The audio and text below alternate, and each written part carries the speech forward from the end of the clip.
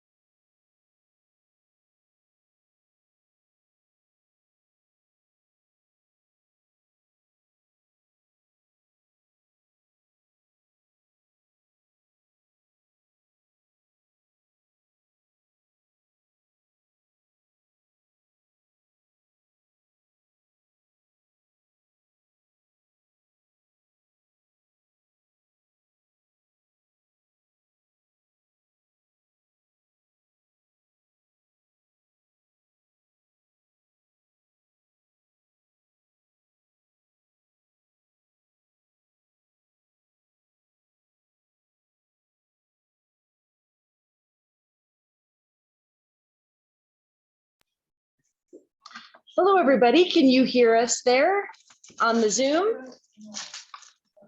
I can hear Yes. you very well. Good morning, Great. this is Cheryl. Yes. Great, Cheryl. Great to see you. We've got Marilyn Wilson, who is our new Sted manager. However, she's been had a COVID exposure, so by HR policy, she needs to stay home for about 5 days. Make sure she doesn't have any symptoms.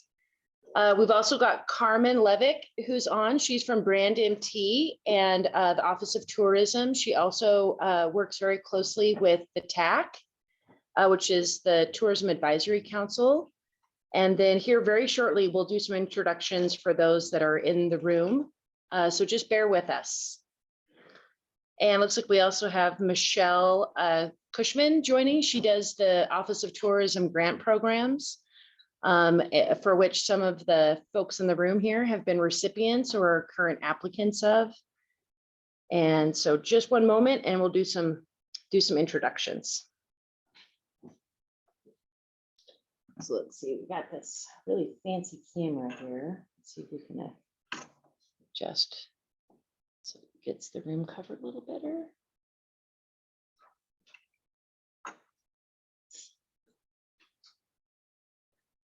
Okay. So Chair Gray, do we want to start promptly at 9? Sure, we're gonna wait for Richard. Yeah, we certainly can. We want to wait another few minutes. You guys have a lot of stuff yet to get to. I got cut run at 9:30 for sure. Yeah. So maybe before we do call of order, we could do a few introductions. We think doing just a few introductions would be all Yeah, right? that'd be fine. Okay, great. So Troy Downing, would you like to introduce yourself? Yeah, I'm Troy Downing. I'm the Montana State Auditor and, very honored to be here. So thanks for giving me a seat. Great. Go ahead, Jason. Luke. Oh, go ahead, Jason. Jason Small. So today I'm a senator and / Indian Country Economic Development person. So we're gonna have a long day, and I apologize right now. I'm gonna be in and out of here. We actually were electing leadership for the session. We are going to do everything today, select committees, committee on committees. We're gonna be voting all day on who's gonna run the show. So it's gonna be a pretty intense deal. Yeah, good morning, Joe Gray, Chairman of the Luke Robinson, Native Entrepreneur Development Specialist for the department.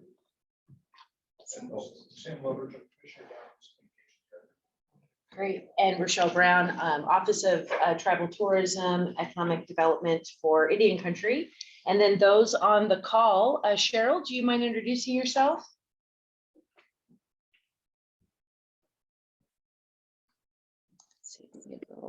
Okay. Hi, I'm Cheryl Rivas. I'm the Blackfeet Tribes Planning Director. Good There morning. you are. Good to see you. Thank you. Marilyn.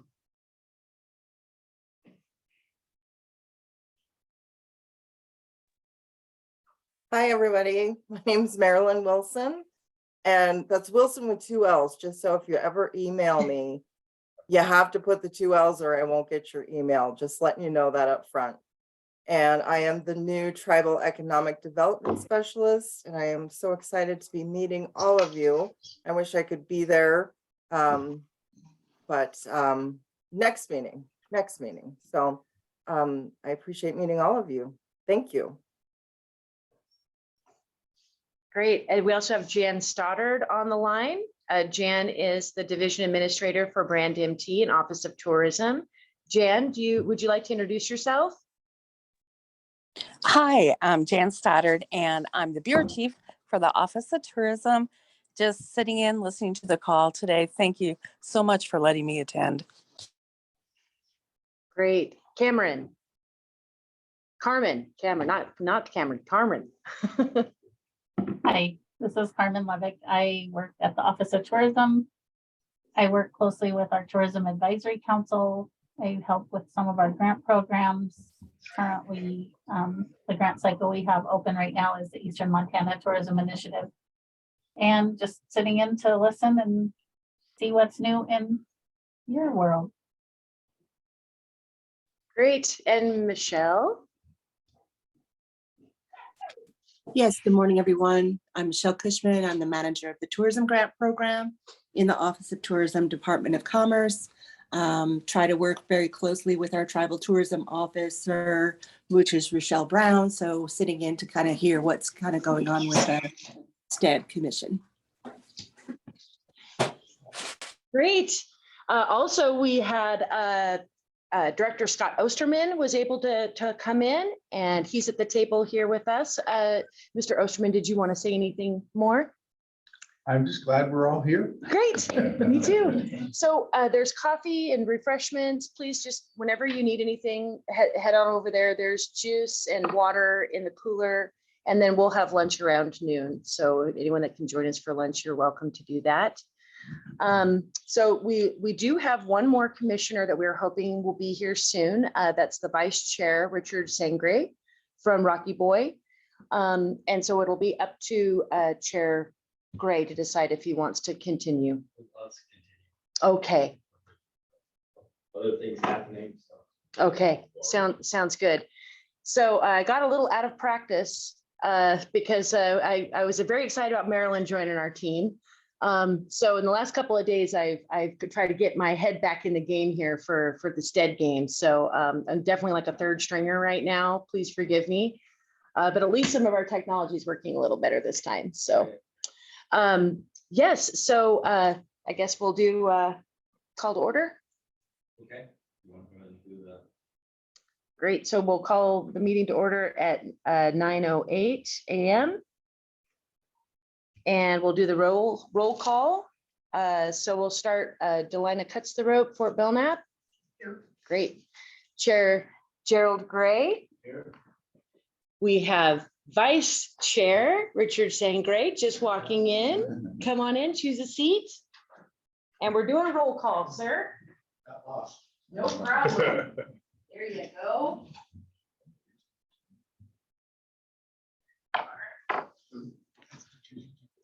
Let's see, we've got Jennifer Finley from CSKT. And then let's see, we've got Cheryl Rivas on the call from Blackfeet. Good morning. Good morning, thank you. So let's see, we also have Director Osterman here as a commission member. And then we have some others that are absent. Sean Backbone from Crow, Melissa Fisher from Northern Cheyenne, Bryce Kirk from Fort Pack. However, I do believe we do have a quorum. All right. Sean checked in last night. So. Sean did. All right, great. So he could be showing up here soon then. Okay. He might be lost like I'll send him a message. Sure, sure. I'm sure he'll find it. All right, great. So, Mr. Sangre, would you do us the honor of giving us an opening prayer to start the meeting?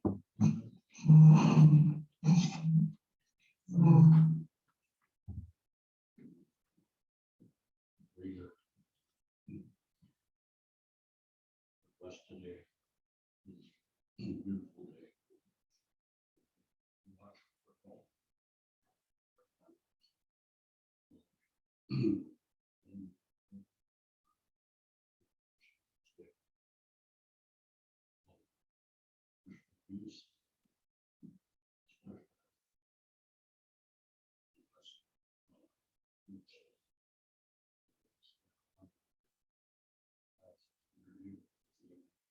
Amen. Thank you.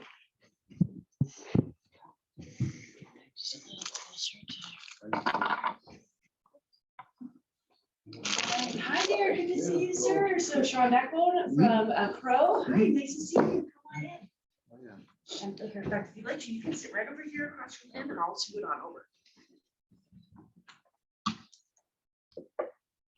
All right, so we're just starting, just had the opening prayer.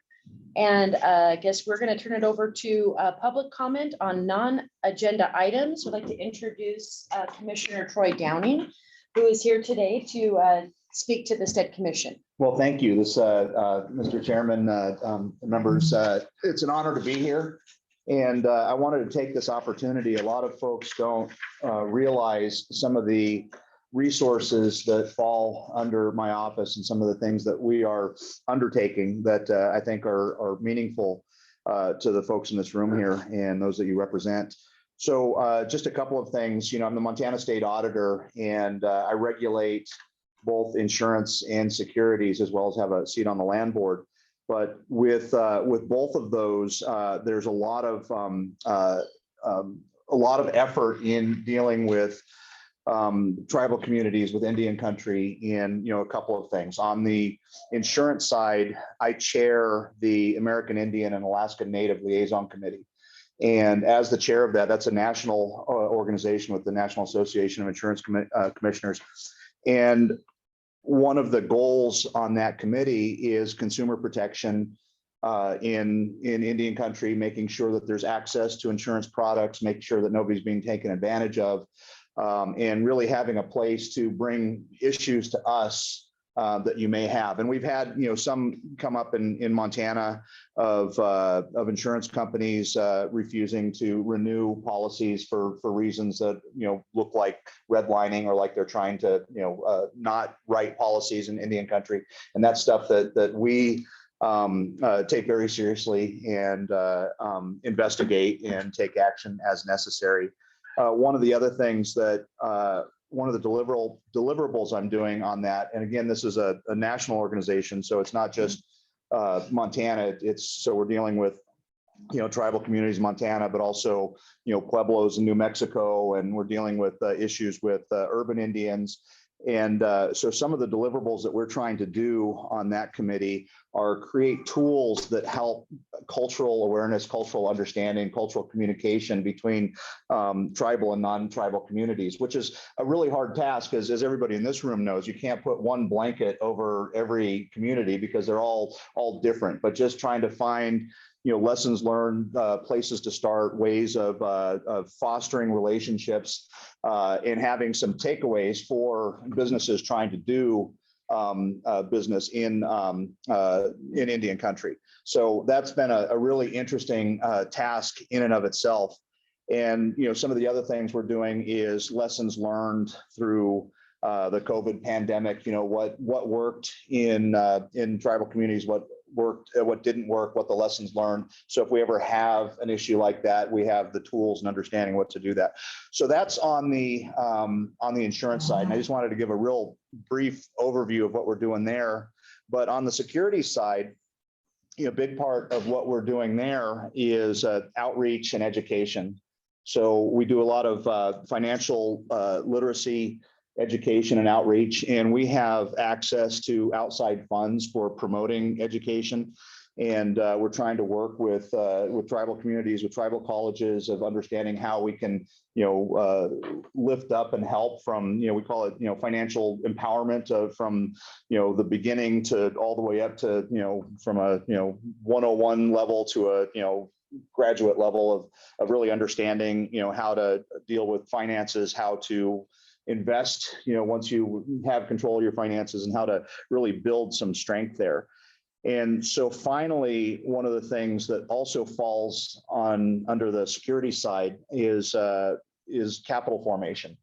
And capital formation is a term of art for raising money from investors to build businesses.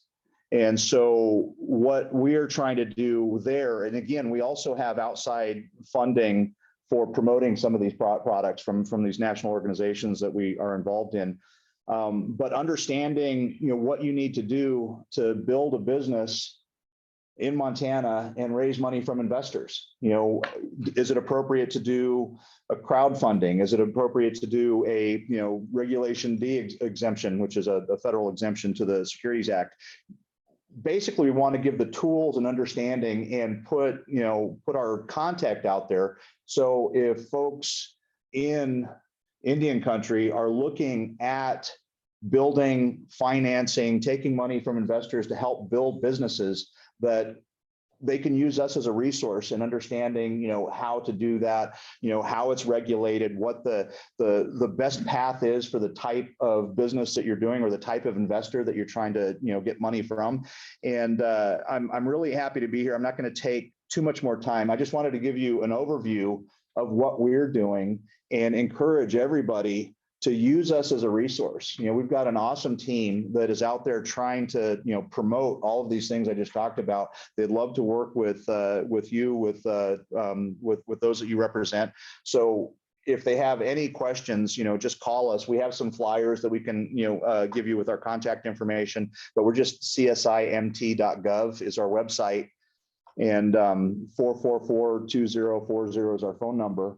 But we really encourage, if somebody is out there that has any kind of consumer protection issues under insurance or securities, they've been, taken advantage of in some kind of, scheme, financial scheme, let us know. We prosecute that. We are, the state of Montana versus, so we do prosecute. We investigate and prosecute.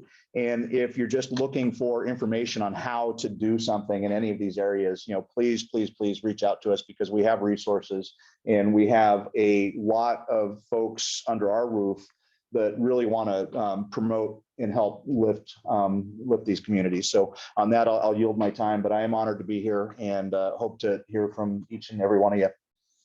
Thanks. Thank you. So any questions? Yeah, I think there's a lot of good information that, for one, I didn't know that you said on that board. Right, It's really right. important, Yeah. especially for, Montana's Indian country. Two things. One, how can tribes help, get this information disseminated more? Right. So we're up to breast on it. And then also, I'd like to invite you to the Rocky Mountain Tribal Leaders Council meeting, to actually be in front of tribal leaders too, that probably don't know about. Yeah, no, we have been on the road and reaching out to any tribal communities that will have us, and so we'll continue scheduling those. I go to them personally because I want to. It's important to me to start building relationships so that it's not.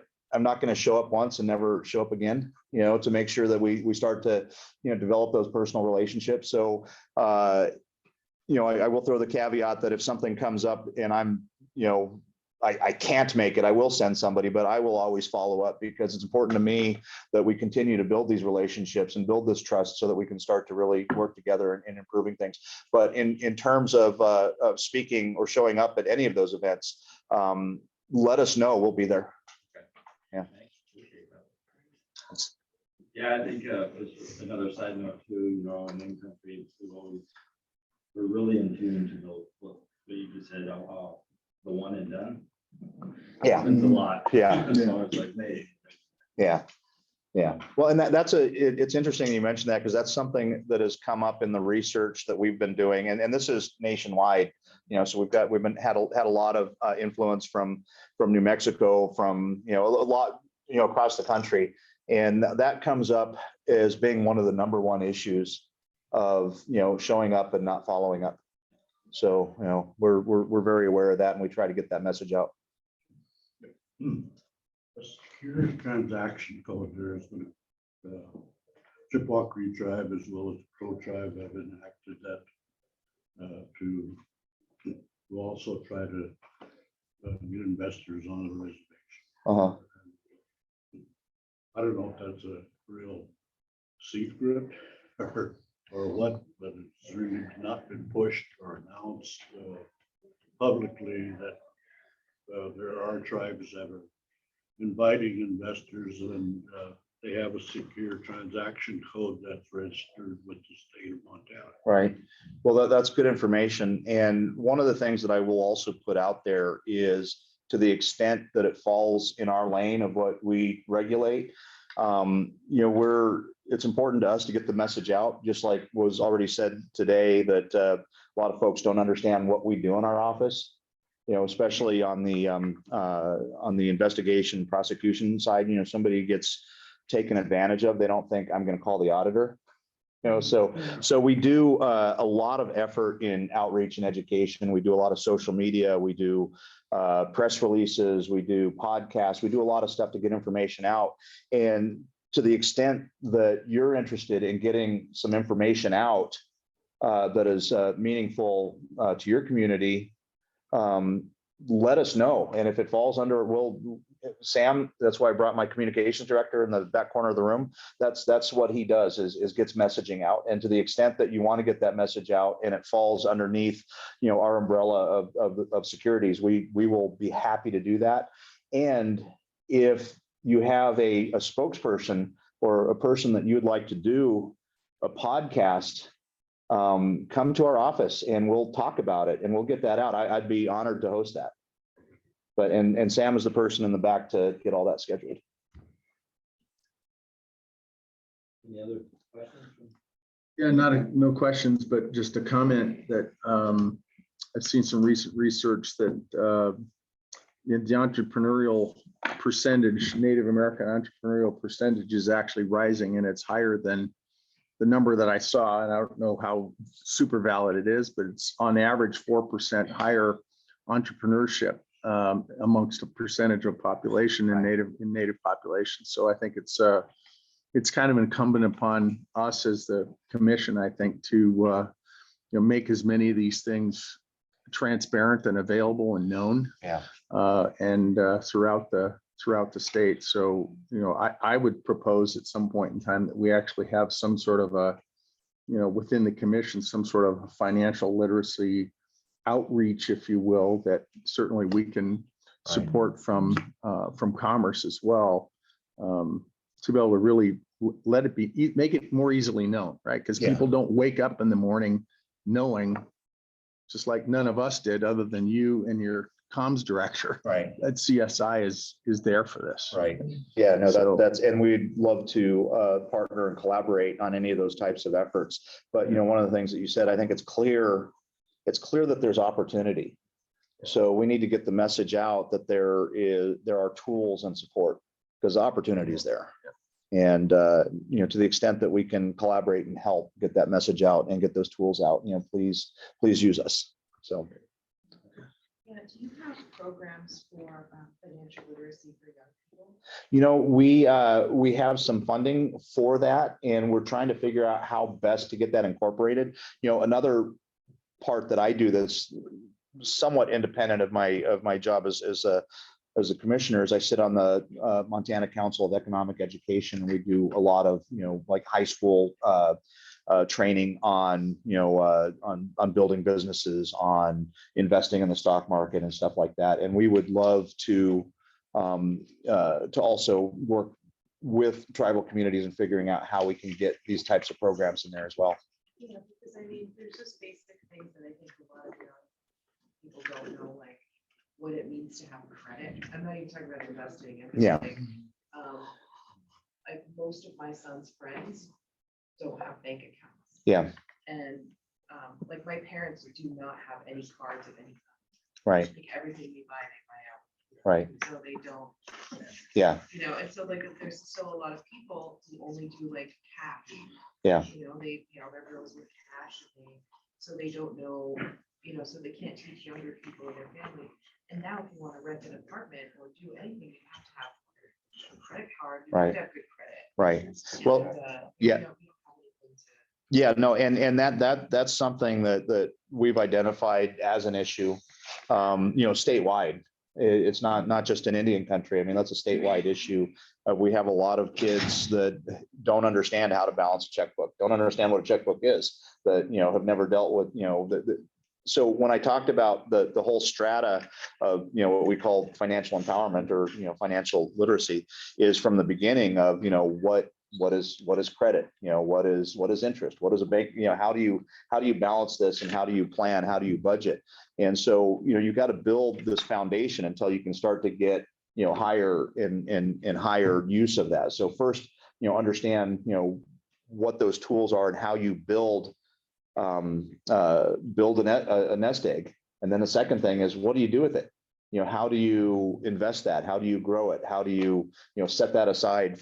So there's so much to happen in that whole strata of, financial literacy, financial empowerment. And so those are all things that we are looking at. And there are tools that we have in terms of, courses and podcasts and things to give that basic information. But we would love to understand how we can get this stuff into communities that need it. Yeah, like how to buy a house.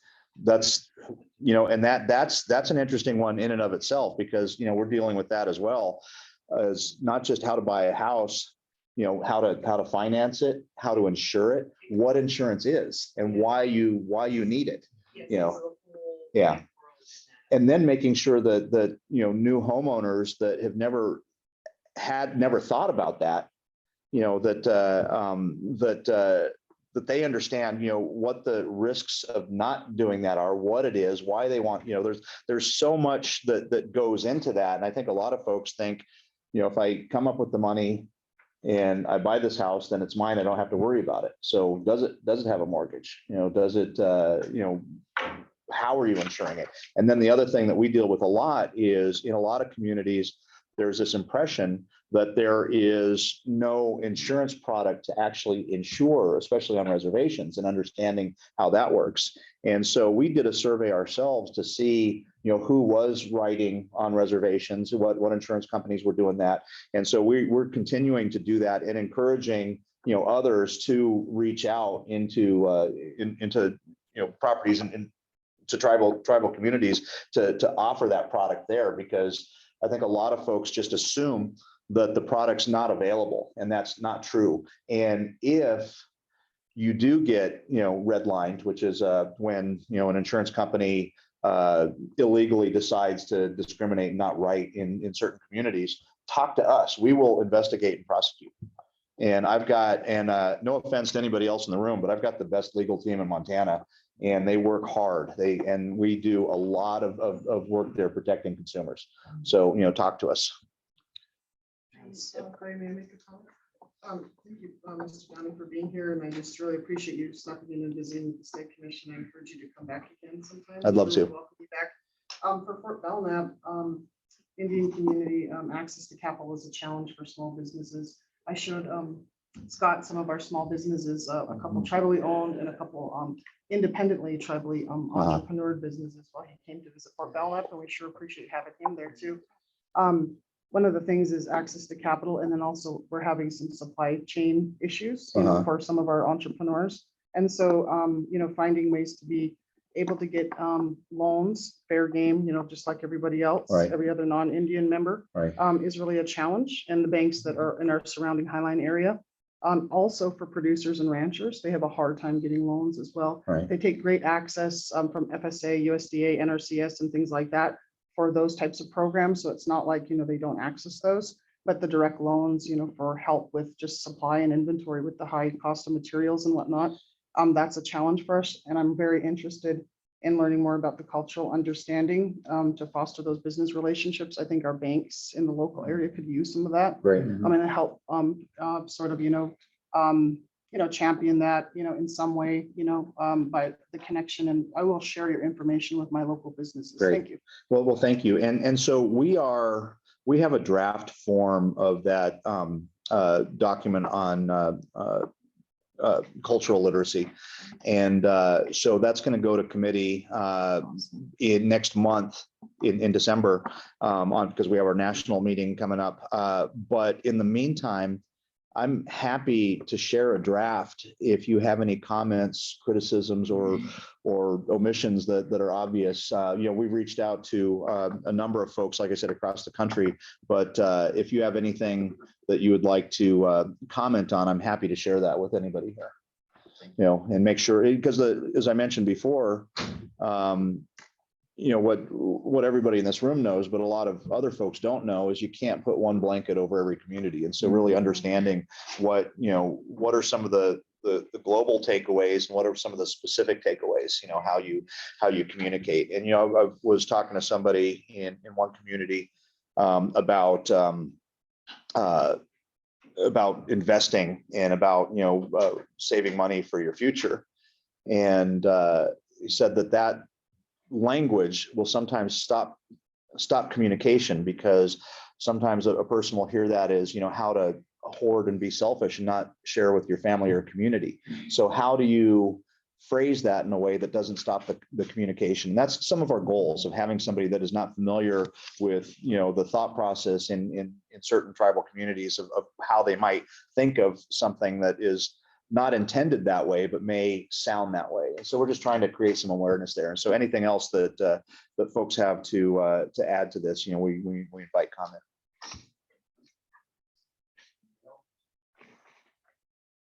Want to see if anyone online? Yeah. Any comments of anyone who is joining us remotely? I have one more question. Oh, sure. And raise your hand if you do online. Go ahead. Do you also teach classes or have presentations about elder financial? Oh, I'm glad you asked that. And if folks online didn't hear, the question was about elder financial abuse. So some of the things that we've done in my office that I'm proud of is, we reconvened the Montana Elder Justice Task Force, basically going after and setting up these councils across the state. We got from Governor Gianforte, we got an executive order to be able to set these up, across the state. And basically, these are they're councils that give advice, that hear about abuse, that refer that for investigation and prosecution. And so that was one thing that happened there. But one thing that those councils were missing was having the ability to actually investigate and prosecute directly. So what we did in my office is we created a financial abuse specialist team, and we call it FAST. And the financial abuse specialist team specifically investigates and prosecutes financial crimes against seniors. But we really invite any crimes against seniors to reach out to them, because we do work with other agencies, with the Department of Justice, with DPHHS, with other agencies where there might be, some crossover.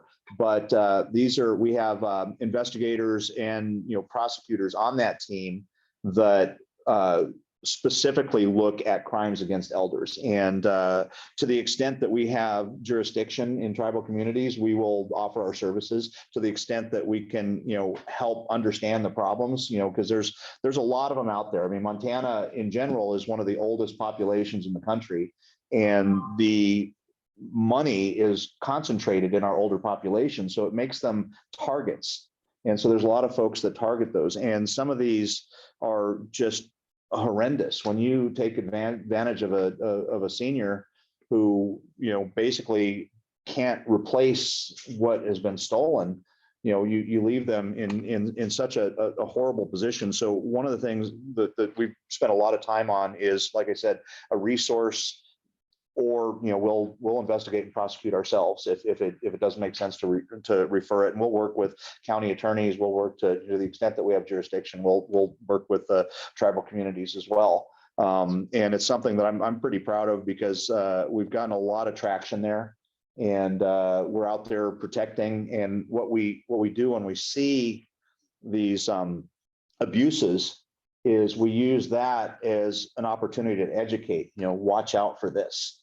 And so an example that we have right now, and I mean, not to, throw any stones or anything, but we had a senior who came to us about a month ago who got hooked into a timeshare scam. So this is when, this individual had a timeshare and somebody, a fake person contacted about buying it for more than it was worth. And basically said that the purchaser was a wealthy businessman in Mexico. And, to finish this transaction, you need to wire some money to have a registered agent in Mexico. And then you need a lawyer in Mexico. Then you need something else. And so this person basically took out a home equity loan on her house and made 5 transactions from her bank wiring money there. And the bank thought it was fraud, but never did anything until the 6th transaction and refused to do the 6th wire. And so this person then went to another bank that did another 5 transactions and ended up, doing almost $200,000 in money that she didn't have.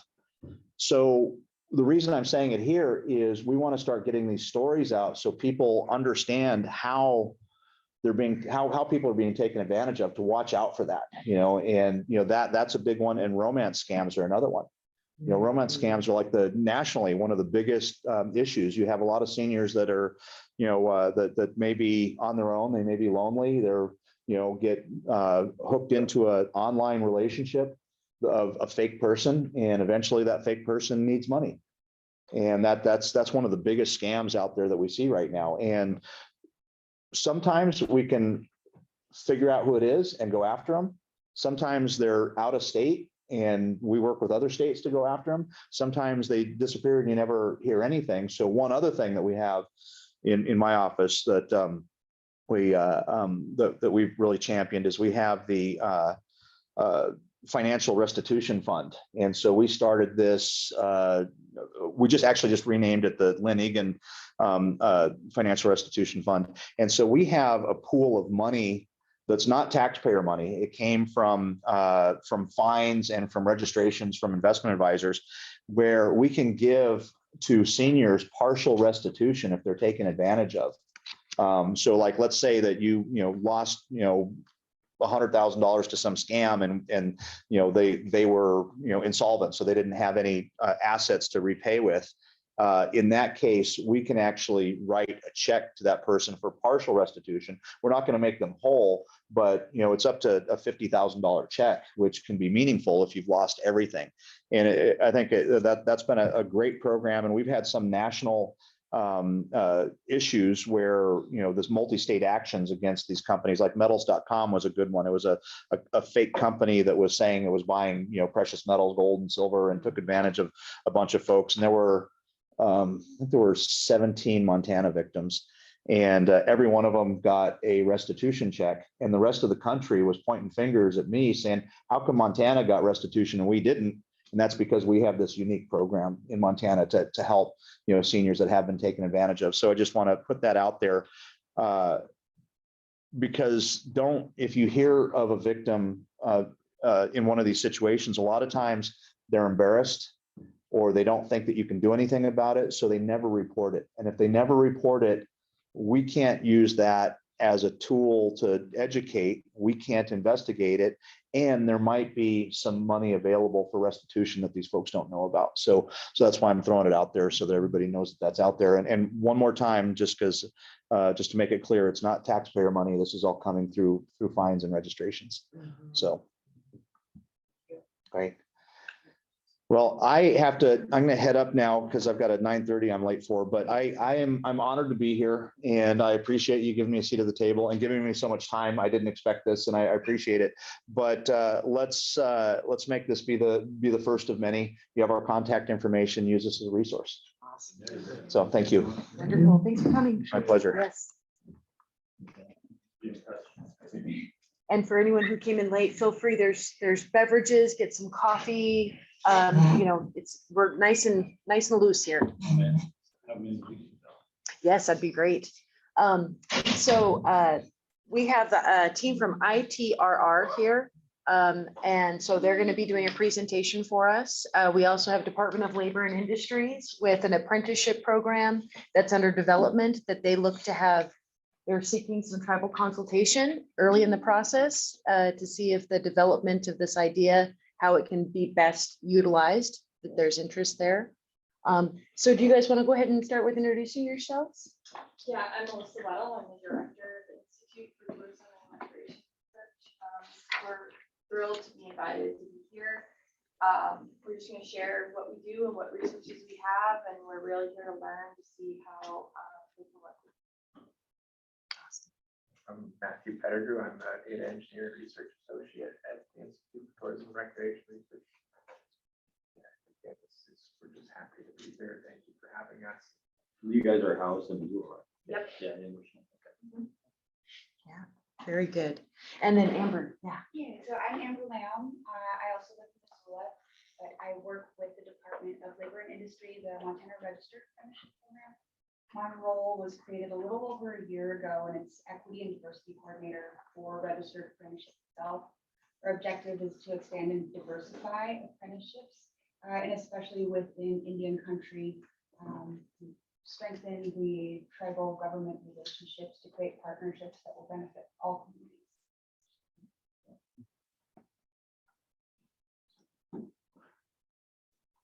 Awesome. So I think if, does anyone need to take a break? Everything's going well for getting drinks. There's juice and things in the cooler. Again, just feel free to take whatever you need. Restrooms are outside the door.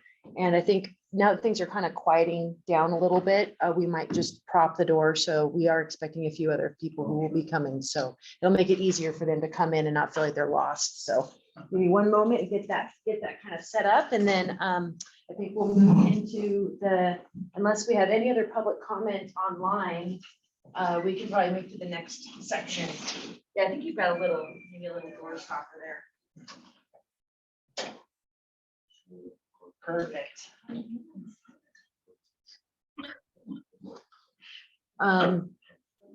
All right, let's see. So I think next what we have, just checking to see if this.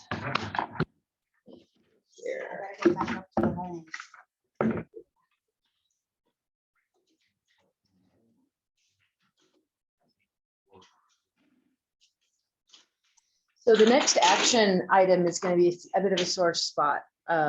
It's about the minutes. Yes, we're back to the minutes discussion. So Chair Gray, would you like me to continue to do the song and dance on said subject? So over the last few months, the last Sted meeting, the minutes from the May meeting were MIA. Apparently there was a recording, a Zoom recording, but when the staff member left, those recordings were not archived, nor were any written minutes taken.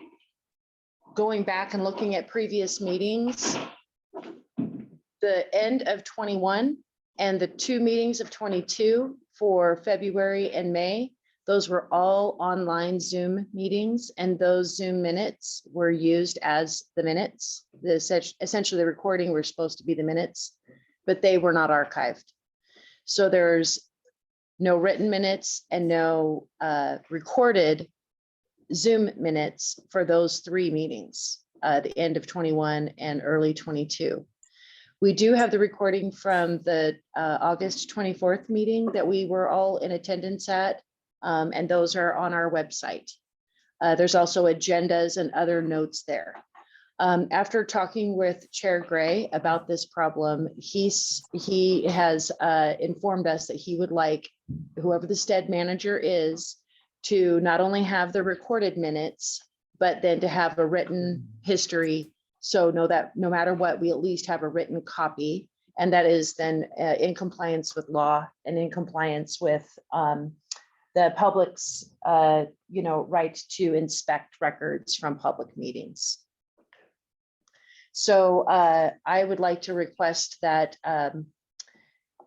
in light of the fact that the May minutes are not retrieved and not available for inspection, and that the Zoom minutes are online and available, that that you might be able to consider passing the minutes from at least the August meeting. We have them? They're recorded, they're Oh, online. that's- that's- Yes, yes, they have to be dictated.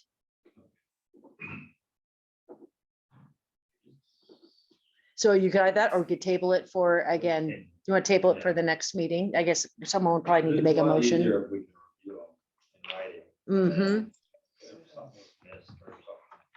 Someone's gonna need clarification on something. At least see what we're looking at before we approve it or not. Okay. I think, does one of the commissioners have to do a motion to table? No, so I'll move the table, but I Okay. also have a question. Okay, So the question is, have we gone to our IT people to look at archives? yes, And those Exhaustively. archives are not along, okay. yes, exhaustively. Between the IT department, Sue, Dawn, and then the communications department, Todd Jackson, Mhm. they have recreated and put as many items as they can up on our website. But Mhm. those 3 essential meetings are missing from the Okay. end, a year ago. I think it was November of 21, February of 22, and May of 22. And when I did start, a number of those links were broken and they were all going to error 404 codes. So they were able to recreate and put a lot of the material back up there from the last, I think, what is it, 5 or 6 years, Luke? Yeah.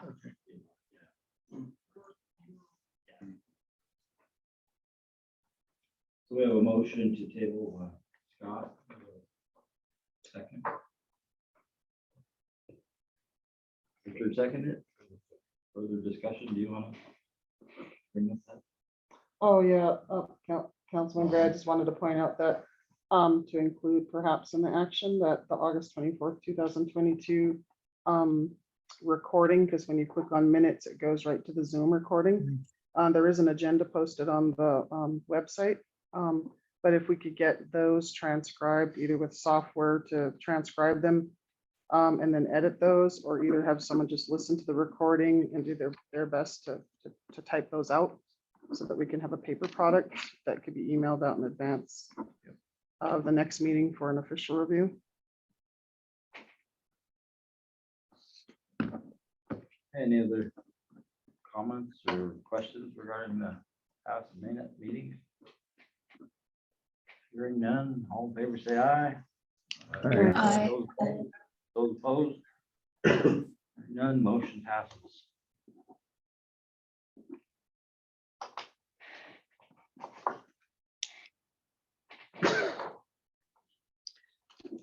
Thank you. So the next item on our agenda are reports, and our program manager, Jason Small, had to leave to attend to other business. So perhaps if he joins us later, might we be able to add him at a later point in the agenda, Chair? Yep. Okay. So moving on, we'll go ahead and have Luke Robinson provide us with a program update on Indian Equity Fund and Native American Business Advisors. Great, thanks, Rochelle. This is Luke Robinson, Entrepreneur Development Specialist, talking about the Indian Equity Fund 2023 round. We worked with Leanne Taylor and Jason, Senator Small, and myself to go through the process this year, and we sort of reversed it. We did not bypass the NABA's review in the first round, but we went ahead to the state review for the primary review round. Then we went to the NABA secondly, and got their input, got our selections made, and need to get the award announcement to the governor's desk in the governor's office now. So, or you're actually, yeah, director's office first, probably. I think that's how it goes. Yeah. So we will do that. I can do that the rest of this week and next week, and by next month I can start the contract. So we have some good ones, and we're looking at maybe changing things too next year with Jason in terms of just the review process. So we'll leave it at that. The Native American Business Advisors is in progress right now. I got 6 of the 8 contracts in review at legal, so nothing has really changed there. There are two NABAs that we're going to discuss a few items with to maybe strengthen that. And like Commissioner Downing was saying earlier, Jason and Leanne and myself were thinking about adding a curriculum to younger, maybe high school students, high school age, for the NABAs to go in and train some of them on financial literacy, because the demographics at OPI do point to the Native American population having a concentration of folks under 35, under 18, more so populated there than the older generations. So if we can catch them early, that's Jason and Leanne's idea to help out with strengthening financial literacy, financial education. So we might add that component if we can and keep it the same and just move on from there. So they're in progress, and that's my report. Thank you. Richard? Luke, I have a couple questions that were raised. When are our NABA people going to get paid? Absolutely. Yeah, thanks, Richard. There was a delay in the process because Leanne and Jason were thinking of using the money for maybe something else and kind of wanted to see more output and outcomes for the NABAs and their contracts. And it's a recurring grant for the last over a decade, and they just wanted some more quality, I guess, control, some more data points that would lean to better technical assistance. And I say that to say that the contracts are in place now and they're getting through legal, so they can get their first disbursement as soon as next month, I believe, and go from there. But it did kind of delay it. Their next report, their midterm report, usually was in December, so we're going to see how that works and just kind of expedite things and push it from here to get them their payments, because they already did the work. So I know what you're saying, Richard. So sounds good. And probably the other question I had, have you eliminated local review? I don't think we eliminated it. I think, well, I don't know. I can't say we eliminated it. We still had the local review at the second part of the process. So that was different and that kind of delayed things. So that's why it's kind of running a little bit behind schedule, but we do not intend to eliminate the local review committee teams. Can I ask a question? How do you define local review, and what are your expectations with that? We have before we had a kind of a team together to review the applications with the NABA people and forward them with their recommendations, also that would be like our local banker and people within the community, you the individuals, and that's what I call local review. Okay. Is kind of like you judge by your peers. So that application, just for clarification then, is, if I understand it, then if there were an application that was made for a grant or whatever, that you would review it locally with the NABAs and then promote it from there, or say, hey, let's not send this one in. I mean, you would have a yay or nay type of opportunity for that. Okay. We do that too, as myself, and then the vice chair, along with our NAPA, would be involved in that. Okay. Yeah, the Okay. ends on the Part of the too. scoring process. Leanne, could you maybe address that if just from this standpoint? One of the things that we certainly know is that we are evaluating the effectiveness and the results of anything and everything we do in the agency. And if there are no results, then we have to start questioning, going backwards as to how this investment is being made and what are those results. And what do we do to help change that so that there are more positive results, rather than, the way I look at it is we've spent a lot of time in our agency measuring activity, but not results over the last many years. And so, kind of being a private sector guy, I only care about results. I don't care how fast you have to run or not. The result is what counts the most. And that means, are we investing this money in a way that is producing results, in your communities that makes a difference? That's a great point. I agree with that. However, like for us, we do it at no cost. So there's not it's our time invested into it. the NAVA gets paid. Yeah, So okay, The state has got no skin in the game with me and the vice chair right, reviewing people's applications. okay. I just have one Just so you know that. So, Mr. That's Chair- how Richard and how they work there. Yeah, I agree with that, yeah. So, Yeah, I was just say that, when you're talking about deliverables, you need to make that clear cut from the beginning. So that Yes. you have something to measure on a quarterly basis or a semi-annual basis. And so when we're shifting gears and midway, I know there's gotta be a change at some point. But, the best thing to do is to let somebody know what your expectations are. And so that way they can achieve Yeah. those measurements and build their activities to make sure that they're doing those measurements for you and giving you a really good, feedback on where they're at. Mr. Leanne? Chair, Rochelle. Yeah, can you guys hear me? Yes. Yes, go ahead, And I Leanne. apologize. Okay, I am still driving around trying to find parking. I forgot everybody with the legislature was meeting. So yeah, let me just address that really quick. And again, apologies for some of the communication lapses. The reason that we took this, at the state level first to review these is it was both Jason and I's first time in reviewing, since we just do this on an annual basis. So we wanted to look at the application. How easy was the application? What was the ranking? How do these grants get ranked? And just kind of look at how we were doing, first of all. We had also heard that there were, some time issues that with sending them out to each of the local tribes. Sometimes it could take a couple months before everybody could get together to do the internal ranking, or the individual tribal ranking. So that's kind of where we came from. So we are in the process of changing the application. One thing that we also noticed was, some of the grants applications that came in, like maybe somebody wanted to buy cattle.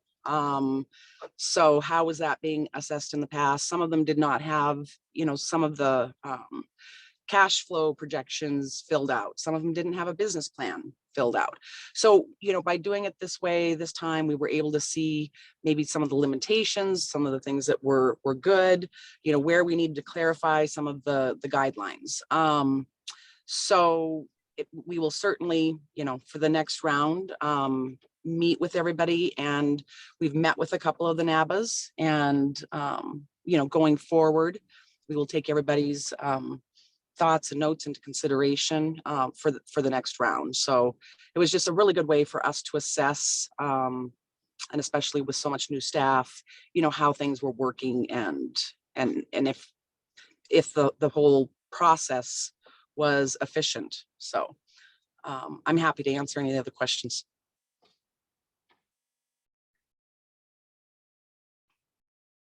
Yeah, so, Mr. Chairman, I would just say that what we're trying to do in the agency is make things simpler. And in order to understand that, we've sort of, and this isn't the only program that's really undergone some pretty deep scrutiny to see how are we engaging both from a digital standpoint? How are we, what kind of hoops are we making people jump through that may be not necessary? And then how do we make a process, as Leanne intimated, that makes sense for anyone that's going to be trying to work with these programs, and doesn't put an undue burden on their ability to actually create and write a grant. I mean, I think sometimes we ask for things that are either ad infinitum detail that are not necessary, when in fact we really want to understand the big idea, and do they have a plan on how to execute? And from there, the rest of it is initiative and a little bit of luck, right? That we all would hope that they have. And so we want to try to make it easier, not harder. And I think this is where the feedback that can come from all of you is entirely essential and necessary, so that the number one, it becomes transparent, and number two, it's predictable, and then number three, it's effective. And Mr. Chair, if I could just add one other thing that we did observe as we were going through a lot of these, there's a lot of great ideas out there, but some of them might just not be ready for prime time, for lack of a better phrase.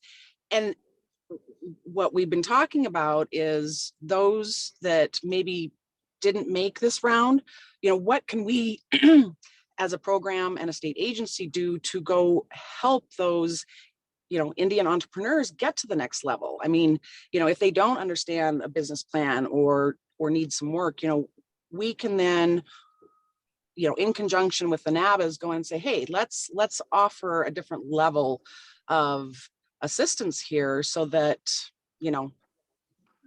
these businesses and Indian entrepreneurs can succeed.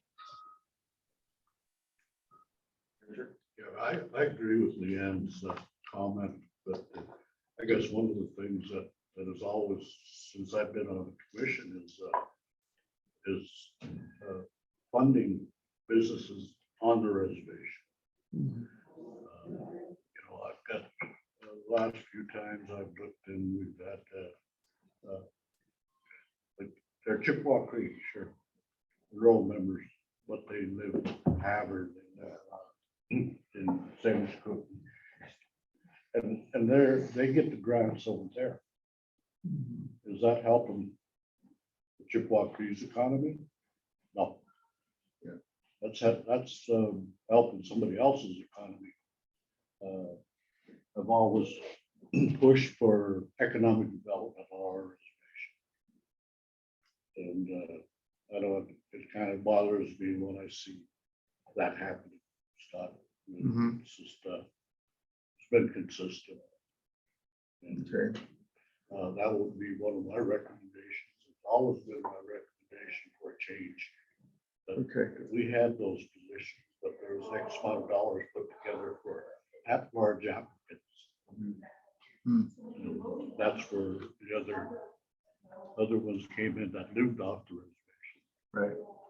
Okay. And that was followed for a while. Seems like things are changing. So how long ago was it? Because this is the first time we've really kind of had that discussion in my recollection here in the last year and a half. The last couple of years, really. Okay, so maybe a little bit prior to us coming, it started to shift. Okay. Coming on board. I think that's worth investigating. I mean, it really,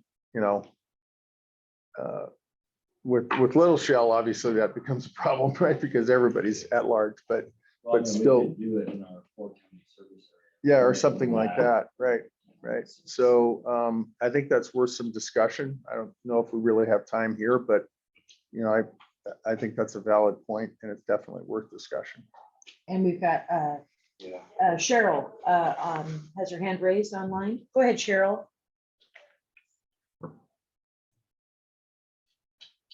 Hi, thank you for this time to just give a comment. The Indian Equity Grant that you're talking about, that you're referring to, I also agree with the chairman and the vice chairman that, it's really important to have local review. I was on that review team a few years ago, and it wasn't necessarily just the tribal government that was reviewing them. It was actually a selection of people throughout the community, just as Richard had mentioned. So I hope that we're not using time efficiency as a reason to avoid tribal consultation, because that's kind of what it sounded like when you say that, the tribe might take 2 or 3 months to review something. But and regardless of that, we cannot avoid tribal consultation in any event.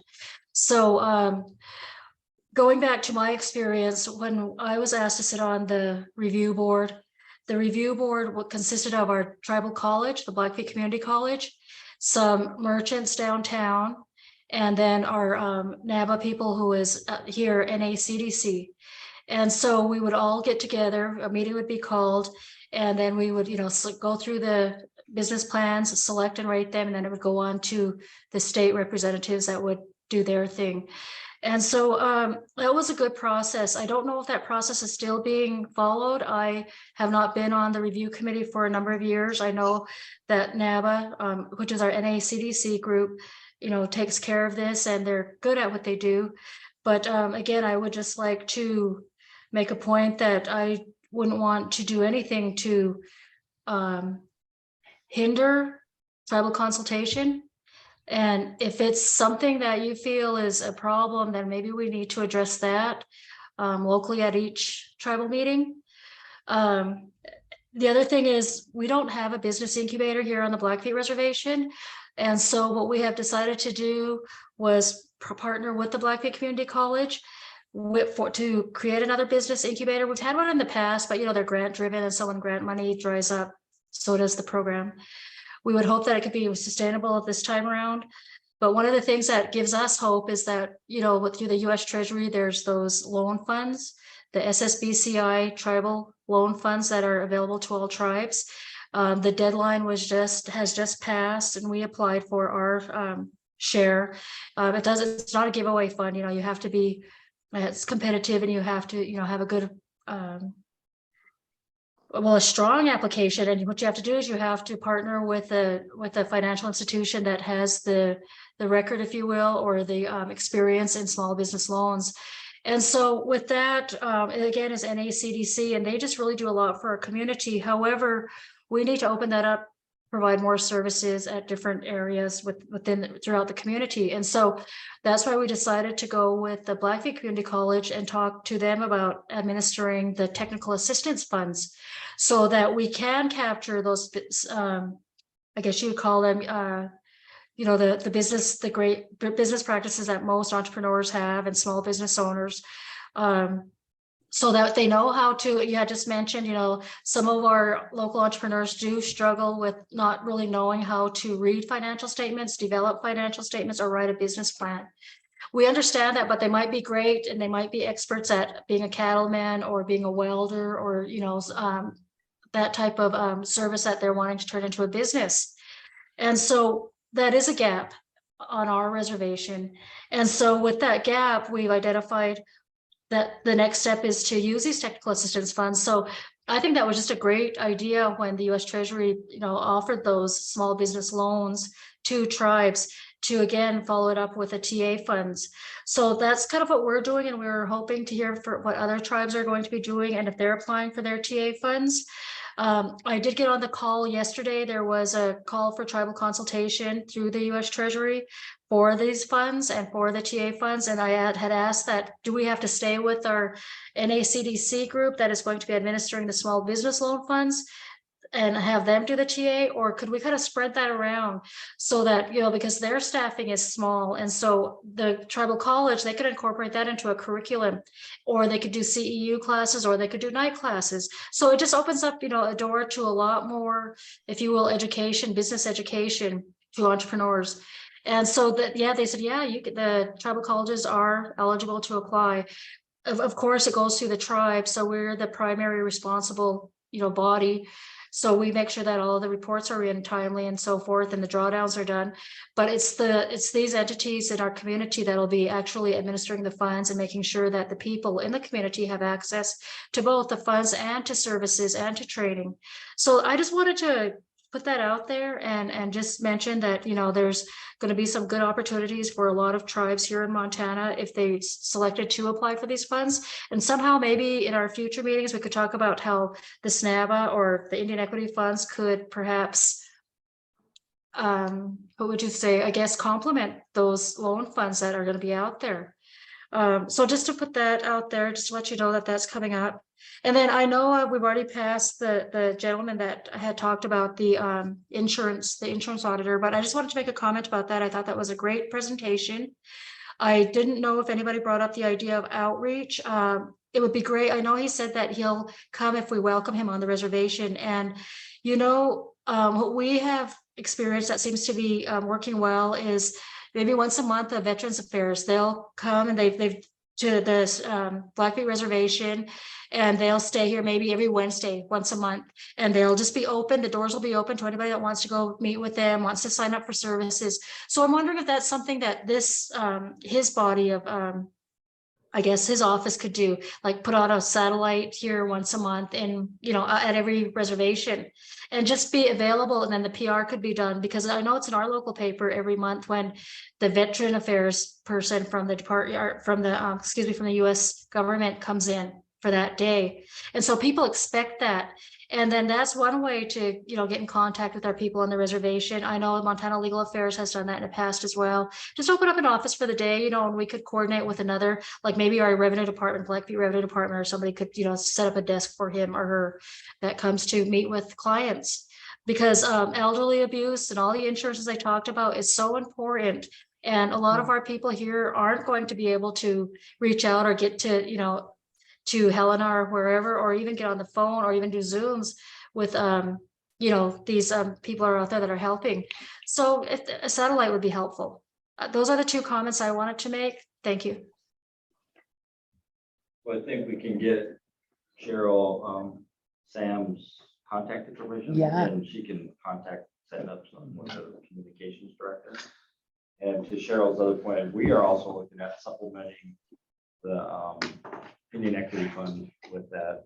What the state doesn't fund, we would look at the other applicants and try to build them up. Yeah. Do that. So it will be a real positive thing. And we did that one. Sorry, Scott. We did that one other time with our CARES funding. Yeah. The ones that you guys did, then we kind of helped the other. Makes sense. With the small amount. Yeah, I think what's apparent to me is that we lack a really defined, published process for this, right? Which is, something I'm finding regularly, in the agency. So my suggestion would be to Leanne that we actually publish a process with the timeline, how we're gonna go through all this and when the expectations are. So whether they're met or not becomes a different issue, but here's the process, A to B to C to D. We are trying to create workflow within our agency that is 100% digital, so that we alleviate lots of paper being passed around and everything else like that. And if we can set that up as a workflow that things get submitted, they go out to you for review, and then literally you check boxes or you make whatever digitally. I mean, this is my, ultimate view of, we get rid of stacks of paper and trying to figure out how to handle all this stuff. And then we make it from a technology standpoint easier to move along in a schedule that can be timely and address things as they're needed. So.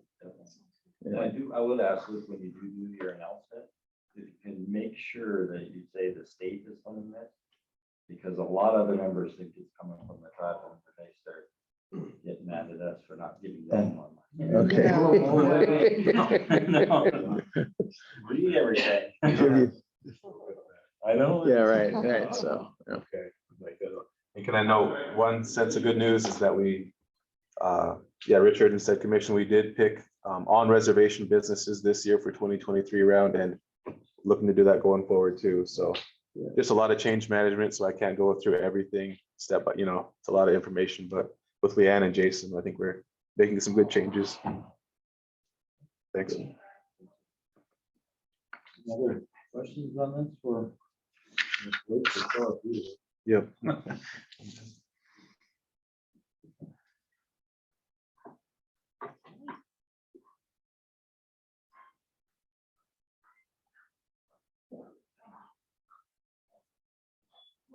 So we're gonna get moving on to the next thing, which is presentation. it's right there.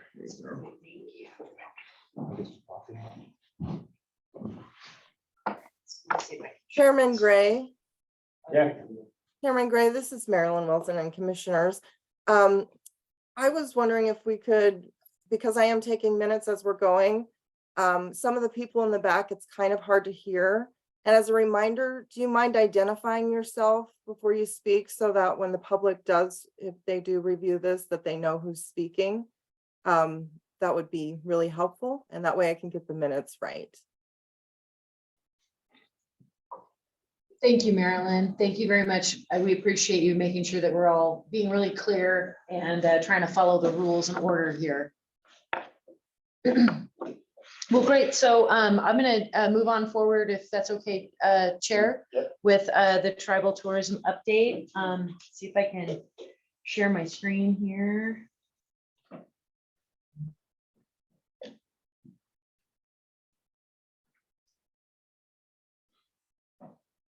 All right, great. So the update that I have for you here is some happenings in the tribal tourism. A lot of stuff going on, and just some general reports. Let's see if I can get this thing to move through here. There we go.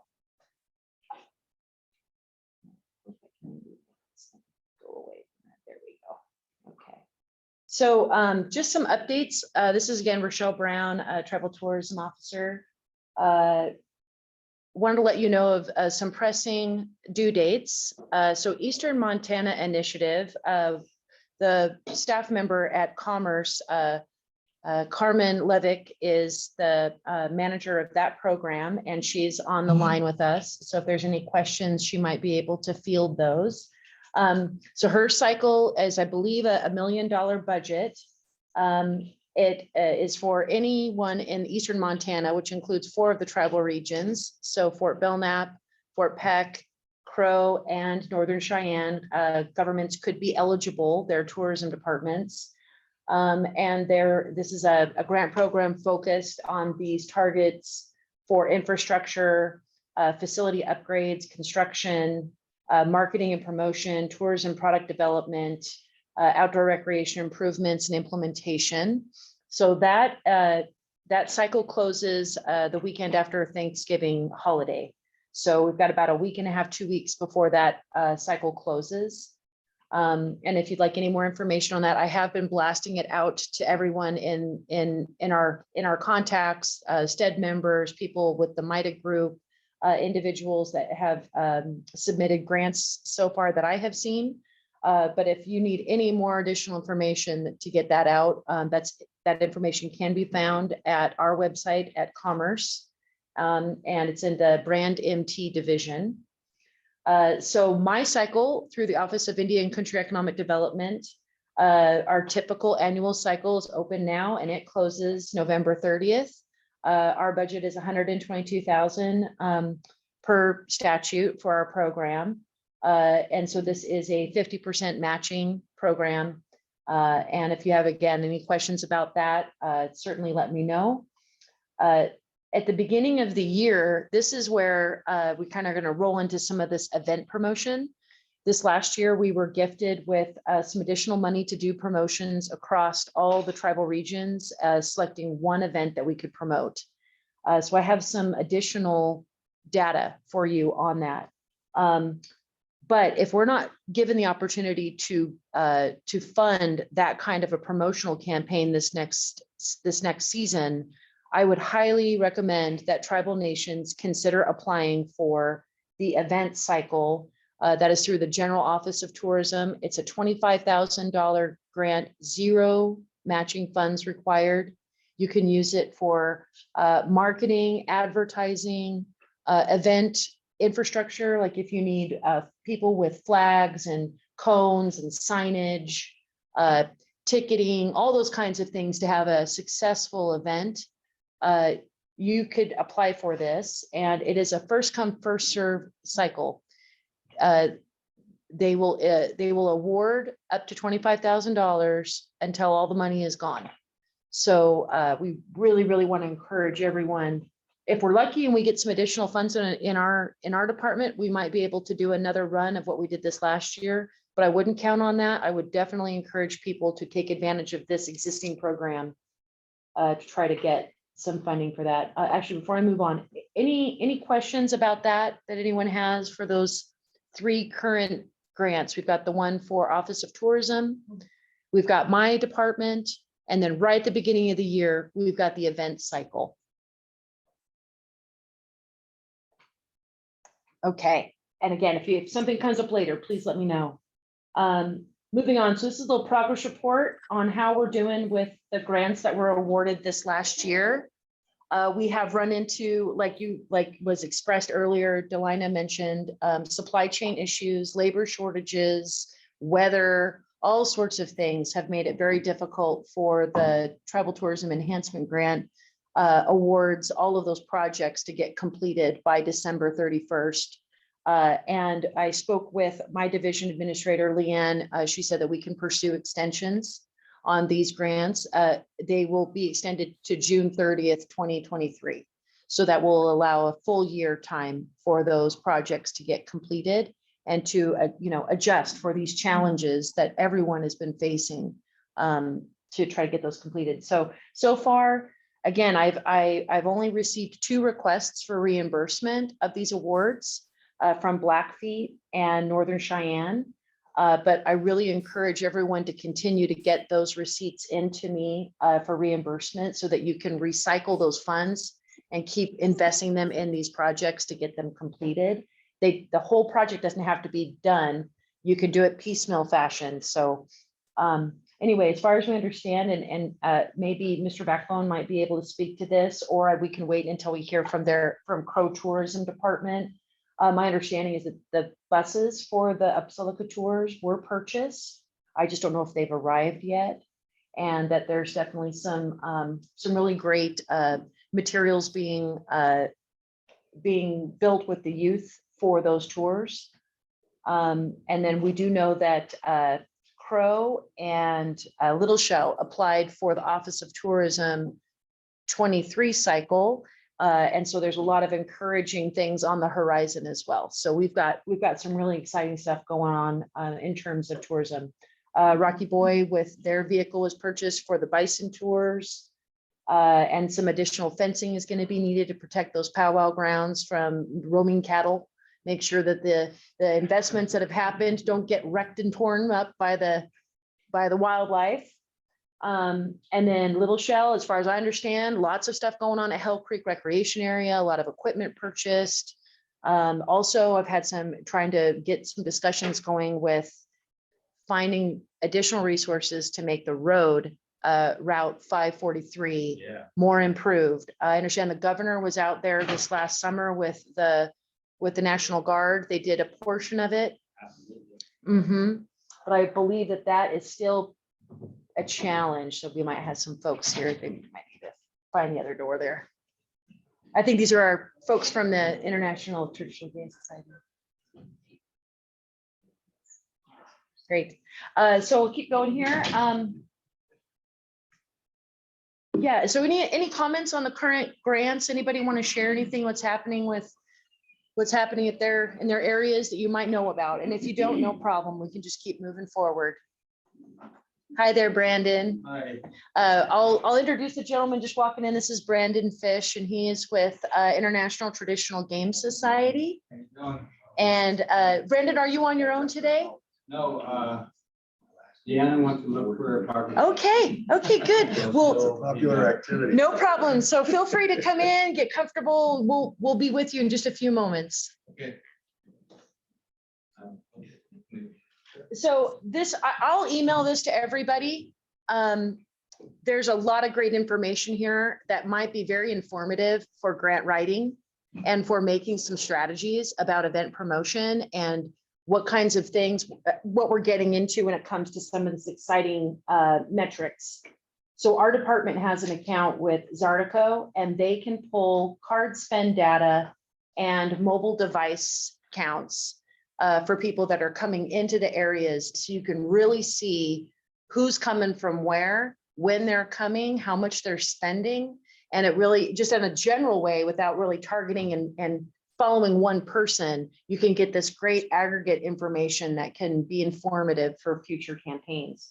And so Jim in our economics department helped send a lot of this data over. So these events are in order of what happened this last summer. At Fort Peck, which was the first event, and we only had about 2 weeks to get this promoted before this event happened. This graphic will show you on the left-hand side, we've got increments of 50 in terms of individual unique cards being swiped at locations within the geofence. The gray color are people that are considered residents, and the black color is considered those that are visitors. So you can get just as a general idea of the whole summer, when you have these peaks in number of card transactions, individual cards in the area being swiped at businesses. And then the highlighted area that's shaded there is the target in the middle, weekend before, weekend after, and weekend of the event. So you can get a little bit of a baseline to see, was there a change? Is that the typical activity on a weekend, or was there maybe something that was special about that event that brought a lot of people? So anyway, I'll have this for you to go through in more detail, but I'll just kind of give you a little preview of how this information is coming through.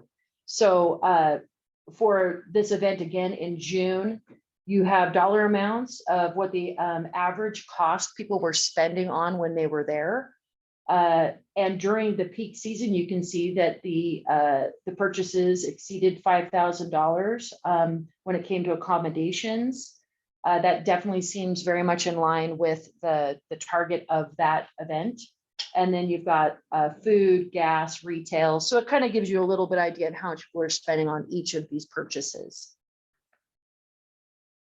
This is mobile device data. These are counts for where their cell phones were pinged or their mobile device was pinged at a location near any of these places like Alumni Park, Bundy Park, Candy Cane Park.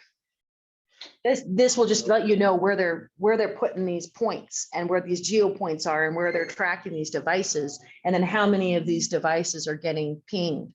And so that you'll just kind of, and then going through with the dates as to where they're going, what they're doing, where they're visiting, and how many. So who did this? The state tourism department? So Zartico is a company out of Utah that Commerce has a contract with. And then our economics department, they pull that data, and then Jim has fun creating these charts. So they're geofencing just the reservation boundaries, or? No, I have given them the data points, the coordinates on Google Earth of exactly where each of the events took place. And then they draw a fence as to businesses that they can access data from. So they'll create a fence around that location. It could be feet, it could be up to a mile, radius. It depends on how many businesses are in that range. And then you'll be able to see kind of where people are going. This last example here is, let's see if we can zoom in a little bit. This tells you the card holders, unique card holders, and what states they're coming from. And this is a comparison of 21 to 22. So this way you can go through and see exactly if you lost people from a state, gained people from a state. And then you can target where you might want to do potential out of state advertising.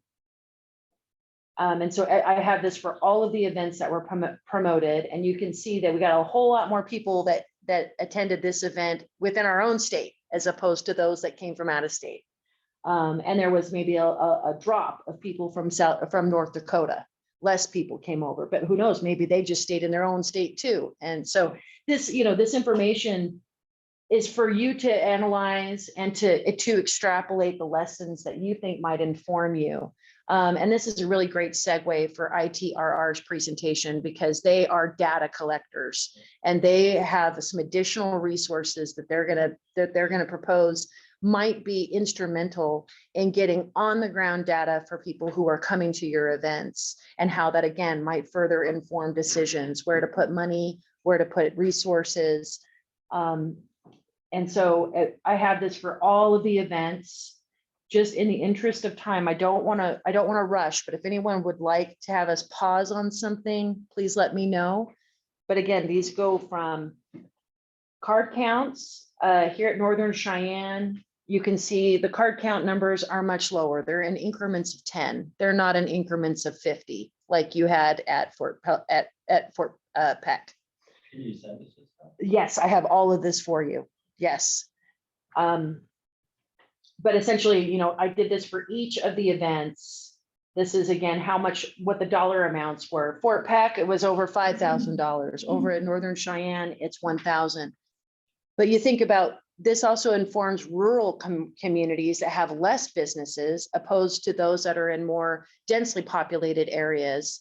The Little Shell stuff was out of control because it was in Great Falls. So there are businesses all over. There was almost too much data.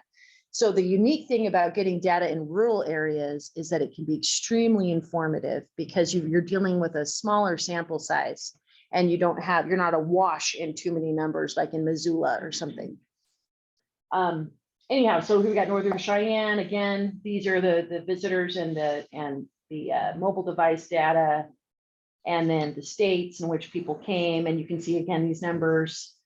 You know, we're in the increments of 10 here as opposed to hundreds. So the great thing is though is now you got a baseline. So from there, people can continue to build upon this information. They can put it into grant proposals. You can put it into measurements and metrics, which they want. And how are you going to measure the success of your event?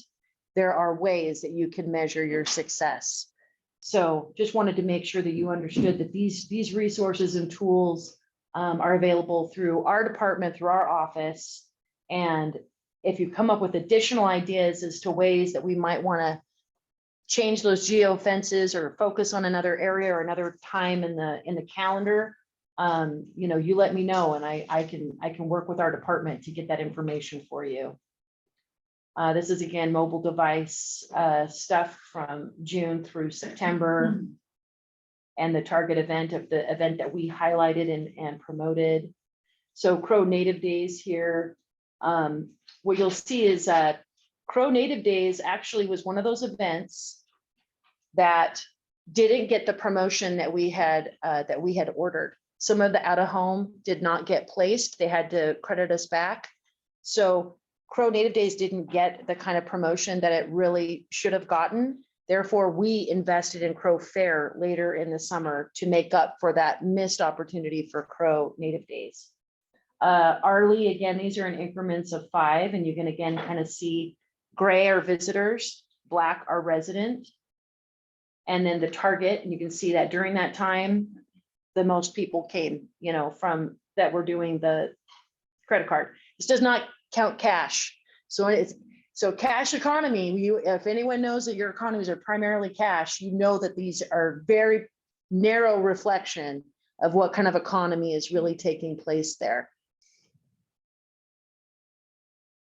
And again, yes. Does a visitor or or is this defined by in-state and out-of-state between resident and visitor? It's defined, my understanding is that Geolocated resident. yeah, no, from what I've been told is that a visitor is defined as someone who travels more than 80 miles to the event. So they could be a resident of Montana, but they had to travel at least 80 miles to get there.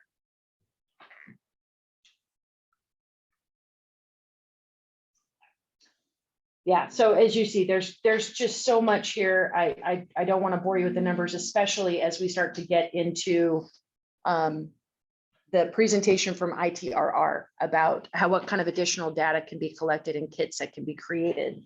So I am going to be emailing this to everyone so that you'll get an opportunity to really dive into your own numbers. And if you have an interest in joining me, I'd like to have a Zoom call with everyone for a tourism planning session for us to prepare for that event cycle and how this data might be beneficial for applying for an event grant that opens right after the new year. Very beneficial. The state's doing it. Why not? And you can see in the chat, Carmen has provided a link so that if you want to get into that Eastern Montana Initiative grant cycle for the 4 tribes that are eligible for that, that's there for you. And let's see. And Cheryl's got a question there. I'll go ahead and just let Marilyn and Carmen continue to manage that. Sorry, can only do so many things at once. We got Rocky Boy here. Now, Rocky Boy was a combined event. So we actually set 2 geo points, one at the rodeo grounds and one at the powwow grounds, and then did a bigger geo fence so that we could incorporate both of those into this data. And, got to the thousands of dollars in terms of what people were paying money on. And this is one where the food came in pretty high. People were spending a lot more money on food at this event. and then all the different locations, these kind of, this rainbow that you see at the bottom, it doesn't render very well on this screen, So but this stuff also yeah. helps us as tribes with our. There are like the many. Haver or, you know, Ronan, showing them, there's a lot of dollars being spent just because of these events. Exactly. That's the exciting part. This is such a great revenue generator. Hi there, Deanna, nice to see you. Business generator. I mean, it really is an economy that is very rich and it's growing. And now there's actually some way to prove it, especially when you're only dealing with primarily a cash economy. You don't get credit for what's going on because there's no tracking of it. But when you have the people that are coming through, especially the visitors, they don't tend to bring a lot of cash. They tend to also like to have their cards. And so when they're coming through, and the cell data is another place. Even if they're doing a cash economy, they probably have a cell phone. So even if we can't quantify how much they're spending with their credit card, we at least can count them in raw numbers in terms of devices. So those are all things that I think will really help. Yeah, go ahead. Did you have sorry. Yeah. So going to Sean Backbone, Crow Tribe Economic Development Commission member. I've been elected to the Crow Fair Board, the Paul manager last year, and then this year I got reelected again. And what we're doing is the economy part. So we get a per cap every quarter from our coal, the dying coal. We get about 300 each tribal member, so it equals about 15,000 members, about 4 million. And that economy, so we get paid. They don't stop in Hardin, they go straight to Billings. Crow Fair, Christmas, and Easter. So being an ambassador, it's our 104th year. So I've been into Yellowstone County right now. All our money goes to over there. It doesn't ever come back. We don't have we can't really make it spin. So, the data from that native days, it's just a dime. It's like a trickle into Crow Fair. Crow Fair, it was about 25,000 people. Yeah. And so, I mean, we got 2 events. But what I'm trying to say is the neighbors, the non-Indians, they don't come. I mean, we are a treasure and of everything, of all culture, tradition, language, everything in the state of Montana. They call it a treasure state, but I never seen a treasure yet. So how do we make the non-Indian come spend their money, spin it? Man, we got the best jewelries, the best fashion, everything. And if you want to see something like the parade is like a $40 million parade of heirlooms on horseback.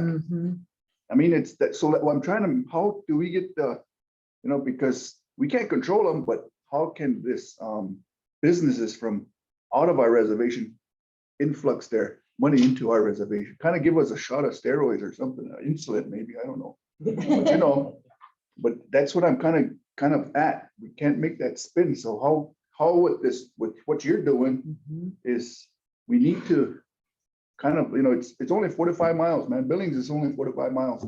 I go there like 50 times, 60 times, but I never see a license plate 3 come into my reservation and spin it, So it's kind of, we need to, so right now I'm an ambassador for it. So I'm trying to really influx that, work on them and then bring them, so that's the whole thing. Because we're the 7 tribes, 8 tribes, we're something that we're a treasure to be seen. And it's kind of where our language is going, our land is going, all of that is going. I see it in my own eyes. There's 15,000 Crows and only 2,000 speak the language right now. Our blood quantum is going, the water is going. So how do we make that economic development the way I've seen it is to make it spin back into our economy, and then where so yeah, the data is good, but we need to get it to like pinpoint data, because you got like Crow Fair, man. It's like outside, you can't even find a parking lot, Yeah. And then, so things like that, it's an influx, that's a huge influx, but it's mostly us, the powwow people, they're from all Indian tribes, they're not, they're Indian tribes, they come. Sure, they're So, participants. yeah, but we want to bring this other and educate them that, it's something to see. We're Yes. something to see, Yes. and visit. So that's my question. So, yeah. Just a thought. Very, very good. Yeah. The numbers here for Crow Fair, Mhm. but this also is for the whole summer. This confirms a lot of what you just said, that the black is visitors. And that you had the, native days, which happened closer to the left-hand side, that high peak is native days and the battlefield. And then as you go towards the end, that's the second event for Crow Fair. You've got the peaks there, but even though these are dramatic in terms of how they look, you have to also look at the fact that we're talking about quantities of 10 on card count. These are not people, these are people that are using credit cards. So this is what, how many unique credit cards? Well, how many places can people actually swipe a card in Crow Agency? Like if they're going to Crow Fair, they're probably not swiping a card at vendors, right? They're most likely paying cash. Some of them have to. Some of them have the square, yeah. so they would be captured here. But that would be another way to get some additional way to quantify how much money is being spent in these places. And then again, these are card spend and the dollar amounts. So obviously big retail going on. So that goes along with what you're saying, square. People are going through, they're like, I want jewelry. I want some, mementos to take home from this event. I'm gonna get some t-shirts. So those are retail, that blue big spike is over $2,000 in retail purchases. And then you got the other stuff with the food and there's not a lot of, the gas, but I mean, where are they gonna stay? They're primarily camping. So if there was some glamping or something that people could rent, there could be additional stuff captured that way. This is a mobile device data, and these are in the increments of 100, increments of 25. So that again tells you during that time of Crow Fair, when a lot of people were coming through. Okay, so maybe you can put a ping on the Crow Nation Express. So that's great. This the other thing is they're always looking for data points. If when you look at this and you say, hey, there's 3 businesses that we could put on an ad to capture, you tell us they'll be able to put a point down and they'll be able to capture it. It has to be either a cell phone, it has to be near a tower, or there actually has to be a business there that has the ability to do a credit transaction. Perfect. So these will anyway, well, I'll wrap this up. This information is for everybody. I will make sure to get this copy out to everyone. You'll see here, this is the little shell. And we have, increments of 2,000, but that's also because the place where it happened at the Centene Stadium there's all these businesses. It's in a huge, populated area. So it's a lot harder, to determine, but you can look at all the activities that happened at that stadium. And then how did your event fare with the other, like people coming for a ball game? Well, you guys had just as many people coming for the powwow as people who would have been coming for the ball game. So in some ways you can do your own comparison that way. So thank you. This one's a little harder. Because the data guys get real excited, they start throwing all sorts of charts and stuff at me. So this one's called a heat map. And it almost looks like a computer chip, but it will tell you in terms of, according to the color chart down below, where you're at in the numbers of people coming through. And these are in thousands. But of course, this is also Great Falls. So, if this heat map were applied to all of the events, you'd see more rainbow colors because of the variations and numbers of people who have attended. So, and then key takeaways. This is just from our last Sted meeting and this Zartico data. Establishing a baseline of data, you could do comparisons year after year, so you can really measure your success, and you can use that for your grant applications. It's going to inform your decisions for campaigns, how to adapt your campaigns, who to target, when to target them, how to target them. That's all going to be really informative for your decision making and for your tribal councils to decide where they might want to invest resources outside of when you apply for additional outside funds. So this stuff, again, is going to strengthen your grant applications. It's going to give you all the things that you need to say, hey, we have a way of measuring. We have a way to determine if this money is being utilized the right way. And again, economic development, revenue generation, and potential. So what Troy Downing was saying was leveraging to try to get investors. If you can show investors, investment groups, that there is money being spent, that there is money for them to make in these areas, they may have more of an interest in building a hotel, putting in a restaurant. When they didn't have any way to measure it before, who knew if it was gonna be a rewarding enterprise? But I think that you're gonna be able to utilize all these data sources to be able to leverage and attract investors. And then again, great for event planning, infrastructure. You'd certainly want to make sure that you've got enough staff to manage the folks that are going to be coming for your event, that they have adequate restrooms and adequate vendors for food and things like that. Chairman Gray said the last meeting, tribal involvement in consultation in advance, it's only going to make things better. So if we are in a silo at Commerce and we're not including the voices for which these events are being held and hosted, then we're missing major parts of the equation to have successful campaigns. So the more we can get in advance, months in advance, time for you to bring these things to your tribal councils, to get feedback from your community, to have your powwow committees come on board, that all those things take time. So the more lead time before the implementation and the more consultation, the more successful all these, exercises will be. Well, also you get a better buy.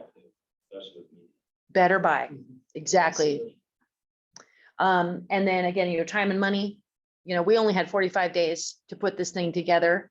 I think we did pretty good under the circumstances, but big lessons learned. Let's see if we can maybe adapt those to apply for the event grant cycle, please, please, please. Because that leverage plus whatever we might be able to have again awarded from the legislator to our department, then we can put these things together, match these funds and make them go further, bring those people that are non-natives to the events that you're wanting to grow, as Mr. Backbone had mentioned. And then tribal radio stations, Mr. Sangre had mentioned that tribal radio stations should be utilized. They're all over, and Native American talent, pay the people that are in your communities to do the work to promote your communities. So those are things that we want to help support and get out there.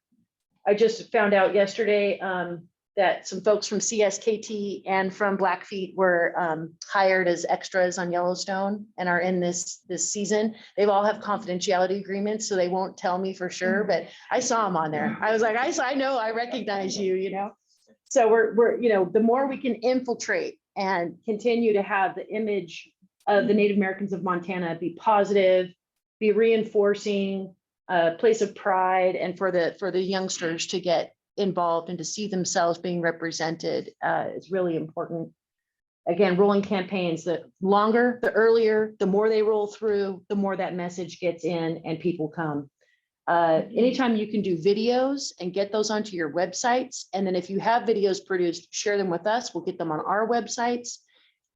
Videos are really the thing that people are spending more time. It's more engaging. They want something that they can sit down and kind of take in. And so our web metrics are showing that the pages that have videos have the longest views, and people then from there want to go and look and find other videos that they can watch. The billboard placements, and like Chairman Gray had said, we only, we were talking about billboards. He said we only get 7. So a picture speaks 1,000 words. We only get 7. So the pictures are really important. And if I had this picture up on that billboard all washed out, someone driving by at 80 miles an hour would not have been able to see it and would not have been able to read it. So, okay, cool. Let's see. I think that those are that's it. Any comments, any questions? I'm gonna hit end to stop sharing.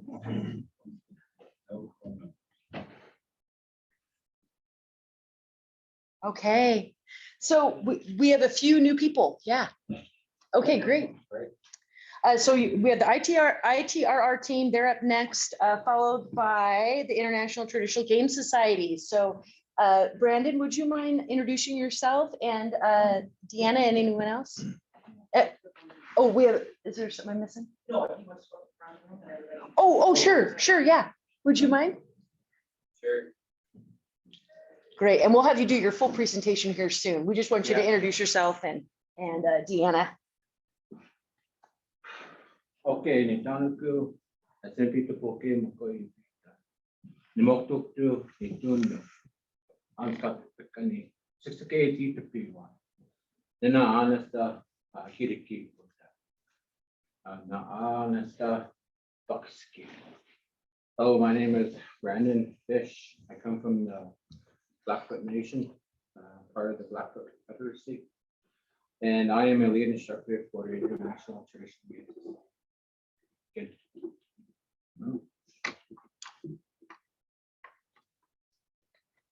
Okay, Sanitani, Mitsu Nitani Vienna leader, mother of Blackfeet daughter and grandmother of two Blackfeet grandsons. 30 years in education with the recovery and restoration of the traditional games.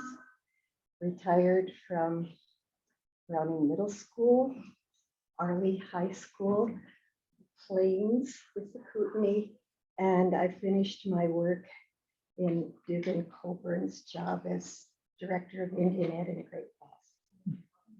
And Dugan is part of our presentation. Great. Okay, Naganago, Sa'amatapi. My name is Dugan Coburn. I'm the Director of Indian Education in Great Falls, Montana. I'm a member of the Blackfeet tribe. I'm part Cree, part Chippewa, part Klamath, and part Pit River. So thank you for letting us be here today. Thank you, Dugan. Well, great. I don't know if we want to just keep rolling.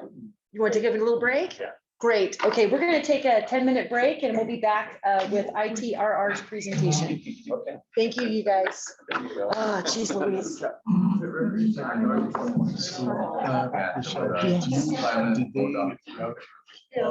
They coordinated with Cokeboro. The Nomad Games. Yeah. So when I met with them a month ago, I told them about the Nomad Games. And they're not coordinated at all, but what they do know is we talked about the idea. Right. We discussed that their games are going to be, and I can mute it here. How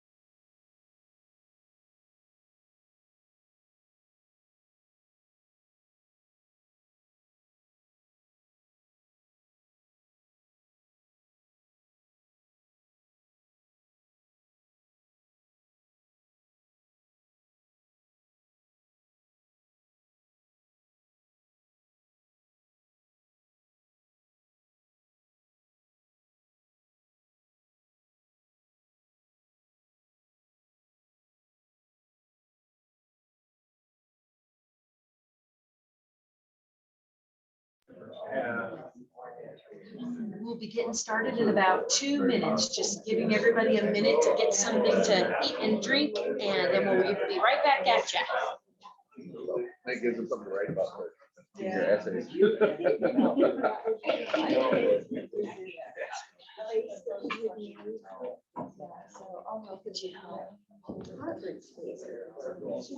Yes. Okay, perfect. Sure. Sure. So Good for both. Yeah, sounds great. Yeah, so Melissa just sent me hers and it showed up just fine. So, yeah, I don't think yet. So that works. This one is, I think it gets sent, it's like, I have to download it from Google OneDrive. And then, Okay. which gives the state. Yeah, so did you send it already? I did. Okay, I don't know if I can see. I think I know, that's what I was. It's like, John is like, I don't have it. It's like, that doesn't work here. No problem. And so the in our ACH, hopefully that comes up as a recent contact. Yeah. And then any water, drinks, anything for you guys over in the cooler? There's juice, Excellent. there's ginger ale, sparkling water. Thank you. Anyway, I could plug this in. So I don't know if I'm gonna be able to do a flash drive, because the state computers are really sensitive about flash drives. Yeah. However, ITRR might be. I have my computer, because hers is college, not state, so. Unless you can print off some more. I have, so this isn't where my normal office is. I don't have any printing capacity. Okay. Do we need separate or copy? Yes. Oh, that is, Okay. I was just gonna say, do I hand these out usually? Yeah, once you're ready, yeah. Or you can Okay. hand it out, I can hand it out. All right. Yeah. Thank you. It's great to see you in person. Yeah. Thank you for the meeting last month. Okay, good. Yeah, and well, so yes, he has a flash drive, and so is your flash drive is for that. Okay. And then nothing that you want to do for like a presentation up there? No, we are. Okay, thank you, Leanne. Okay. Unless, the only video I'd like him to see is the World Nomad game. Just to touch it up. Also, how about the one on your guys' website? Because I was looking at that, but it showed the children playing the game in the field. I think that was up in Browning, maybe. Yeah. Yeah, that would be a good one. Yeah. Is that okay too? Yeah. Okay, let me see if I can get that queued up. Now, of course, not yet. You guys are gonna be on Yeah, right after these folks, so I'll make sure to work on that. And okay, thank you. Okay, good. I'll pass those out. Okay, thank you everyone for sticking with us here. We're gonna get started here in just one moment, and I'm gonna do a quick check-in. How's everybody online doing?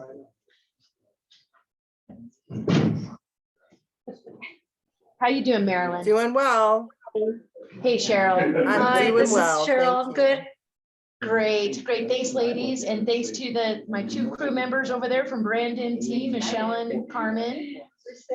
I know, way more exciting than what we're doing. And let's see here. So in just another minute here. I'm gonna go ahead and share the screen and get this next presentation ready.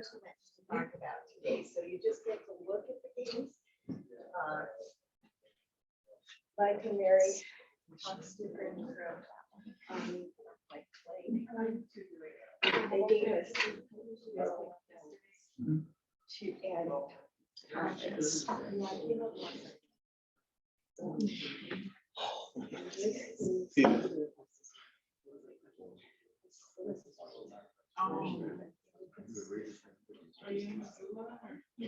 Check out our boss.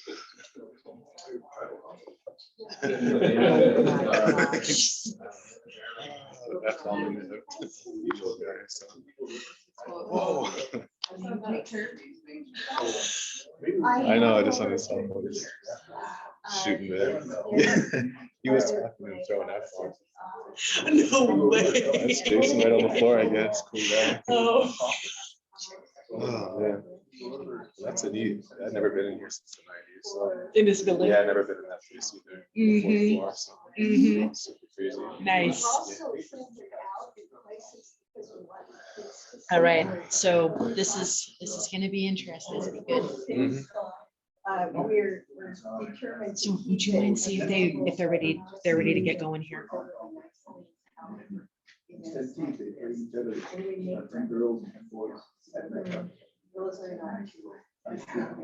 So after everything, fundraise.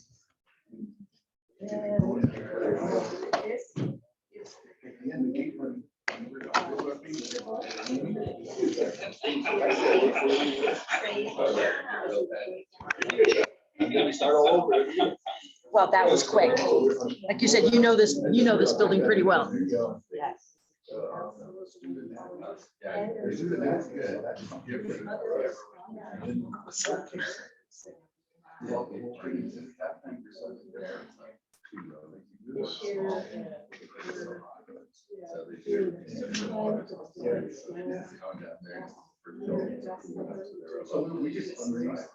Okay, we should probably reconvene here soon. Anyways, I really enjoyed it. Whatever helps out, I guess. There's a lot of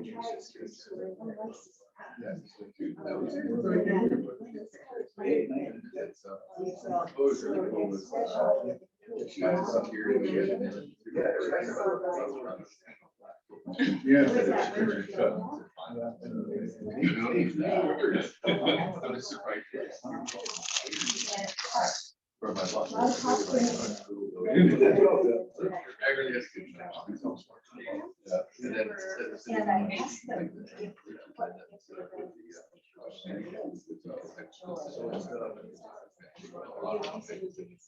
Yeah, we got pretty far. Anyway, they said, yes, we hired someone out of South Dakota. There might be two. And they were in her building. That we had trained all 5 of us. You're like, we're hired here. You know, so we don't know.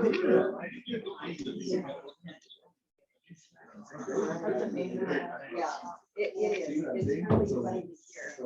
And we've all operated.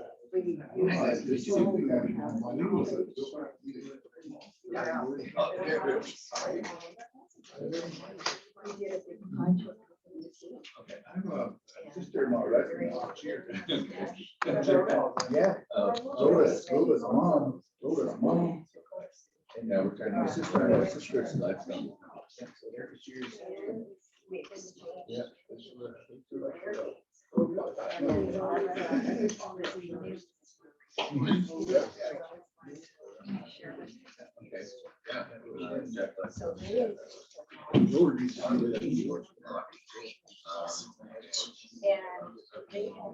Okay, so we're gonna recess. I'm only being able to get it, it's too big, so it's making me keep it. Yes. Yeah. Every time I save it as an email, and it's still too big. Thank you. So I'll see.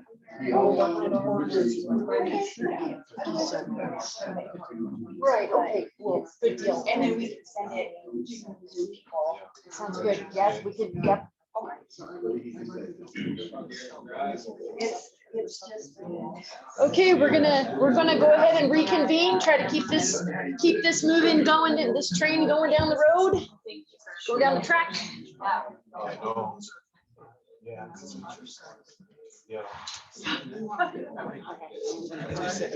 Please, that was, yep, that's for you. Okay, 11:08. You might know.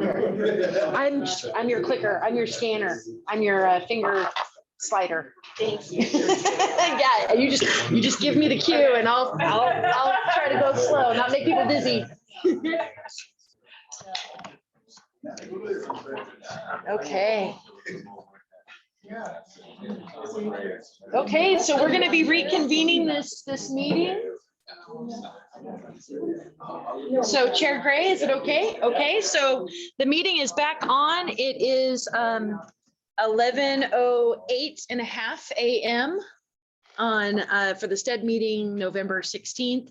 Our next presentation is the team, Melissa and Ben from ITRR, and we'll let you guys go ahead and take it away.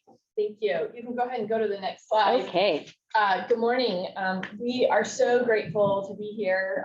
I'm honored to be presenting to you. And this is Matthew. I'm Melissa. I have been in the position 5 months.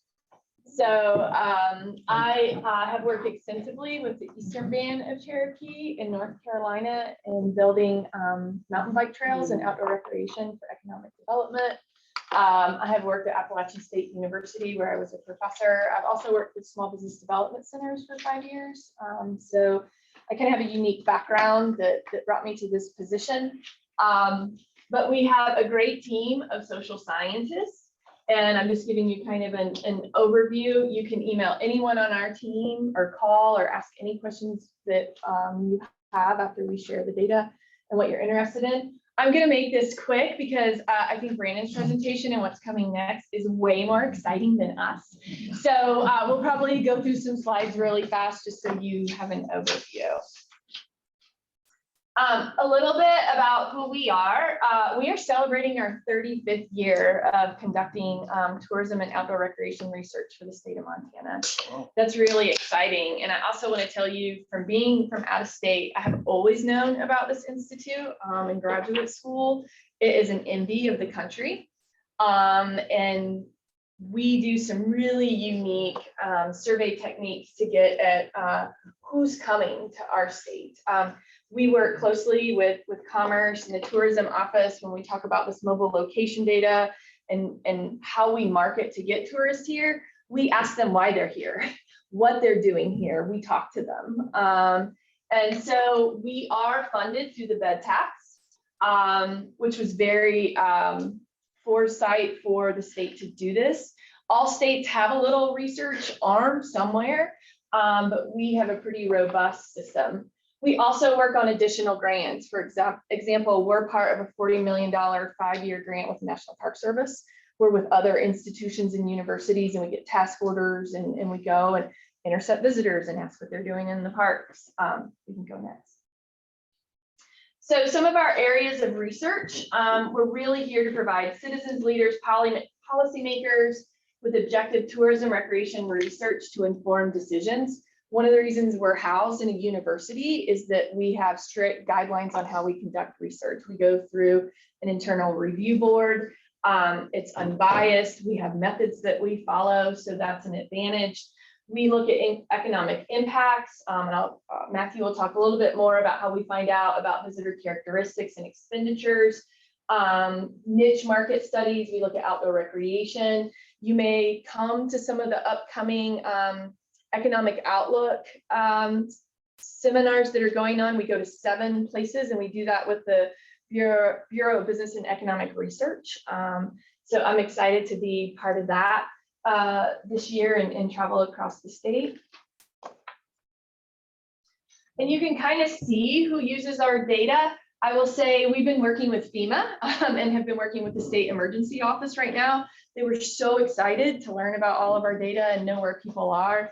If we have fires or natural disasters, if you have a lot of tourists in that destination at that time, how you evacuate, how you do things. So, but you can see we work closely with our tourism office. And I'm excited to work with Ben and Jim on some of the economic stuff. So we're really combining a lot of this data.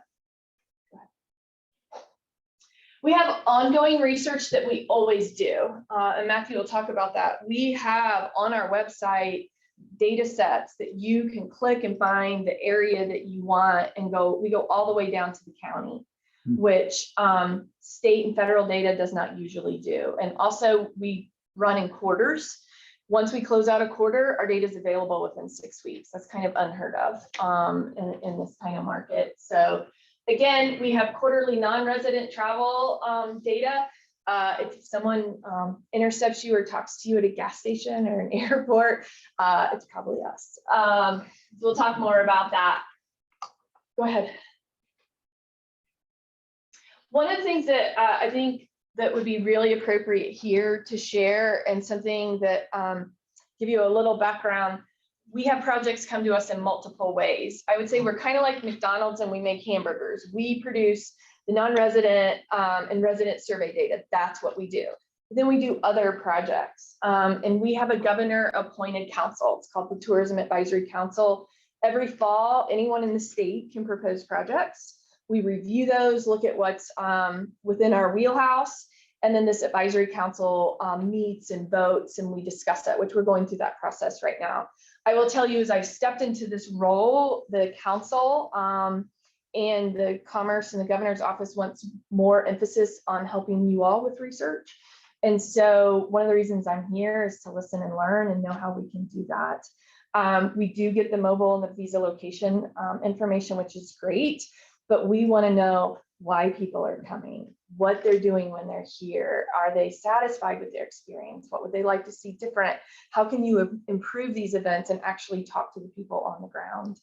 And so that is an initiative that we have.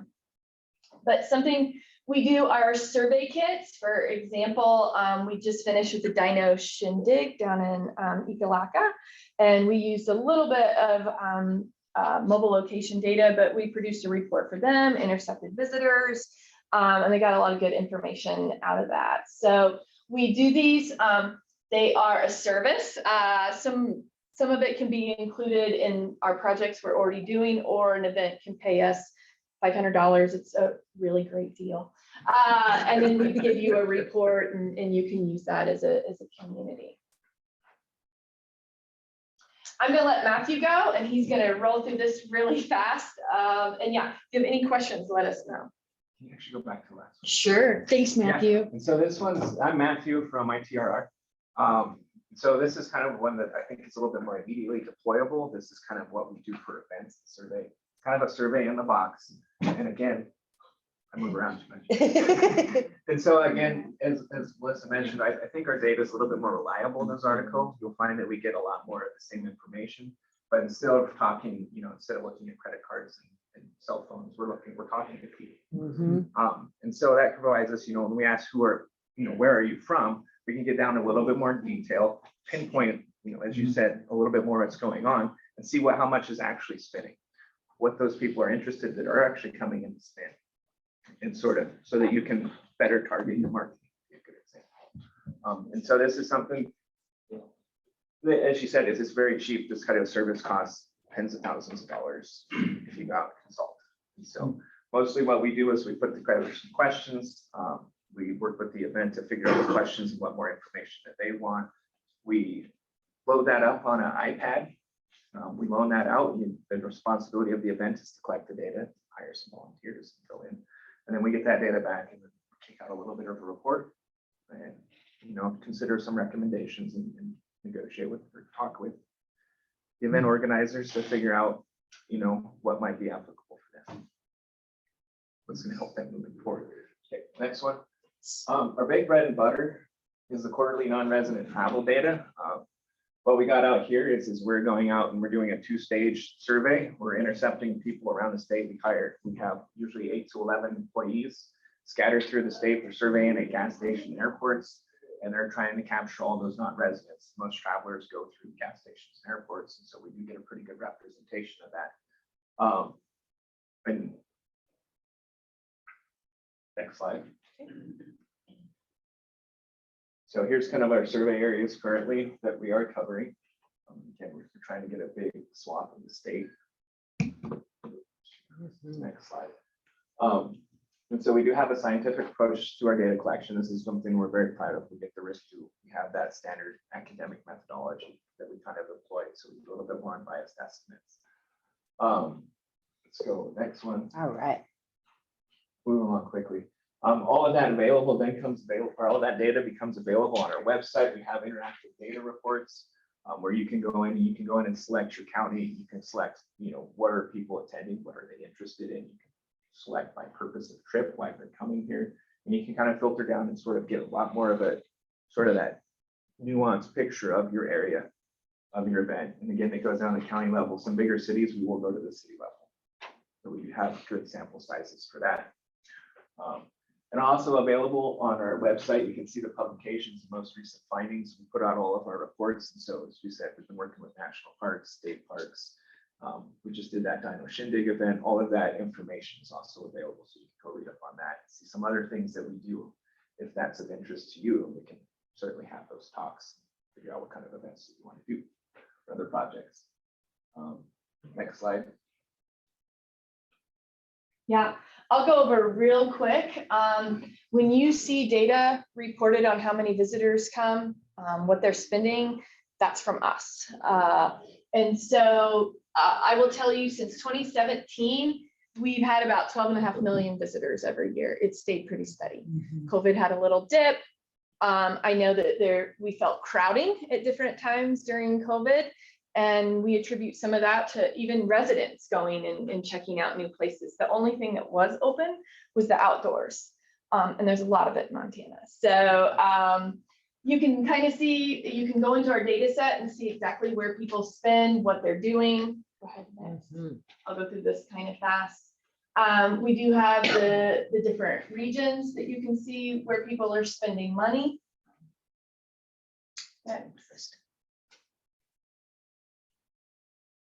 And then again, you can kind of see the dip. Something that's happening, and it'll be in future slides, but I think almost 80% of people that come to Montana have been here 5 times or more. They are staying longer, so almost 5 nights, and they're spending more money while they're here. And some of it's like, well, if they're staying longer, they're spending more money, but costs have gone up. Hotels have gone up, gas has gone up, so they're spending more money. We're seeing that nationally too. People have a little more time, they can work remote a few days, added on the front or the back end, and they're staying a little bit longer. So Montana has a very loyal tourism market. They come to go outside. This should not shock you. So we ask them what they do, where they go. You can see mountain forest, open space, rivers, the 2 parks are in there, wildlife. Those are your top things. That's what people are coming to Montana and doing. And I think that's why it's important to create that relationship where tourism and outdoor recreation work together, right? We have to protect our outdoor infrastructure. We have to build systems that people can park and do things, and then protect other wild places. And it's integral to this economy. So keep going. I'm just going to roll through these. I mentioned to you the repeat visitor, first time visitors. You can see a lot of them had a lifelong dream, or they've been planning this for many years. I know that my family, I'm originally from Indiana. That's all my dad wanted to do was come to Montana and see the things he read about as a kid. So that was a dream of his. So when I kind of see this first time visitor, it resonates with me. You can just keep rolling through some of these. We do ask when we intercept them if this was their main trip, if they were just coming through, what they were doing. Most people, it's their main trip. We ask, like, how long before the trip did you plan? Something that's changed during COVID, people don't plan as far in advance as they used to, and for obvious reasons, but that's been something we're all adjusting to a little bit. So we ask about public lands. This report is actually out on our website if you want to understand more about public lands and what they do. Something that did came up that was interesting. Go to the next slide, Rochelle. People were concerned more about not having cell service than a wildlife encounter. And so that was interesting. Yeah, and I also think something that is interesting is people really like the visitor center or the ranger actually patrolling. You think about education, they want to talk to someone and understand. And so that is certainly understandable. We have worked closely with the state parks to institute a counting system like we do. Basically, the state parks are trying to understand who's coming, how often they're coming. We've helped them calibrate that. We're looking at fishing sites, water sites. It's really hard to count people on rivers, by the way, especially when there's no permitting and there's a lot of access. I think about the Missoula corridor and like, I have never seen so much crowding on a river. I think I could have walked on and just walk the river. Yeah, so I think there's a real demand to understand that, but we know there's been, of course, record-setting continues to be record-setting visitation. So you can just kind of go to the end. We're Sounds good. We wanted to go fast, but this is what we do. We are here for you. You can call us, ask us any questions. If there's data you specifically want for a region, we can help kind of pull that out and pick through it. And then thinking about your events and how we can help you understand who's coming and measure any of those impacts. We are funded through the state and we're here to help you do that. So How many kits do you guys put out at an event with someone that works with you to do a survey? They help develop the survey. You load the information on the iPads. yeah, we ship the iPads. So how many iPads go? It depends on the event, whatever Okay. you need. Okay. Yeah, and you don't need Wi-Fi for those iPads. We have this special iPhone that you just do it all there. And then when you get Wi-Fi, it downloads it all into our system. Yeah, so. Richard. How do you gauge the economic impact of, say, the Crow Fair? If Sean were to get a hold of you and like to see what the economic impact was that for the city of Billings, or in Big Horn County, how could you work that? So part of that survey kit is kind of what we also do with the non-resident resident studies, is we do ask about spending.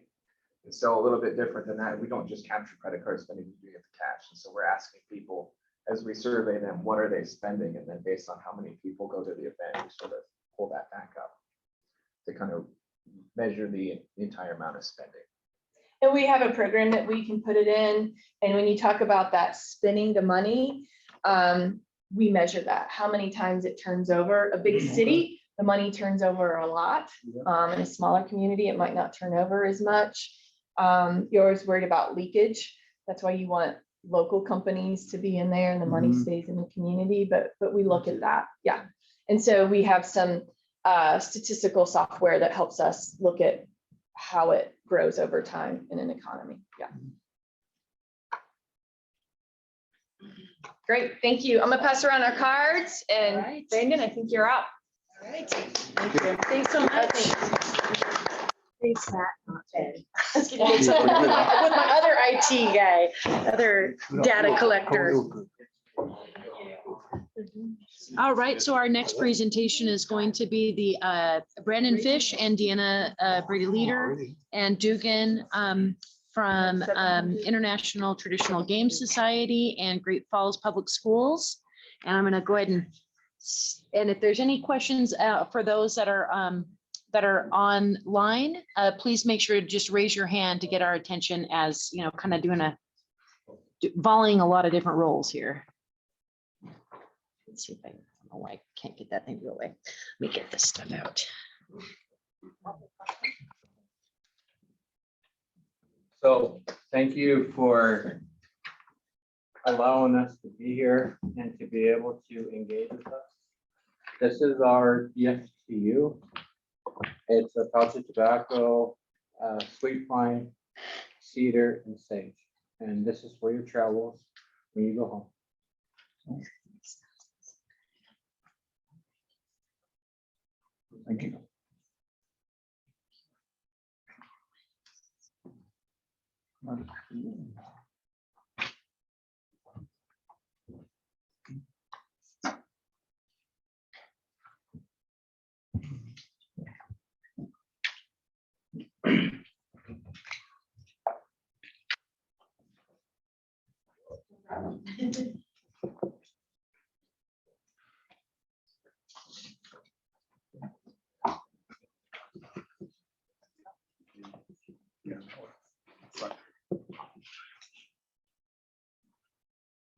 So I already went through my introduction, and through my tribe, that is how we are supposed to introduce ourselves, is to say our name, my grandfather's name, my dad and my mom. And this is how you know where we come from in our society. So what we are presenting is International Traditional Game Society Gathering of Families in 2023. During the start of the second week in October, ITGS has planned a week-long event that has initiated collaboration with local organizations and partners abroad in Indian countries. During the week of Indigenous Peoples Day, the International Traditional Game Society has set forth a tournament that reaches into education, games, art, music, team building, Indigenous cultural representation, and building community.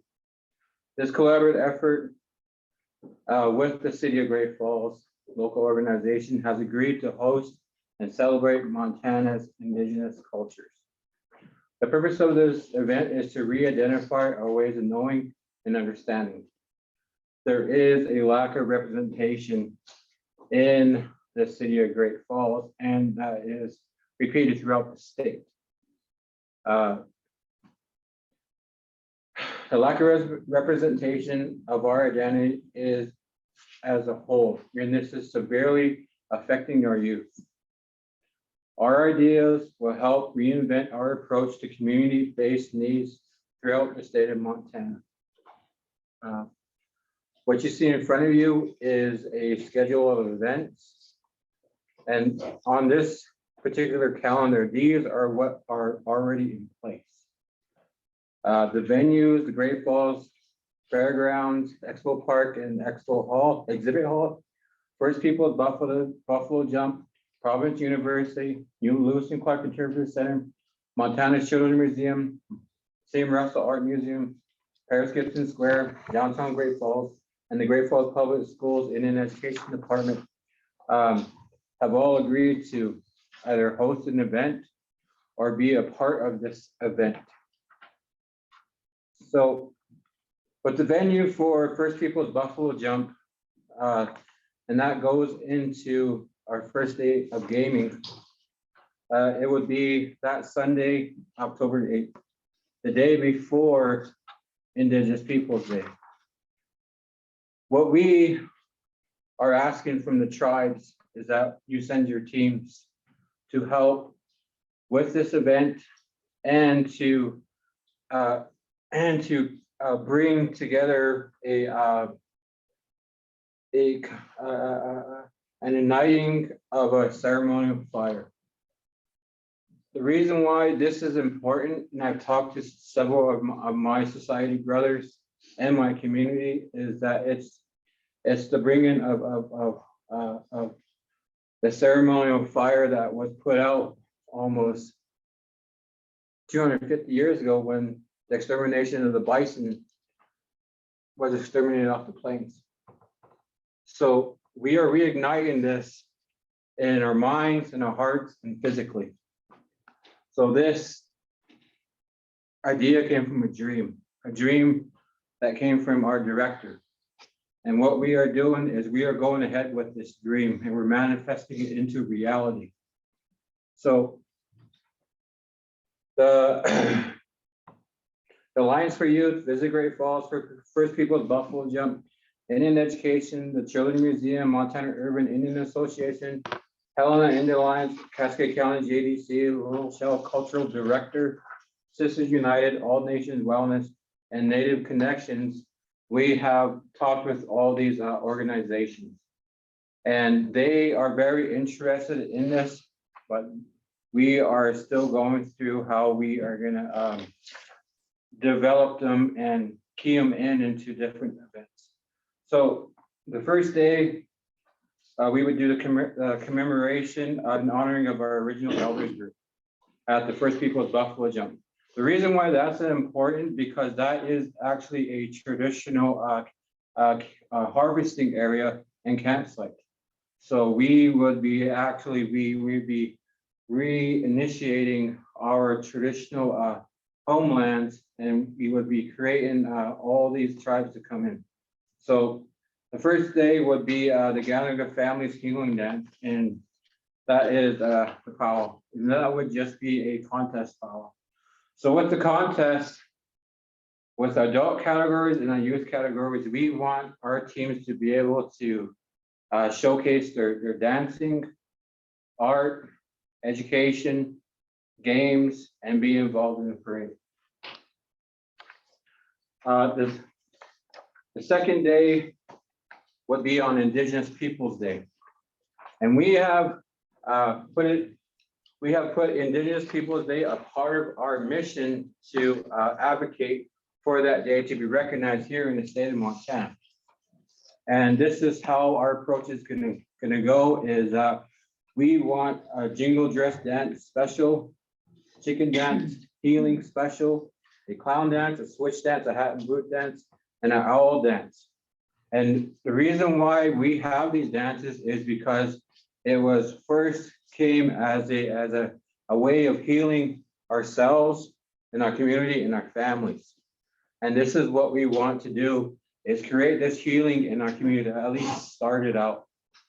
A lot of our communities are torn apart with just everyday lives in this inflation that we're going through. So we want to do 2 sessions, one in the morning and one in the evening. There's some expenditures on the sheets that was handed out. And then during the powwow, we also want to do a stick game tournament, but also we want to bring some type of entertainment to our youth.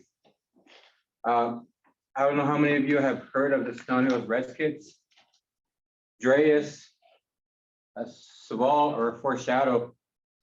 Well, they are on the forefront of the music industry, and they are the ones that are, these are what youth today are listening to, plus more. So there is a preliminary budget for that on artist fees. But for that part, that would actually bring in the youth to be more interested in this event. So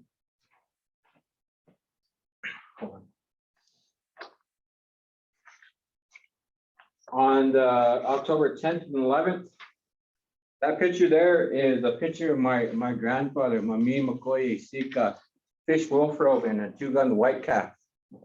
And that there is up by St. Mary's. And they're playing the game of intuition, you know. So for this tournament, which should be hosted at the First Peoples Buffalo Jump, if you would look at your maps that you have. Yes, there's a map.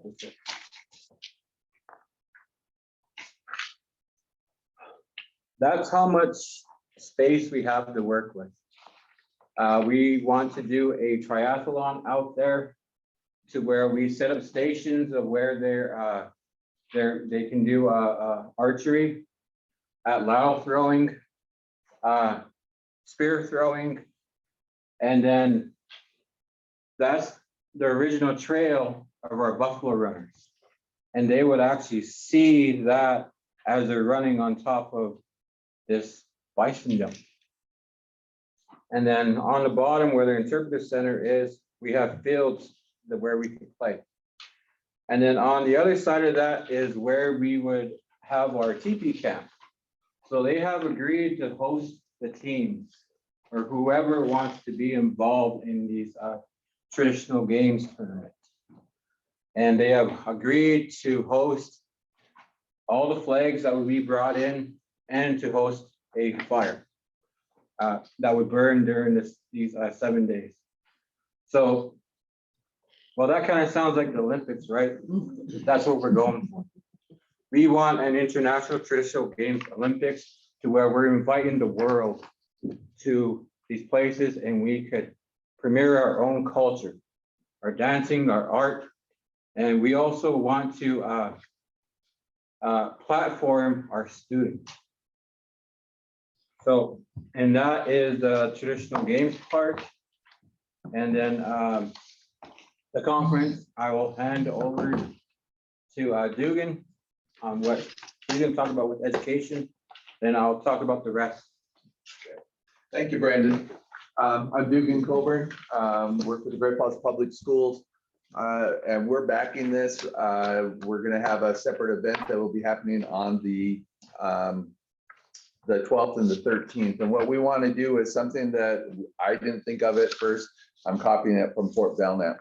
Fort Belknap has a day where they put their lodges up on a field. They bring elders and knowledge keepers in, and they have all the school kids come in and go through and talk to them. And you don't try to wear those people out. You let them change out all day. So kids are learning different things all day long. If you see a look at my proposal that I gave you, we have close to 1,700 Native American students in our school system, representing all the different tribes. We have 60 different tribes represented in our school, and we need to share all that culture that we can. This would be a great way during that first part of the year. We'd be busing in all of our fourth graders and eighth graders to this event, plus other age levels as we go along. And it's to get the kids to come in, learn some culture. We're going to have 5 lodges set up and give them 20 minutes to talk to the kids as they go through. We'll do it over 2 days so that we're not wearing people out. It should be a great event. It's going to be up at University of Providence in town.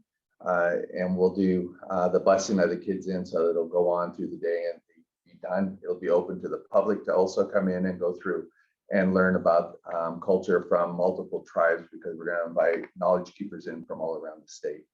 So the budget that I gave you is to ask to try to get all of that set up and get those people to come in.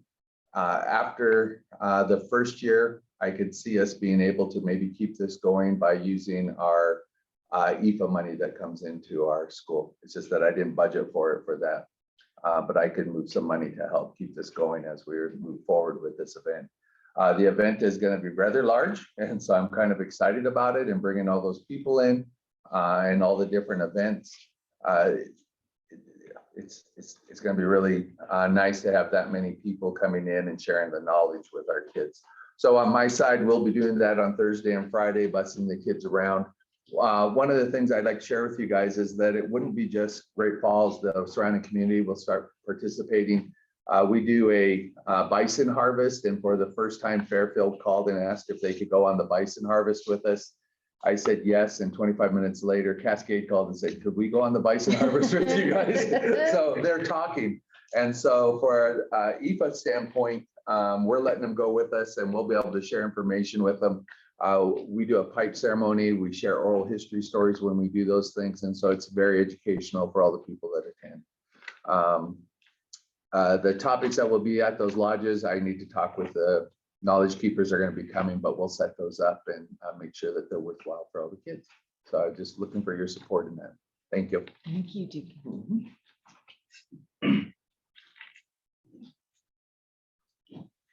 So to kind of go off what Dugan was saying with the bison harvest, we want to approach different groups to be able to do a traditional bison harvest during this event.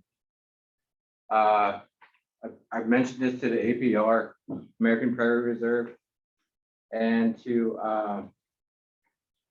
Anthony LaFramboise has mentioned it, but we haven't agreed on it. So, but that would be very meaningful because of the food sovereignty part of this. A lot of our kids aren't really exposed to it until they go into the Indian Ed department in high school. So we want to introduce these ideas. Also, we want to help with this. We don't want to compete for this. We want to help each other in this.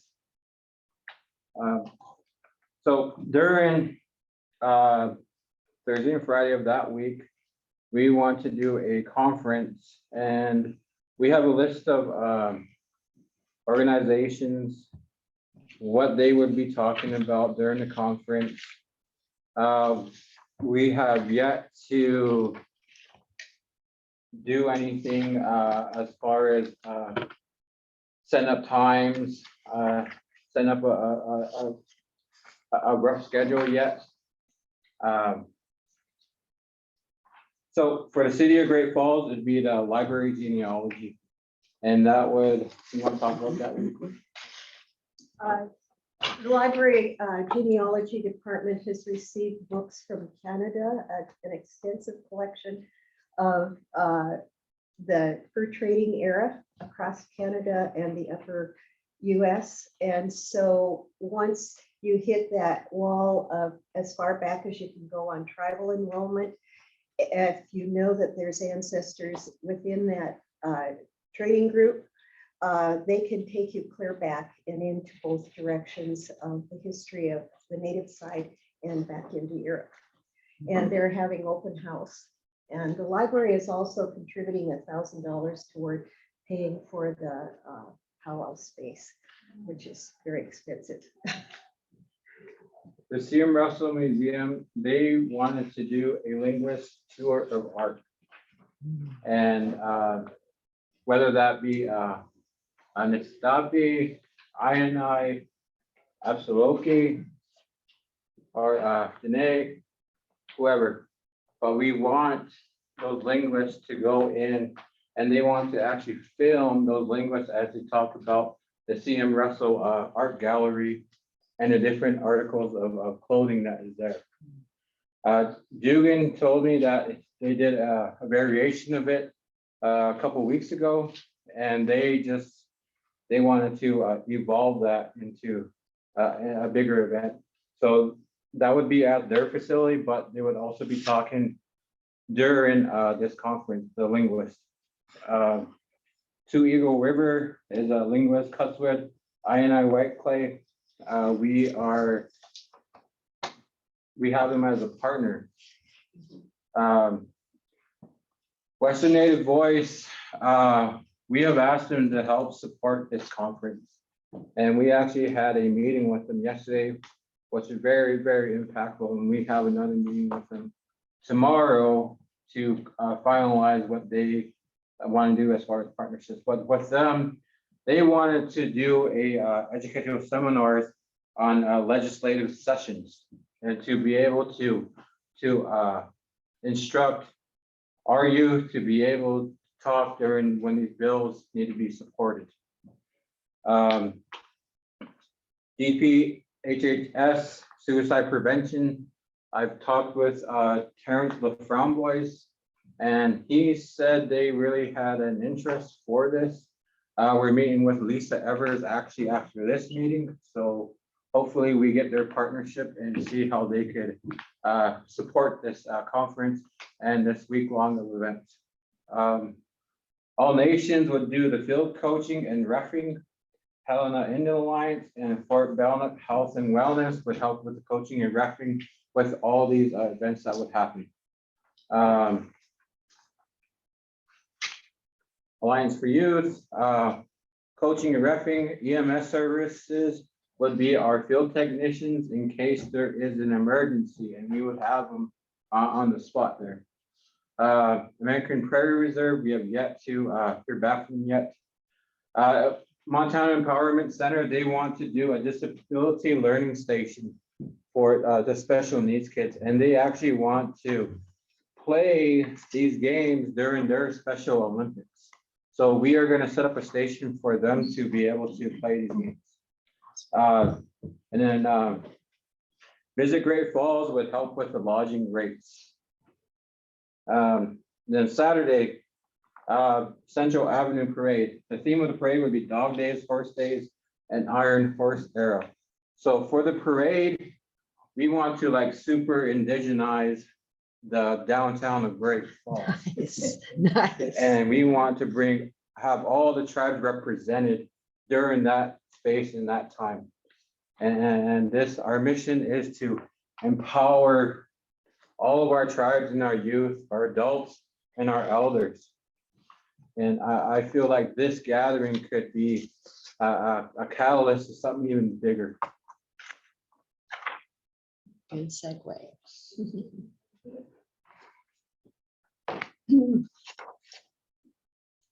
My daughter was 6 months old when I got a call from the superintendent here in Helena to attend the 1972 convention. Yes, I'm that old.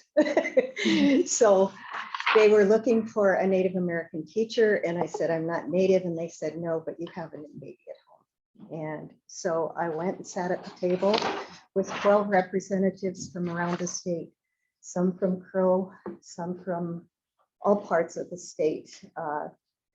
And there wasn't a Native at the table. But heavy on my mind was the obligation of identity for that child.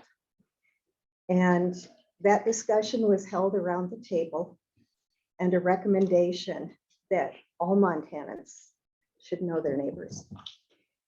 And because of other things that were happening, kids from Fort Peck talking, and some of the legislators who felt it was important to keep that in the Constitution, it appeared there. My daughter was 36 years old by the time they put the policy behind it. When I was raising her here in Helena, I had the Helena Indian Alliance and Victor and Flora Running Crane and some good friends who helped me be a better mother to that child. But the one thing I worried about was her identity. So when she was a junior and I saw her starting to struggle as a 6 foot tall, beautiful young Blackfeet woman, I took my first job at Browning Middle School so she could go to school and meet all her relatives. And I was terrified about the first day. I didn't know what was going to happen for her. And she said, oh, Mom, I'll be fine. I believed that. She was already 6 foot tall. Anyway, after school, she came running in the front door, and I thought she was in panic, but no, she was in excitement. And I said, what happened? And she said, Mom, you won't believe it. There wasn't one blonde. Identity, how she felt at home right away. So through my career at Browning Middle School, we recovered 20 of those games that the Blackfeet children used to play. They only could identify 2 before we had that project. My next job was at Arlee. Kathy Felsman, Arlene Adams, and many people helped us recover Salish games. And we did a film of the hand game or the stick game for them back in those days. And then while I was working at Plains, we recovered Kootenai games. Salish Kootenai College is the first college that taught the traditional games class, because we're at about the 30th year of the research and restoration. Tim Ryan made this cedar canoe, which children played with. And we have a game that was recovered as the children were floating down the river. They had little cut sticks, and Deanna, would you mind showing that just to the camera for those that are joining us online, just so they can, it's over in the corner underneath the TV. Okay. Just so you can get a little view of that artifact. Yeah, Okay. thank you. And the children would take a small stick and a small hoop that they would make, and they would toss it in the air as the canoe was traveling down the river, or they would toss it to a friend in another canoe and catch it. If they lost either of these items, they could make it on the next stop. So that's the kind of knowledge that is coming back with all of this. But the reason the last 10 years that we've done IRBs is a study of our Native children on and off the reservation. Their identity is endangered. We need the language, and we need those cultural values back that teaches them their power in the world. I can't say enough about that. I have the study that we did on those IRBs, and I am going to leave a copy of it that can be sent out. But we had many people involved at the Little Shell building where our office is. And I don't have it right here, but We had this assistant superintendent of the state schools. We had administrators, and we had kids from several different places in the state who said, we want to see ourselves. We want art, our languages, our dance. And even though those places are rich in Dugan's programs, the Crow, the Blackfeet, we've gone into all of those areas to share the games and recover them. They don't get together. Montana High School Association, 1934, nonprofit, takes a registration fee from every school for every sport. And all of those sports, many of them are team games that evolved out of American traditions of Native games. Every team sport, baseball, soccer, hockey. We've done the research on it, and you don't find those artifacts anyplace else except on this continent. So even though that we can think economic development, what needs to be first in our mind as we look at an event like this is to bring our kids together and our programs together so we can see everyone's good ideas and what's working. So once a year, we can bring everything in to one place to celebrate together the culture.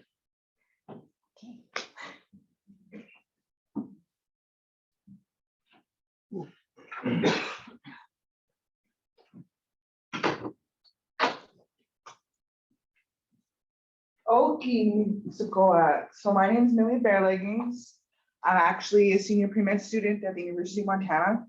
I also study biology. I'm actually from Browning, grew up there most of my life.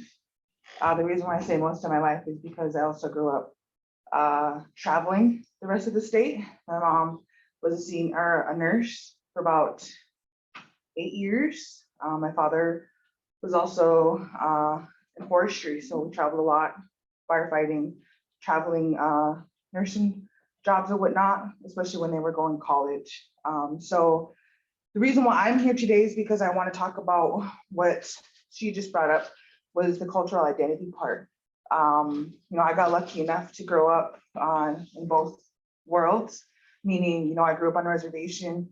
I grew up in a very traditional family. My first language was Blackfeet, but growing up, I lost that. Having to move a lot, having to go from different schools, different communities all the time, having to learn how to talk specifically to certain types of people, and really just kind of losing who I was at my very foundation, which was Blackfeet, Nisitapi, or, me, myself as Millie. And so in middle school, I think my very first exposure to anything that had anything to do with my cultural identity was beading.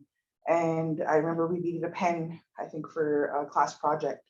And that was the first time I'd ever done anything like that, other than being home and going to attend ceremonies and getting to check out the powwows every year and doing things like the Ultimate Warrior, Indian Relay, things like that were like the main focal points of my summers and how I really spent my time growing up, especially on the reservation. But off the reservation, I really didn't have anything other than, maybe going to the mall or, staying home and watching TV all the time and learning how to bead or, reading from my mom's medical books, kind of why I'm a pre-med student. So, having zero access to those things, especially off the reservation, was really hard for me, especially having to learn how to talk with certain mannerisms, how to, get rid of my res swing, which, when I'm around certain people comes out a lot. They call that code switching. I'm pretty sure everybody in this room knows what that is. And having to learn that at a very young age really put, I guess, a lot of dampers in my path to success. In high school, a lot of times I felt like I was inadequate just because, coming from a reservation and then having to go somewhere else every other semester made me feel like I was losing out and made me feel like, hey, just because you don't know how to do this, you're not going to succeed. So as I got into high school, having access to things like this and having people come to my school, regardless of where I was at, to teach about Native games or anything like that, just really kind of put a perspective of how the rest of the world sees us. and just how much like that really is important to see, especially that representation at such a young age has a really huge impact. You know, for me, I'm not the kind to just sit back and be like, okay, well, they're not gonna do anything for me. I'm not just gonna sit back and do the same thing. I'm a go-getter, you know, kind of why I'm here. I don't like being told no. I really don't like being told who I should be or what I should be doing. So a part of why that, you know, having that cultural representation is important is because we, you know, she said that a lot of the games that we do today, like baseball, basketball, hockey, you know, came from us. The same thing goes for science, music, literature, things like that. Those all have really huge impacts throughout time, you know, because we've been here since time immemorial. And, you know, to be able to see that, especially now in modern times is really important, just because it gave me the power to say, well, I can go to college. It gave me the power to say, well, I can make a difference. It gave me the power to say, well, you know, regardless of what it was like growing up on the reservation and off the reservation, I can see other people out there that are being successful and, you know, trying to make these connections with having that cultural identity because it's been lost for so long, you know, especially knowing maybe 40 years ago, it was illegal to even speak our language or to, you know, have our traditional ceremonies. And nowadays it's totally acceptable, you know, and coming of age at a time where, you know, it is really difficult to talk about those kinds of things and say, okay, oh yeah, I went to a ceremony this summer, or I did this weekend, and having people that, you know, outside my community say, well, you guys still do things like that? You guys still live in teepees too? You guys still do this and do that? And it's like, okay, because these guys need more education. And we don't know how to do that just yet. You know, I feel like we do, but we don't, and we haven't done enough.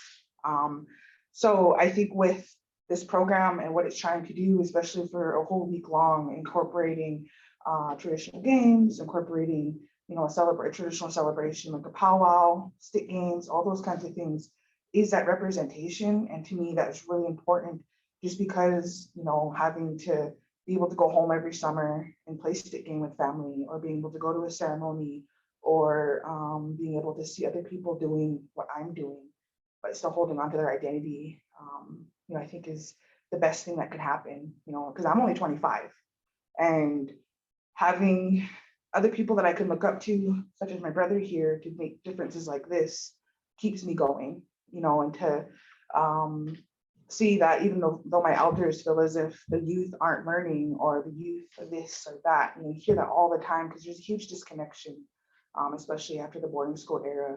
And, you know, with my being the first generation after that, you know, my grandmother was in boarding school, and having to see her herself suffer from not knowing, and then the rest of my family saying, okay, well, we do know because we didn't send the rest of our kids there, you know, and seeing that huge disconnection, and having access to people who are doing things like this, you know, really, like for my grandmother, personal experiences. She did a dry meat making class just like last month with the, oh geez, I can't remember, Fast Blackfeet in Browning. And, you know, for her to do something like that, she taught, I think, is it a Big Sky Colony, how to make moccasins, which is a Hutterite colony. And that was a really weird project for both of us, because we went in there thinking we were going to teach a bunch of white people how to make moccasins, and we ended up coming out speaking Russian. So very different, but a part of that was, you know, my grandma was like, okay, well, here's something that we could do. You know, we're trying to give knowledge, but we're gaining more than anything. And we got to learn more about our neighbors. I got to learn how to be a little bit more respectful of other people, regardless of where they come from. And I got to really understand what it meant to be an American, I guess, what it meant to be a Native American, and what it meant to grow up in Montana with all this diversity. And all people don't think there's a lot of diversity, but there is, especially with how many Native tribes are federally recognized here. And to see that in schools, and to be able to teach youth younger than I was, I think it would be have such a huge impact, especially with how many kids aren't as lucky as I was to grow up in a traditional household, and to be able to also travel and figure these things out and do weird random projects like that. So Thank you. So just real quick, I don't need to stop the presentation. You keep going. I'm gonna run out and grab the food, so I'll be back in about 10 minutes. And I know that, Brendan, we'd love to hear from you, Deanna, about how you would like, in what ways the tribes could be involved. Okay. What would be the next level if they were interested in bringing this back to their tribal councils to see about what level of involvement they might be able to contribute to, additional resources you might be looking for. And then I think also following that, if we might break, but I know that the Director Osterman had the experience of going overseas and talking about the World Nomad Games and how this could be a fantastic platform to build upon something bigger in 2026. And so anyway, I just want to give those little nuggets and then I'll see you in a few minutes. Okay. At the Little Shell Tribe second floor in 2018, before COVID, we brought people together, the youth and the adults across the state, to talk about this identity problem that the kids were having. And I have the results in this study here of what they recommended that we're basing our ideas on, and interviewing these kids and knowing what they want. So I'm leaving this with her. I don't have extra copies, and maybe we can have send some out. So we have permission to reprint it. Yes, that's the minutes from the meeting, and Don Wetzel was there, the assistant school superintendent. You can see the familiar names on there, and a lot of people from the different Native nations. One of the things that I did see in my own family that supports Millie is that once the identity is set and there's a path of confidence, my daughter managed the Allen Hauser Foundation down in New Mexico, and when she finally came back to Montana, she helped with tribal tourism up there at Blackfeet for many years with the campgrounds and teaching people how to set up their own bed and breakfast. And you know, there's hardly any housing around when you've got those basketball games coming in. And the more Airbnbs you have, the more people stay, and they'll buy breakfast the next day and lunch the next day. So just a hint on that one. And the skills that Millie's developing and the skills that my daughter evolved with put her as manager of the care center, the nursing home, for the last 10 years. And where she did the state and federal reporting, that foot in both worlds is what our kids need, but they need the confidence first to be able to do that and to survive when they step into a new situation. So this lets them see each other. And if we can put this together, the things we need, we still need somebody. We've got a theater. What do we want in it? Do we want to hear some of the Crow lullabies? You know, what do we want to use that stage for? What should be in the conference? We'll take recommendations. We know we want definitely the language groups, the representatives from our language schools. We need revenue. That powwow is going to cost us $10,000 just for the building for the stick game tournament and the building for that big powwow. And we're a very small organization. There's 4 of us, half-time executive director. I do a lot of volunteer work. Brandon was hired under a Murdoch grant to do outreach. And that is why you see all of these partners, is because he's gone in and he sat down with the Children's Museum and said, look, the Browning kids are coming into the museum and they don't see themselves in any of these stations. So they're designing a new station that is a representative of many tribes of Montana, especially Blackfeet. Do you want to tell them about that? With the Children's Museum? Yeah. Well, they approached us because nobody else was responding to their emails. So they actually we are reinventing an area and how we would understand our ways of knowing and how we would view our world. So what we're doing is, I told them that we should look at it from a point of a lodge. So we call it Creator's Lodge or Turtle Island. So we're actually gonna put a turtle on the floor, and we're gonna have access for our elders or local elders to come in and teach kids about the turtle. The three the three metaverses, the water beings, the ground beings, and above beings. And we're gonna have local artists, hopefully the students, paint all these caricatures of all of our creation stories on the wall. And all the kids of Great Falls that go into the museum are gonna see that. So we are actually gonna do a grand opening when that does happen. We have included Anthony the Framboys in this, and he's the one that's doing it for the for Anishinaabe. And then for us with Piikani, since that's a traditional Piikani territory, we're going to put our caricatures in there too. But as soon as we get the grant for that and we get the go ahead, we're going to put a TV lodge in there. We're going to do a half a canoe. We're going to put games in there. We're going to put our traditional dolls as far as a man and woman, buffalo doll, elk doll. And we're going to just create this space for our kids, our youth. And that's what the Montana Children's Museum is going to do as a station during this week of the conference. It's going to be open, it's going to be free. And they kind of interjected that they would, you would be able to drop your child off for a certain period of time and they would help with the daycare on that part. So the lodging for the teams, we are hoping that they do have their own lodging and we would just go out and try to provide the TV bowls. And then we actually want to do a TV raising contest with different tribes. So what's her name? Danette Spotted Horse. She told me that during Crow Fair, you guys have a huge TPA raising contest. And like a contest like that, if a tribe wanted to, sponsor that or, direct them how to run that little tournament, well, we'd want that. We want other organizations or other tribes or groups of people to help push the education with all these different aspects of the tournament.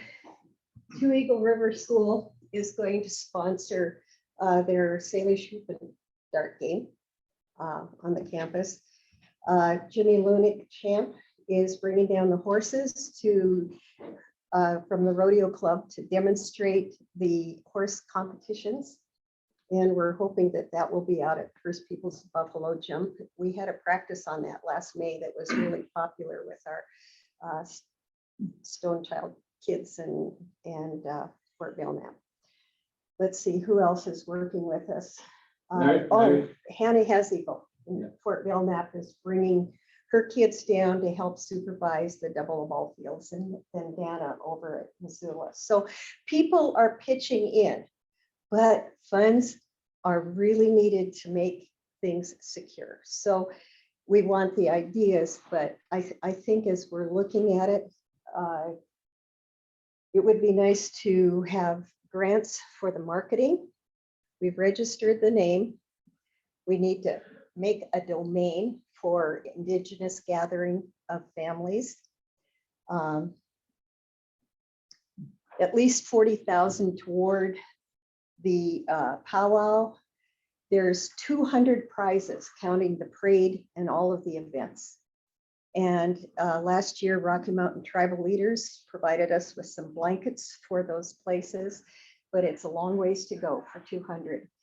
And some of those are 6 kids on a team for grade school kids, so it can be a different kind of a prize than the ones for the adult marathon, which might be something more spectacular. Western Native Voice said they had a bunch of t-shirts.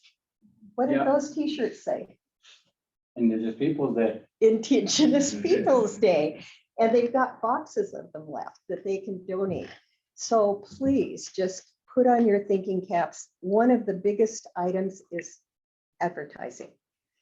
And so the marketing and advertising will apply for grants through the state and in other ways. The in-kind that we are doing as an organization, I tried to figure out the other day, we're putting in at least $50,000 worth of staff time. So there's people to help. And we're here to help get this done. We just are very tiny. And we have talked with, well, one of our, I think that's gonna happen this year is we are returning this game back to the Kickbox Society. It's a hoop and long arrow. It's a horse game. So the Kickbox Society hasn't been a society for almost 150 years. 200 years. So they were the owners of this game. And now we are able to transfer this back to them. So this was a man game. So when we do that, they will be the ones that will kind of coach and ref how this game is run just for the men. And we talked to Kylan Hallett yesterday. He's part of the Indian Education Department. And he is a teacher of lacrosse. So he's with the Iroquois Nation. And we had conversations about inviting the Iroquois Nation, the Hidatsa, the Seneca, the Oneida, the Huron to come over here and help do a tournament for lacrosse. And this is a game that's played not in Montana, but it's played in other places. And we are trying to reintroduce these games back into this Montana culture. Also, us who's not with us today, Anthony LaFramboy, he's at council meeting up there. He's been working with us and advising us on the Chippewa games. And so in the past, we've been awarded some games that we would like to share knowledge about and actually do a transfer back and back into Chippewa Nation. Some of our first people came from there that brought us this beautiful snow snake game. Marvin Baldwin, a young man, made these out of white ash.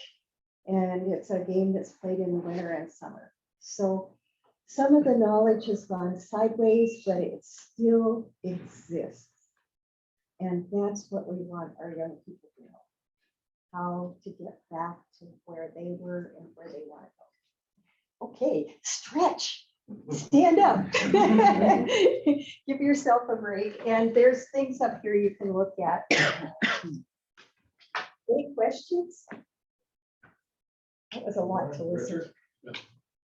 I was thought, where would this funding come from? Tourism, Indian tourism? There could be some from there. I mean, I can think of a variety of places that there are some potential. I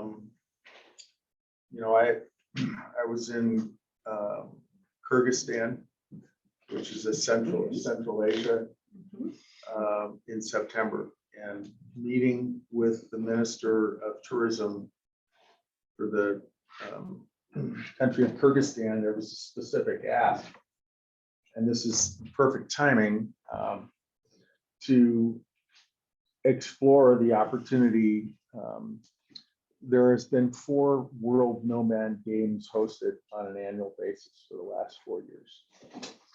I think it's the last 4 years. I don't know if it's every other year. It's every other year, I think. So the 4th was just held in Turkey. It was the first one held outside of Kyrgyzstan.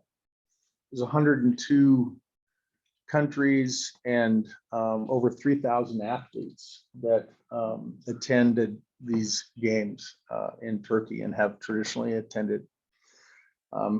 Their interpretation of what they know about Native American games is there are some things that are very, very close. There are some things that are dramatically different, and archery is a big thing there as well traditionally, and obviously they're a horse culture. So there's I just this week received an email from the executive director of the International Kookooburra organization. Kookooburra is, if you haven't seen it, but it's this tradition of the goat carcass and throwing it and everything. It's unbelievable, right? Yeah, it's and so so now there's some synergy that's sort of globally from literally two opposites. It's 12 hours apart, two opposite sides of the world,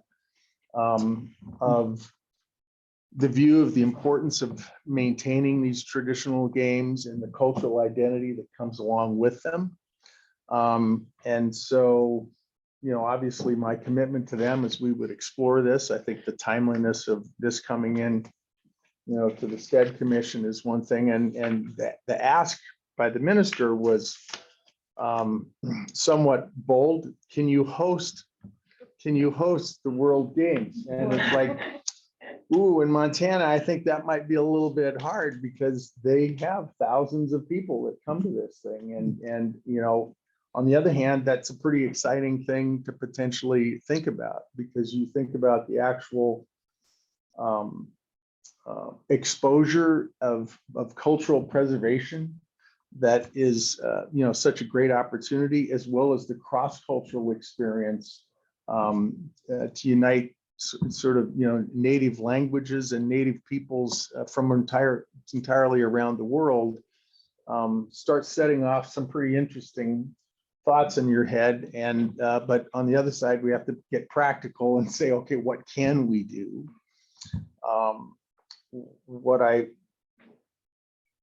So I'm just going to say that I think this is, from a cultural preservation standpoint, there's nothing more important than, understanding the life of our native tribes. And part of that is the fun of the life and the enjoyment and the closeness of what these games meant traditionally in the family, and how they transpired from generation to generation. And I think that's really important. So I'm in favor of us trying to figure out how to do this.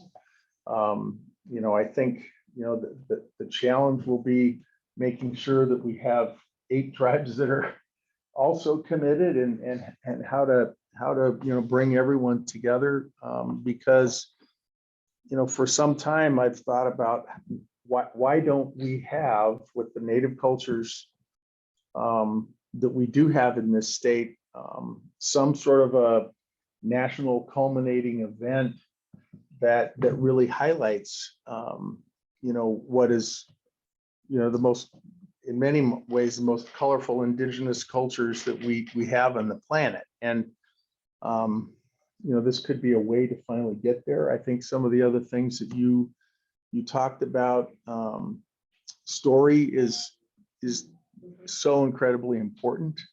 Poetry and art and those types of things. If we have stages, I can think that there might be some opportunity to have some sort of a native poetry or a native storytelling sessions throughout this entire thing. I mean, creation stories, for the ones that can be told externally, I think are vitally important, not just for the kids especially, but also for people who are interested in really trying to understand and connect with native culture and the breadth of it and the depth of it. So, I would advocate that we use as many of these stages and or other things as possible to have, whether it's a native fashion show, whether it's all these other things that we know that are emerging out of the Montana tribes today, just really can show the leadership that you have, not only just individually, but really to the nation. And because Montana still has, I think, an opportunity to preserve truly the native cultures that exist, more so than in other parts of the country that have become more urbanized. So I don't have any ultimate answers at this point in time, other than I think it's a willingness to work and look forward at it. I would like to know how to communicate. I mean, there might be a pretty interesting situation if we could have a Coke Brew part of this. You know, you call it the indigenous, you know, it's celebration. Well, this could be a, you know, a beginning, right, of that. So let's figure out how to connect those dots and those people.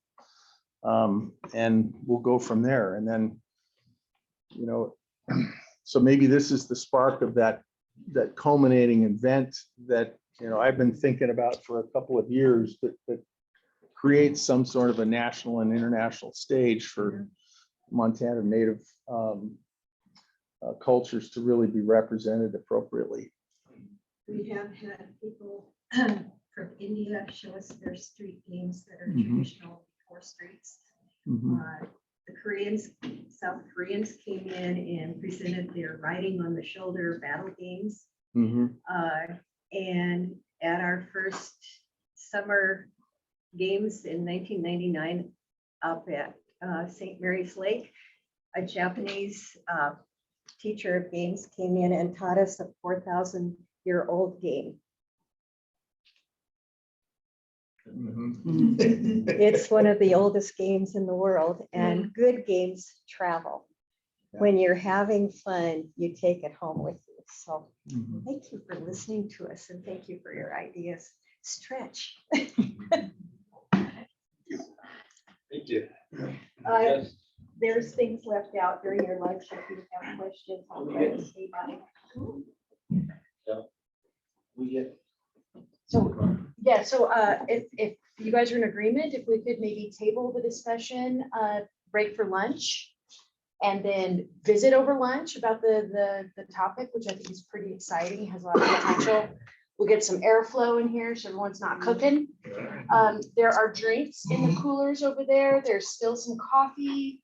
There's some water on ice, water down below. Did you Yes. say table the lunch? No, nice try. Throw it on the table. Let's have lunch on the table. So for all those joining us online, we will put a pause for about 45 minutes to an hour, get back around 1:15, do you think? Gives us about 50 minutes. Okay, we will just pause for about 50 minutes. Okay, cool. Lunch is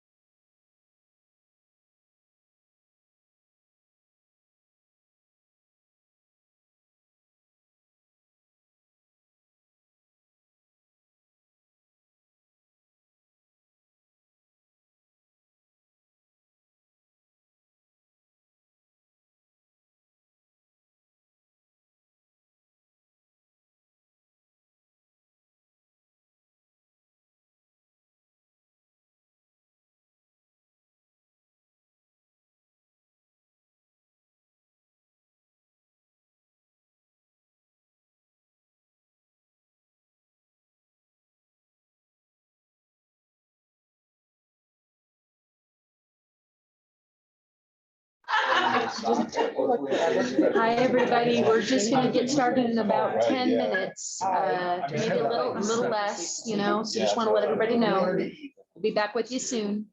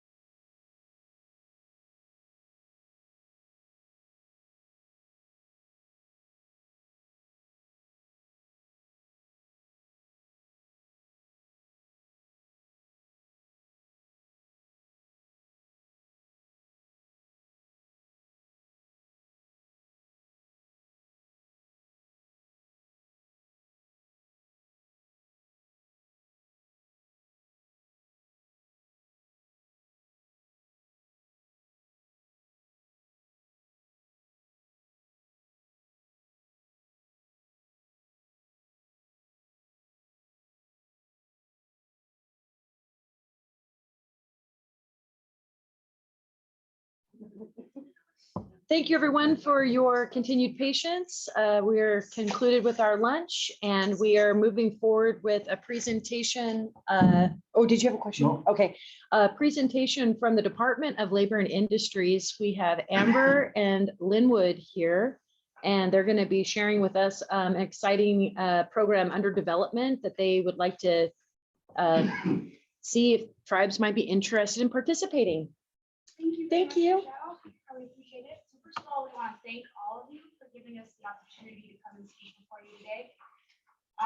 Our objective is to basically ask for your help in the development of what our idea is. It's super in the development stages, but we think it's an appropriate time to come to each tribe and ask for contributions and consult on what they think about our idea, what kinds of questions they might have for us. As we plan to return at your next session and give you a full presentation of how we do it. So I will just give a little quick clarification. I work with the Department of Labor and Industry, and Linwood is here on behalf of Accelerate Montana to talk a little bit about her program and what the media training that she's doing. Some of the economic factors of media and film.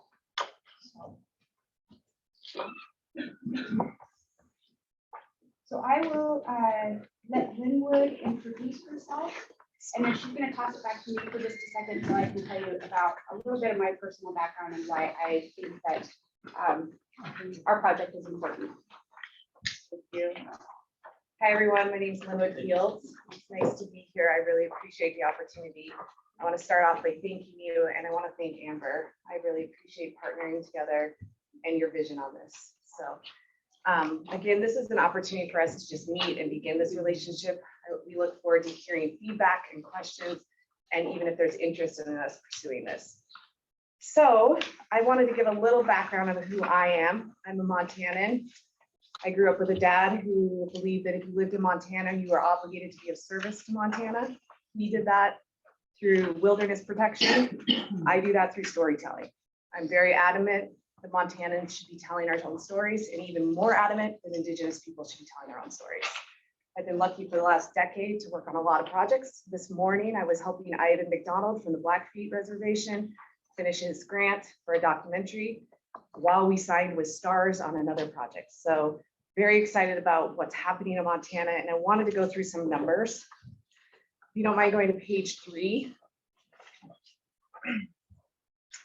I grew up here, and in the 90s, there was a ton of film. I don't know if anybody else remembered that, but there was a big reason that film went away. Does anybody know why all of a sudden Montana films were in Canada and New Mexico and not in Montana? Put off on the tax. Thank you. Yes, we did not have a film incentive, whereas most states do. So we no longer were getting productions because that's the very first question they asked. Do they have a film incentive? In 2017, I joined the Media Coalition of Montana and helped write the film incentive. We now have one of the top film incentives in the entire United States, which is why we're seeing some industry. Some things that I wanted to point out on page 3 is that content has increased by 2,300% and is supposed to double again in 2023. Demand is exploding. Nationally, sound stages are over 95% in capacity, and crew is needed.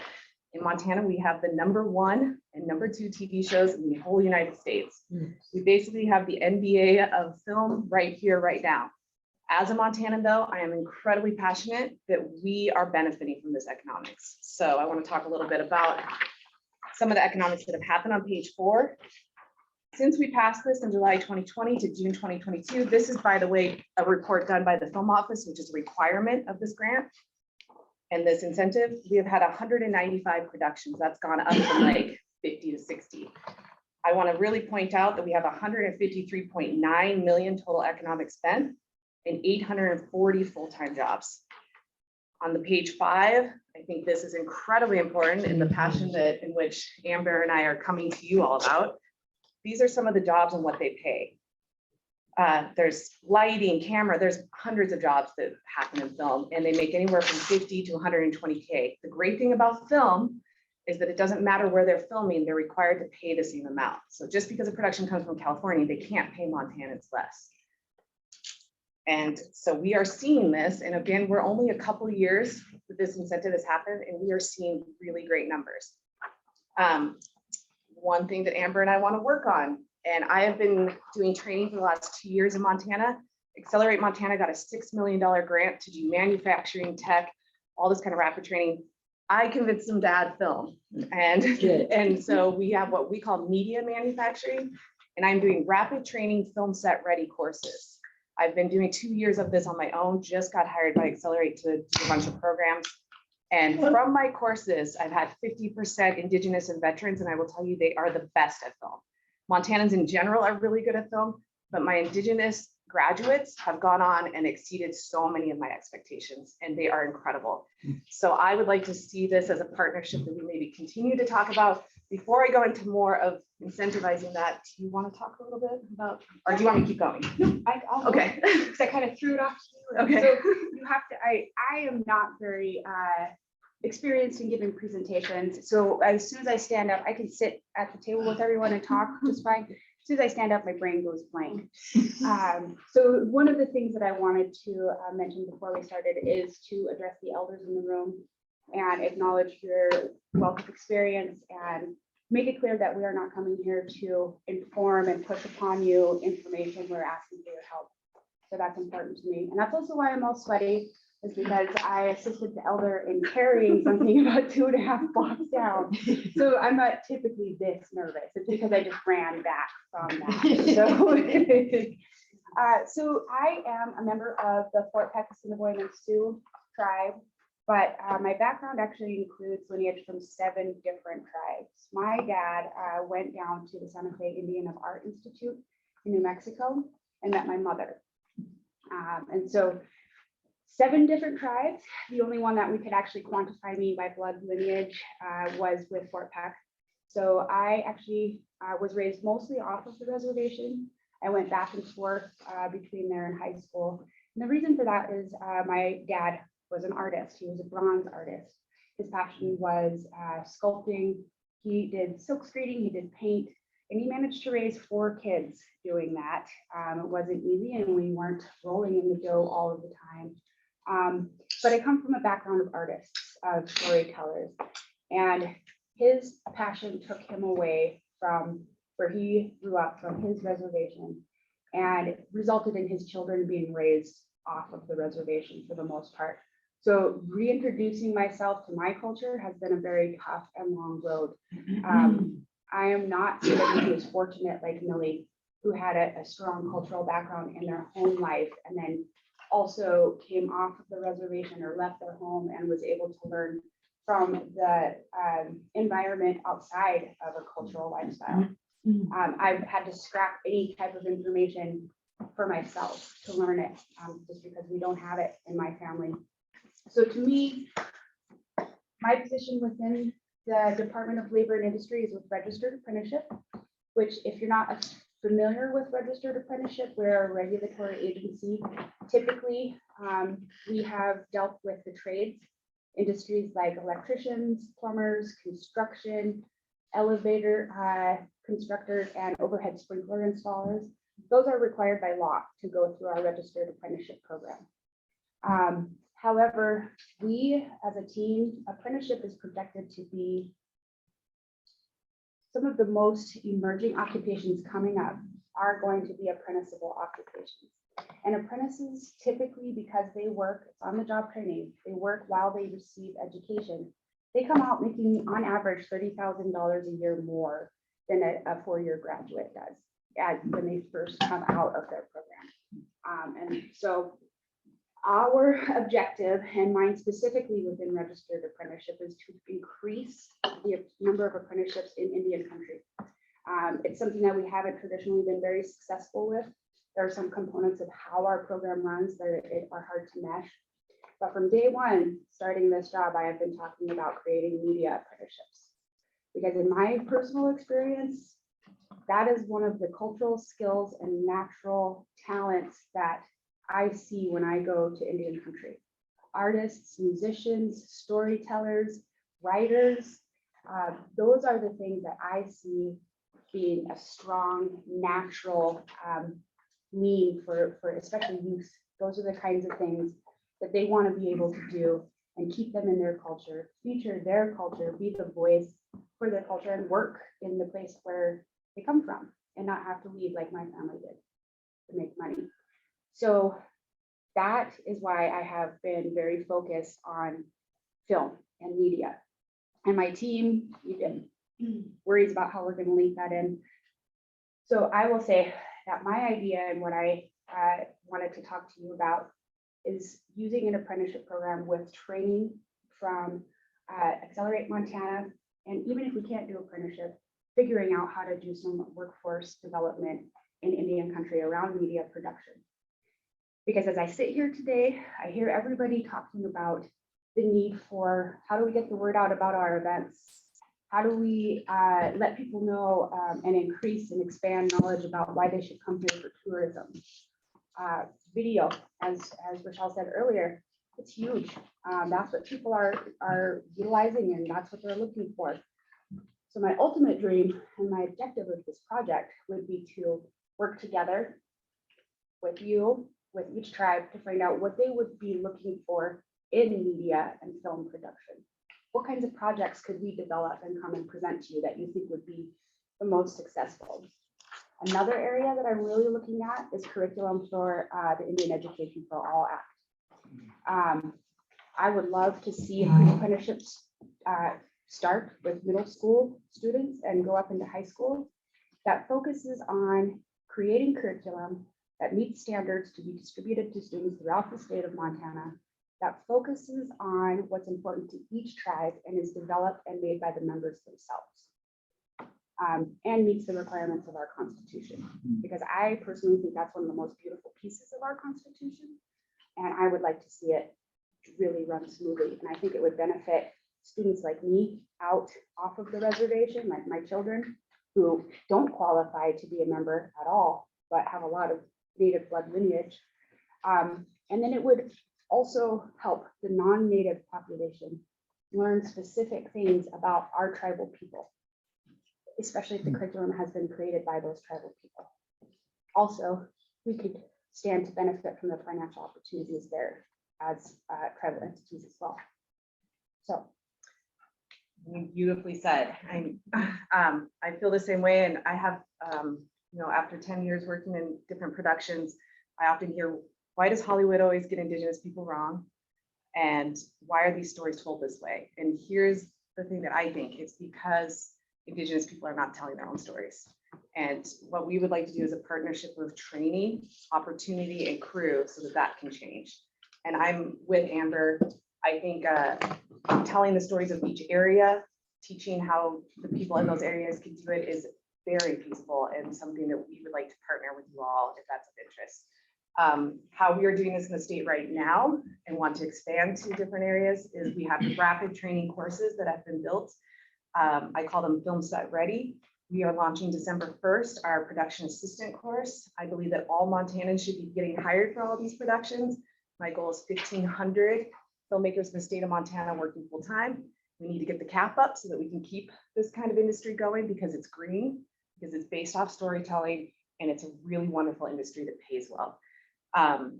And again, out of my students, I have an example, Amanda Bear Medicine, who is Blackfeet on the last page there, I think page 12.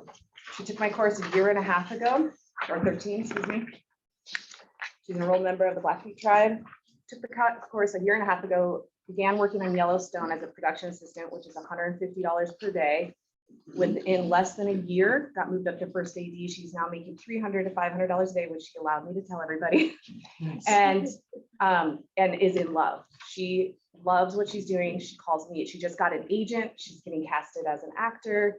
Story Kip is blowing up, Lily Gladstone, Ivy McDonald. There are story after story of this working, and yet one thing that I'm running into is I don't have connections in every community, and I think that's where all of you and Amber really could make a difference. We would like to come to the communities, we'd like to train.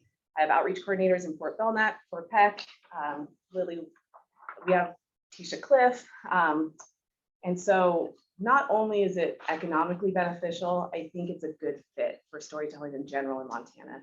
And we have we've talked a lot about some different stories that could be told and then have mentorship on those sets.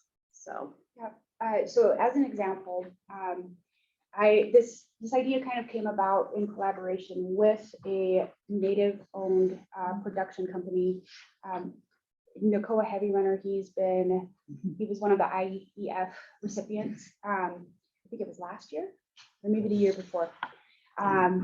He has a production company that he runs, and he does a lot of the tribal projects that require audio and visual. So this isn't just romantic big projects like Yellowstone. This is on the ground opportunities to make sure that you're having quality audio, visual, and media coming out of your tribal communities created by your tribal people, and benefiting your tribal people.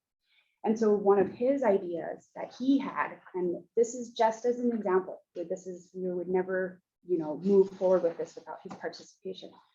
But he had worked with another team to talk about, why don't we look at developing a series of video curriculum that would talk about sacred sites in Fort Peck, and be able to share that and put it up as curriculum with OPI.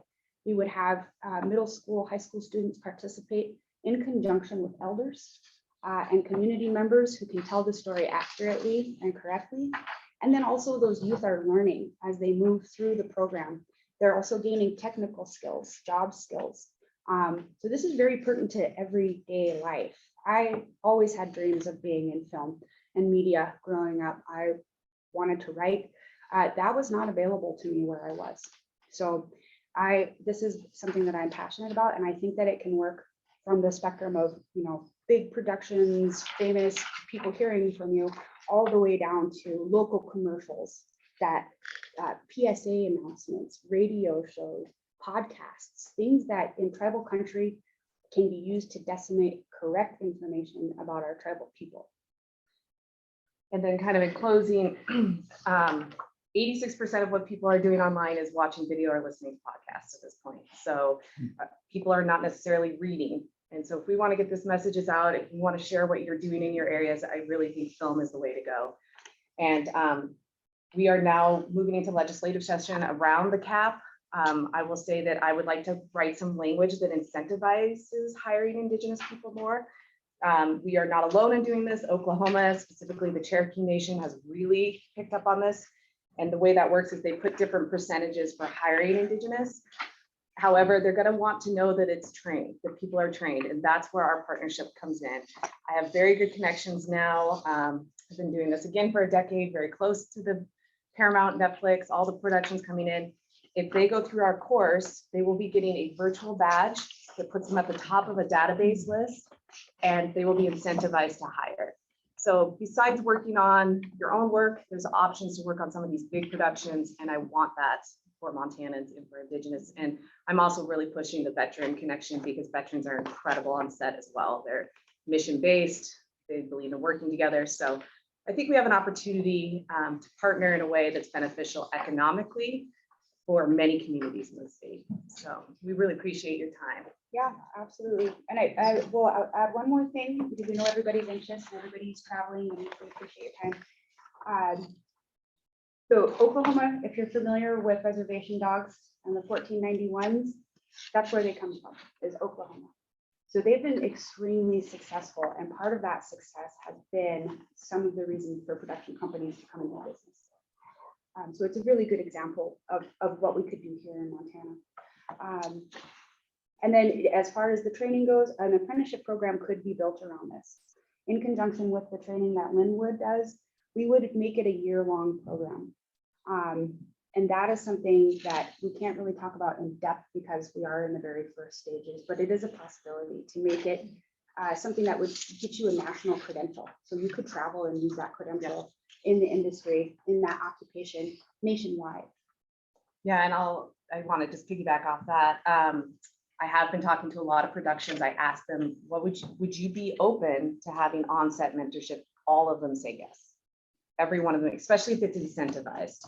So we can write something in a bill and hopefully it'll pass. So we get this cap up, and then we also write in there, Indigenous mentorship counts as part of the percentage, and they are all willing. And we're talking lots of productions who want to do this, and getting yourself on a set is how you learn the fastest. It's just like construction. Get your hands on it, you learn. And so these numbers are pretty strong, and we've got case studies that show that this is working. That's why it works with on-the-job training, which is what I'm passionate about. I could never afford to just go to school. I was raising kids, and so I had to go to school and work throughout my whole career. And so there are just a lot of things about this idea that we think could really benefit. And our purpose here today is to ask for you to send us questions. So you'll find our contact information. And like I said, our plan is to come back and present a more full and developed idea to you in January, but what we would like for you to do is give us your input. Let us know what you want to hear from us. What kinds of questions can we answer for you? And please establish that dialogue. That's what we're asking for. We want to do this the right way and have early communication and engage in proper tribal consultation. For us, this is the first step. It's a process I'm not very familiar with, and so I would appreciate your help. Do you guys have any questions for us right off the bat? Chairman Grant, Stelina, thank you. That was a very good presentation. I think you're on the right track. Especially, I love on-the-job training and I love workforce development. That's one of my. I would really love to see some Fort Belknap members partake in such a training. Plus, I'm excited because we also like Salish. We have Appeal 102-477 program, which does on-the-job training, work experience, and things like that. And we're eligible to pay for apprenticeships and things. Our problem is that sometimes once we send someone, like say to an apprentice school, say in North Dakota, but when they figure out they have to go somewhere else in the nation, sometimes it doesn't always work out for everybody, but we do have 1 or 2 takers every so often. But I think that you're on the right track with that. I'd love to talk with you some more. My recommendation is that in approaching tribal councils, because anytime that there's a release of anything, data or anything, that's kind of where your bread and butter is going to be, to talk to tribal councils and make sure that they understand what you're going to do with the information, and also make sure that they have input on that, because while I think this is an awesome idea and I agree with you that the story should get out, as you know, we participated, Fort Belknap did anyway, in a language preservation program, and that was wonderful because like when you think back in time and history and all the things that we did, everything was mostly verbal. Yeah, there's pictographs and stuff, but it was all verbal, me telling you about something, right? And I passed it along to you. So we were actually at first saw as unintelligent because we didn't log all our stuff down like Lewis and Clark and whatnot. But darn if we didn't, that'd have been cool. But we're not a very big writing society. But with that said, cultural storytelling, we also need to protect our sacred traditional rites and ceremonies. And so if you're talking to a really excited young person over here and they kind of know generally about it, one of the worst things that you could do is talk about or portray something that if you're not talking to the right person. And even if you are, you have to be extremely careful about the information. I know a lot of elders that didn't participate in language preservation program because they didn't feel they could talk about a ceremony or something else. You know why? Because they didn't know it perfectly. And because they didn't know it perfectly, they were humble enough to say, I can't perform that because I don't know it perfectly. And I would be doing a dishonor to my relatives, if I did that, or my family, So just that's the only thing that I can see as a potential. Make sure you kind of incorporate that somehow to protect cultural and sacred traditions that are only passed down by word of mouth, that you don't want to tread on that area on accidentally and have somebody speaking on behalf of the tribe and saying, I know I've been to the ceremony, so now I could talk about it, just be real super careful. Other than that, I think this is an awesome project. Really awesome. Thank you very much. Appreciate that. Yeah, absolutely. That's exactly the kind of input we're looking for. And that was something when I was talking with Nicola about the sacred sites. That is something that you always have to keep in. Preservation is very important too. So that would be a fine line to walk, and that is part of the reason why we want input from tribes. And trying to figure out who's the best people for us to be talking to, I felt this would be a good opportunity to gather that information. And also, we've just started an apprenticeship program in Fort Belknap with Island Mountain. We did an information technology specialist program. So we have 4 tribal members up there.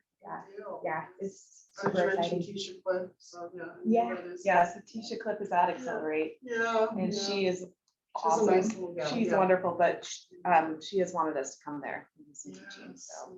She has about 1,000 cousins and uncles. Yeah, everyone's her cousin and they're all amazing. She came to see me in school and she's like, oh, that's my auntie. We're in North. I was like, oh. She's probably been talking about it on social media. I don't get on social media purposely very much.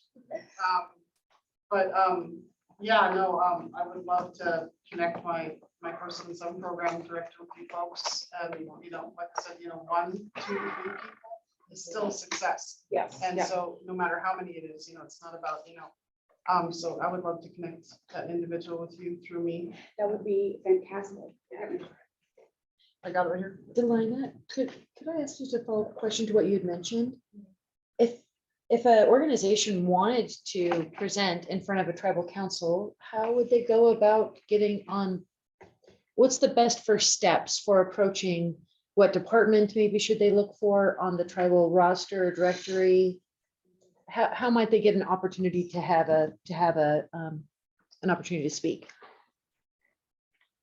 Well, yeah, each tribe is kind of a little bit different. Like I would suspect, like for Richard and I, it would be to go to the CAO to send your information in advance and kind of have a pre-discussion, kind of like what you just did, do the pitch, and then the CAO would be responsible for identifying, others, department heads or programs or entities or enterprises or businesses or whatever it is, to be knowledgeable about that information. And then you would, the CAO would request a time with the tribal council at a formal committee meeting. And the council would typically want a presentation, just like what you just did here. And then that's kind of how you can get in that way. At least I'm not speaking for Richard. Sure. That's typically how we do it. All you have to do is contact me, put you on the agenda. Yep. Oh, so some people might have an in, like talking to Richard, and others might need to go through a formal request process and submit a proposal about what the topic might be. And how about for Little Shell? Contact me. Right? Put you on the agenda. Mm-hmm. And how about for Crow? Just contact me and I'll get something, because our council we have a different kind of constitution, so we don't meet all the time. Okay. I never seen our chairman for 3 years, so just contact me and I'll do it. Okay.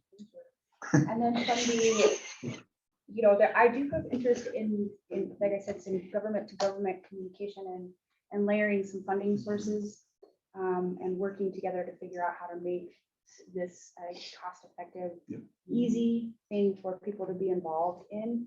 And so, for example, our apprenticeship training through Island Mountain, we covered the costs for the curriculum with WIOA and ARPA funds. I wish I had known about that project that you were talking about. And I still may contact you for that to talk about it. For sure. Yeah. So if representatives from the other governmental agencies that are here would please contribute with ideas and questions as well for when we come back in January, I'd very much appreciate it.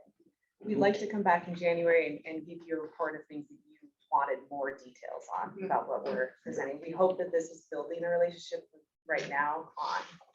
Yeah, it'll probably be February. So after February, yeah, exactly. so I think so. So the end of this meeting, we'll be looking at you guys setting your next schedule and who might be wanting to host some future Sted meetings as well. So yeah. And do you guys have any other questions or comments? Anybody online? Probably the only comment.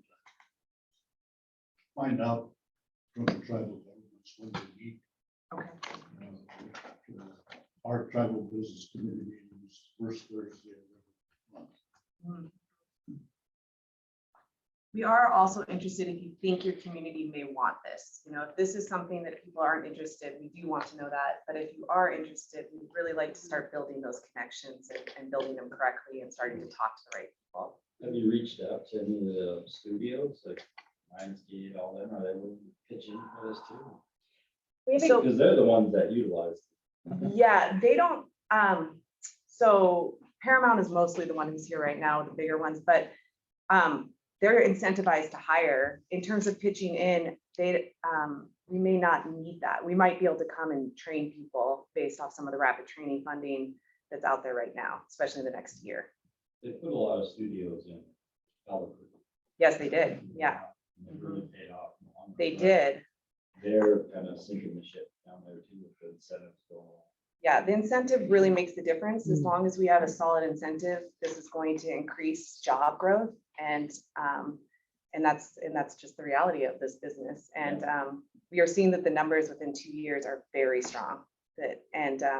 I'd like to add something that incentivizes more of the Indigenous community to get hired. And my ultimate objective would be that we see some entrepreneurship and have native-owned production companies spring up.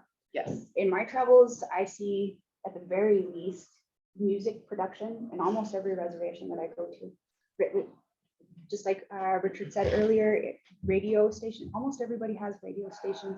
It's time to bring that into where we are at now. Podcasts, video, media, that kind of thing is going to really, like I said, if we want people to, we want to get non-natives to look at our tribal areas and why they should come here, why they should stay here. Let's bring our voices together from those areas to say, this is why we want you. This is why we want you. And this is what we have to offer you when you come to visit us. And also, this is where we don't want you. This is what, this is what we don't want. It's an opportunity to outline that for each tribal community themselves. As far as what you're putting out there with media, which right now is just a huge faction of how our society operates. So, and I hope you see us as partners. We have the skills, we have the opportunity. If that is something of interest in your community, we want to partner with you and bring that and train. We're Accelerate Montana is very focused on rapid training throughout the state and really pushing that this happens.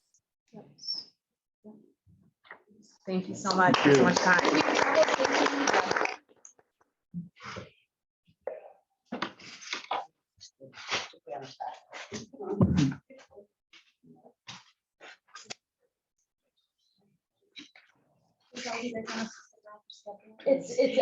You're welcome to stay until the very end if you want.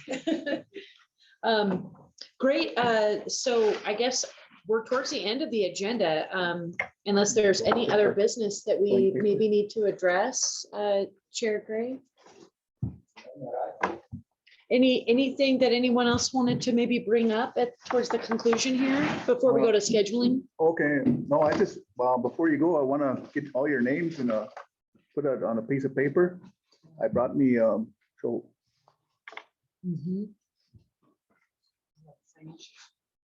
I brought Crow Fair, we had some jackets. I want to draw, and whoever the winner is, I'll give these jackets to. Oh, we do a little lottery. Yeah, it's 104 years. This picture is first Crow Fair on it. Yes, So and it's beautiful. So it's a couple, yeah, it's in the Smithsonian, so we brought that. So put your name and we'll put it in the hat and we'll draw and see who's Nice. gonna sport it. Nice, okay. Oh, what got to do? So yeah, so put it on a big piece of paper, fold it. It'll be the biggest thing in there. Story I could tell. Okay. Yeah. We went a trip in Hawaii. Did you really? Oh my gosh. Oh, wow. I do. I was like, Yeah, I you want one of better. those. Yeah, you better. Yeah, me either. Yeah. Fill it out on a sheet of paper. It's beautiful. Well, I think, oh, we got this paper. Yeah. Yeah. Yeah, put them on there. From the radio station. Like 2 weeks The later, pen. and I had a friend that worked there. I thought, oh, yeah. Yeah, put 'em in. Really? Did Jennifer take off? I mean, she's still around, right? Okay. So, Mr. Chair, Yes, ma'am. for the next agenda, do you want to have a conversation, like maybe about, some other ideas for the travel planning branch and some things like that? Yeah. Okay, and that will give everybody some time to. I did. Got it? I think Okay. I think they look awesome. Think about it. So that's the same images that was on your, Mhm. oh, those are so pretty. Yeah, that was Save the really, date. really neat. Maybe generally try to be here. I mean, I think the last time I was literally at a state, I just couldn't be here, but, yeah. Yes, Jennifer, put Jennifer's name on one. Yeah, okay, I'll get you involved. Yeah, okay. That one from Richard. Thank you again. Thank you. You get Jennifer on there. It's yours. Must be present to win. Yeah. Trying to increase the odds. Lucky man. Not present to win. There we go. There we go. They got Jennifer in there. Okay, good. Oops, sorry about that. Everybody in there, pretty much? Yep, I didn't go You in got the because hat. I want to increase Perfect. everybody else's odds. Yeah. Hey, Chairman Gray, come do the honors.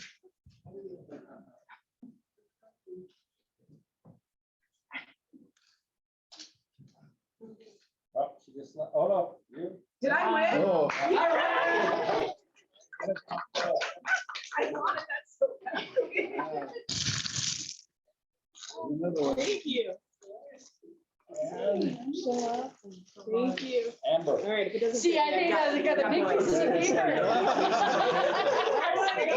feel all bad that we're taking. Told you the different pieces. I know, that's the same. I guess you both can clean house. All right, clean house. That worked out. I felt like a lot of us. It was great. No, it's all right. Open it up and show them what you got. Yeah, well, and if you don't mind, show the folks that are online so they can see what you want. Sted meetings where prizes and dreams come true. Oh, this is. Oh, look at your seal, Beautiful. the tribal seal. Oh my gosh. Wow. Do you have those for sale or? Yeah, we have for Okay. sale. Okay, just go to the website. Awesome. No, just get her name. Okay, Chip, let me know. I'll tell him and we'll, yeah. Yeah, here. Thank you very much.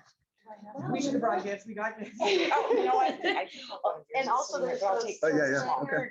at the Native American Made in Montana lanyards that are towards the back. They're hanging for anyone who wants to take them and put it on your keychain or whatever. It's a nice way to keep track of stuff. Make some movies and cook. I know, I was thinking, Nice. we're on a roll right now. I never win any, I think this is the first thing I won in 20 years, so.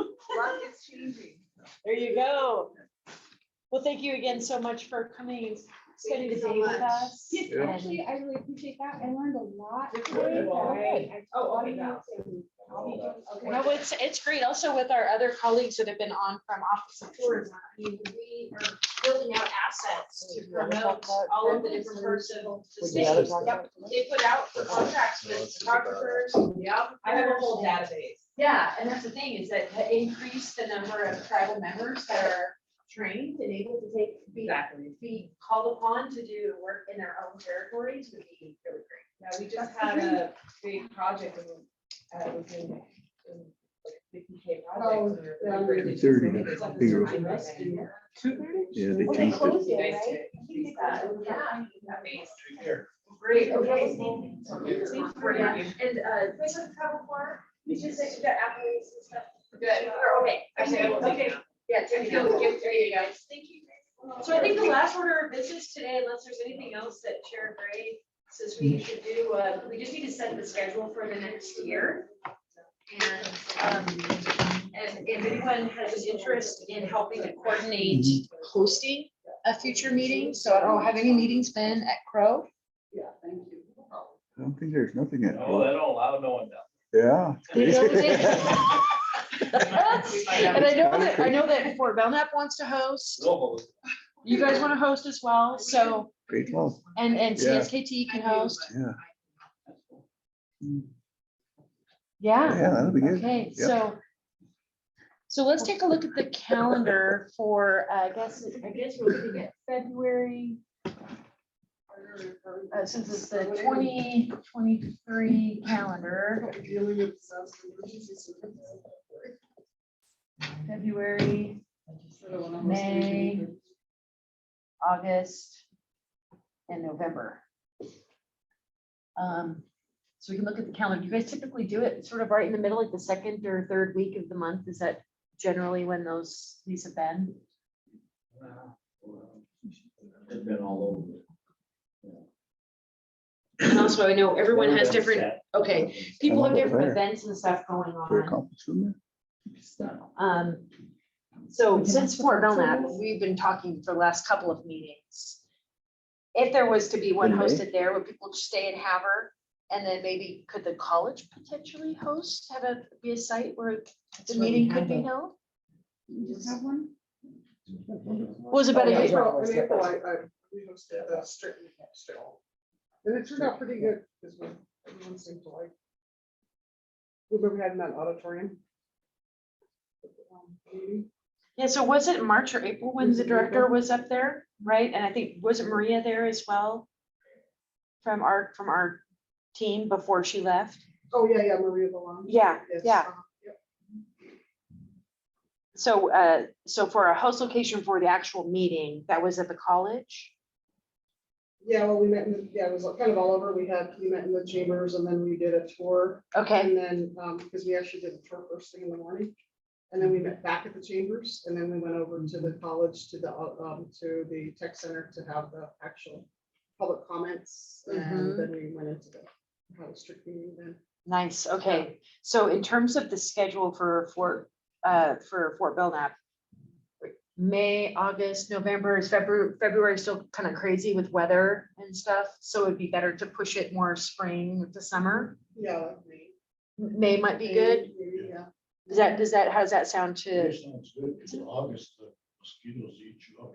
Oh, carry on. Okay. Carry on. Okay. I'm just thinking back to her email chain. I can't, Cheryl Rivas, did she say they would do August? That Oh, would be a yeah, better maybe she time did, for yeah. Browning. I think she said that they could host one, but it would not be in the winter because I don't know if she's Yeah. still on, but. No, she left, but of course, if you guys are familiar with how you've been talking about Well, just this. in the email chains that you sent out, like who wants to host it, the next one, I think she said the summer would be better for that because Browning is so hard to get into in the winter. Yep, and we know for sure that they, in July, that right after 4th of July is their the North American Indian Days. So I think that August is probably a better time for them too. Their campgrounds, everything gets a little quieter. Are the conditions okay?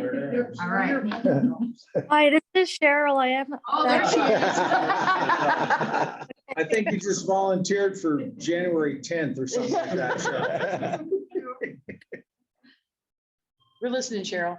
Yeah, so we're good for August. I had just notified the Manpower program and they're the ones who oversee our campgrounds. I let them know that that was what Steds had asked, to host a meeting here in Browning and then to have a tour of the campgrounds that had been awarded the some of the tribal tourism grants.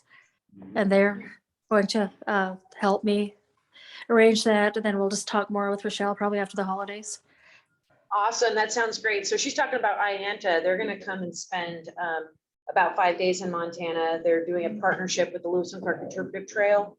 And they're gonna dedicate at least 2 days for Blackfeet. Is that what you were referring to, Cheryl? No, I'm sorry. I'm Okay, that's something else.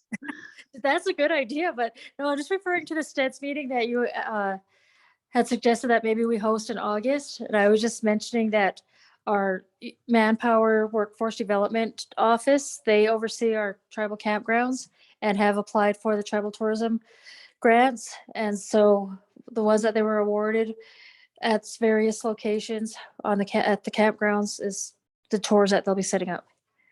Got it. Okay, thank you. Sorry to be conflating those two things. Yeah, no, that's fine. Okay. I think we can do November. So November CSKT? Okay, so now we've got a Little Shell and Crow battle for February. I like Great Falls in February. Basketball tournament. Yeah. Yeah. In Great Falls? Yeah. Are you guys okay with Yeah, that? we're good. Yep. Okay. Unless you guys want to squeeze in another meeting this year, maybe somewhere right around the Crow Fair or Crow Native We'll see how it Days? goes. Yeah, okay. Yeah, it won't be. Okay, so we'll say Little Shell for February. But if something happens in terms of these others, perhaps an that's fine. alternative location could be Crow. Yep. Okay. All right, so then looking at your calendars then, let's just look at if we can pick out some dates for 2023. Looking at February 15th is right in the middle of the month, right after Valentine's Day. What are you guys thinking about February 15th for your next meeting? Not always a big basketball weekend though.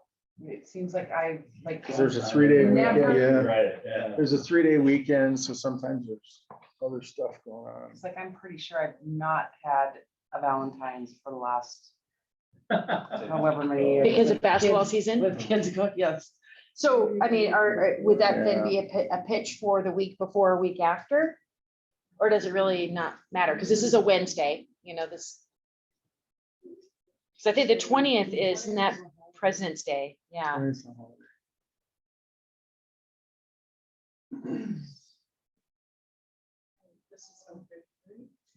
Yeah. Yeah, so really you're looking at like the 8th, the 15th. or the That is a 22nd. Wednesday, okay. The 8th would work. 15th. So 15th. Sorry, I should have been looking at it. Okay, 8th or the 15th, okay, if it's. Okay, raise your hand if you're for. Okay, Cheryl, how is the 8th or the 15th looking for you of February? To be going to Great Falls? February is really bad up in this area. If anything, I'd probably be on a Zoom meeting again. Okay. Okay, so February 8th or 15th, let's see, all those in favor of the 8th, raise your hands. Okay, and all those for the 15th, raise your hands. Right? I don't think we. Okay, we're gonna go ahead and stick with the 15th. It's nice in the middle of the month.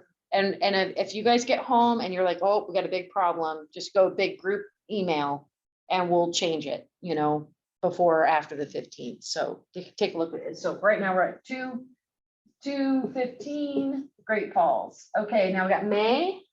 It's like the 17th would be the middle of the month. 17th is the middle.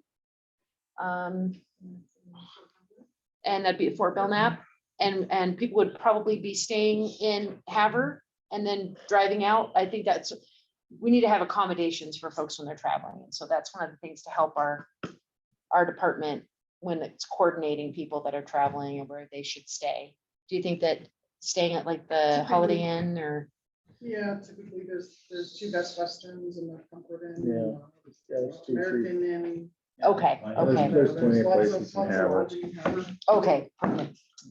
So the 17th sounds okay for you? Yeah. Okay, 5/17 for the second meeting in Fort Belknap. And then, let's see here, Blackfeet, August. So mid-August would be the 16th. Wednesday, the 16th. Cheryl, what's August looking like for you? What do you think is the best date that month? Usually the first weekend, our week might work better. The second week is the Heart Butte Powwow, which the office is closed for a couple days. So about a 4-day powwow.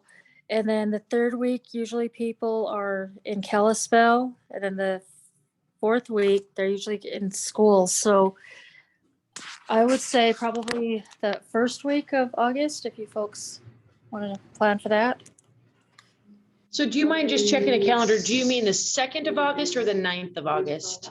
How about if we hold off on these last 2 dates? Okay, well, I, Because we've got, Now we people got can look. first weekend. Yeah, that's First everything. week in August. is like how- right, Yeah, right. Yeah, and I think the goal, at least from what I've seen, is they make some target dates, Okay. but then they can go through and refine it as we get, as everyone gets an opportunity to kind of review it and see. So I guess, so what about the 9th, which is that weekend after? That's when they had the powwow. 24th is when we had it in 2020. Well, right, well, we had, yeah, what I mean is, so you're saying later in the month, kind of just before the great, just, Better. I would, I feel like 23rd. so Cheryl, how do you feel about us just penciling in the 23rd of August? No, that's too late. I had mentioned the first week of August.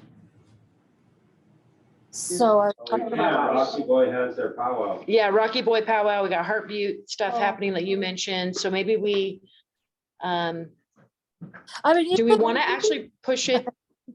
Go ahead, sorry, I don't mean to cut you off. it doesn't really matter. I mean, you could go the middle of August. Whoever can make it will make it.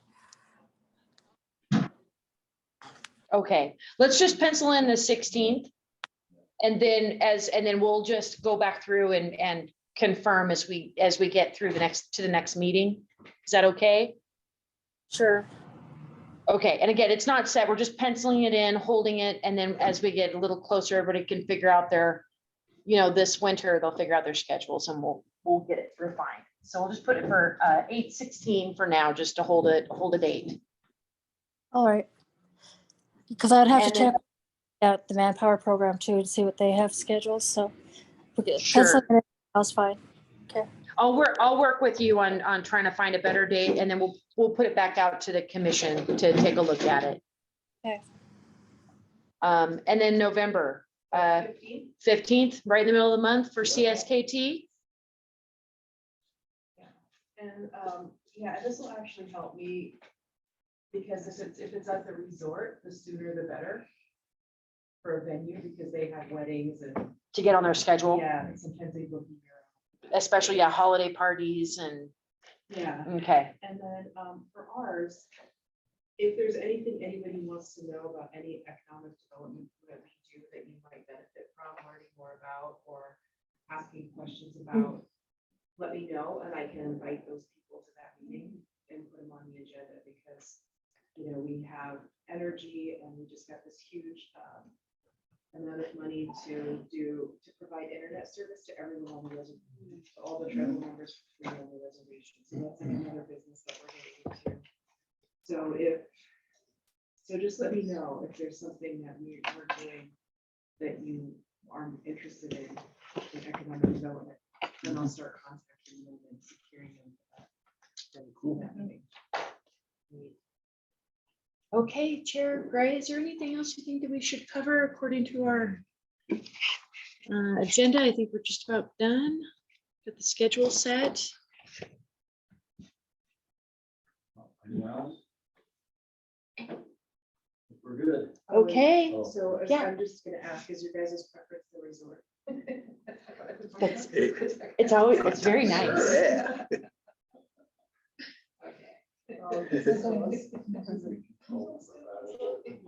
Just unless you think that there's another business that we should, spread the love Yeah, around. today's the but- 18th. Because they have. This a next year. degree there, and they have a really robust internship This coming program. December? And through this, through the Right now? SKC No, this one is internship kind of program, quarterly. Oh, wow. So they're really good at getting their graduates. Yeah, well, here's the thing. Times a year. People will probably stay at the hotel, stay at the resort, sleep over, but maybe have the meeting at the college. Yeah. We could maybe do something like that. I think that we have not engaged the tribal universities as much as we could. And whether it's through the Accelerate Montana program, everything that's going on there, I think it's a vital part of economic development that we haven't had the opportunity to really leverage. As far as, a fantastic asset that's already sitting there, whether it's in any one of the areas. Yeah, I would say it's one of the biggest things, and we all have tribal colleges, but it's one of the biggest things that has radically changed our economy in the reservation. Is having a tribal college there, because so many Yeah. people who would never go to school Yeah. otherwise go there. Mhm. Go there. All right, so meeting adjourned. All right, meeting adjourned. Thank you, everyone, for joining us. Thank you, everyone. Sorry I wasn't Thanks, able Cheryl. to attend. Thanks, Sure. Marilyn. Thank you. You're doing a great job, Rochelle. Thank you. You betcha. 221 adjourned.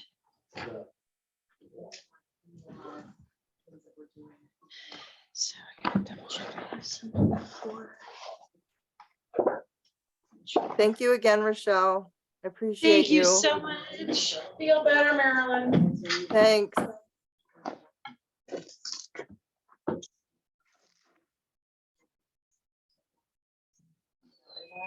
So hey, Richard. Started out. I think like $60,000. I'll do some part thing that I was doing. Yeah.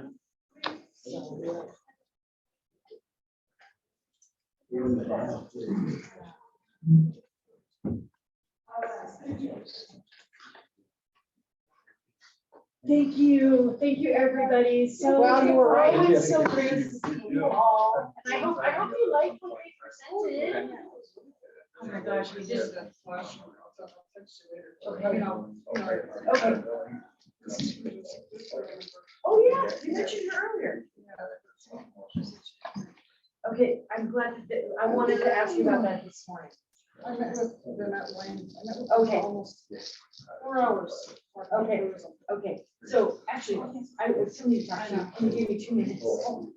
Okay, because that's a different, she didn't miss anything. Oh, okay.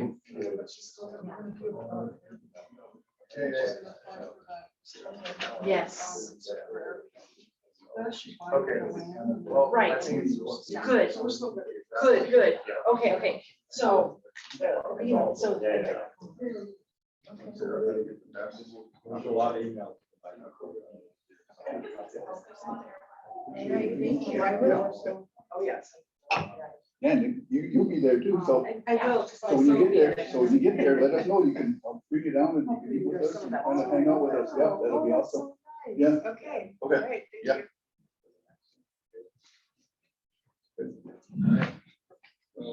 What? Yeah, thank you.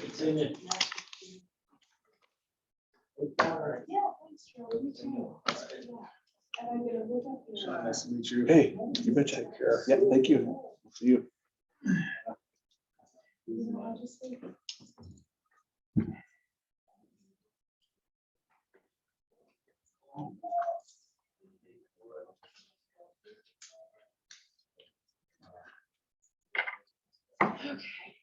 You're heading right out, right?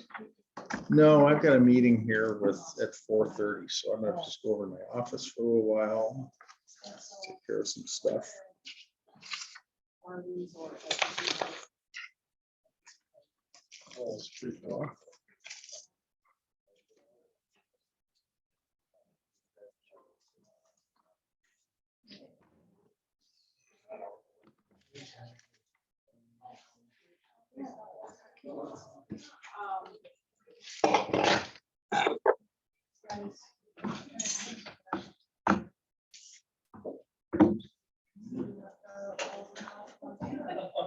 So anyway. All right. There we go.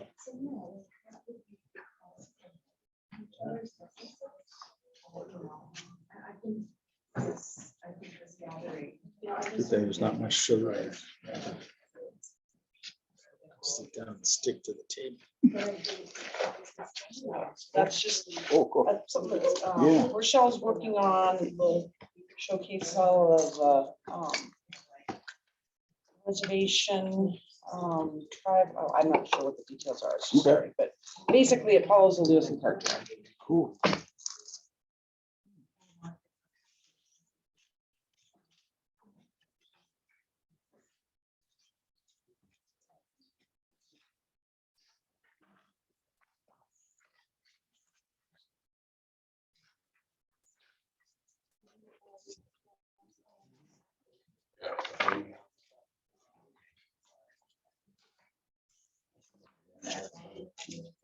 Oh, from the department?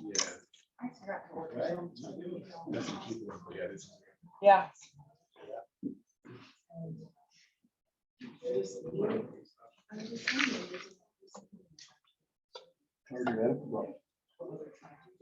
There you go. What? No, it's hers.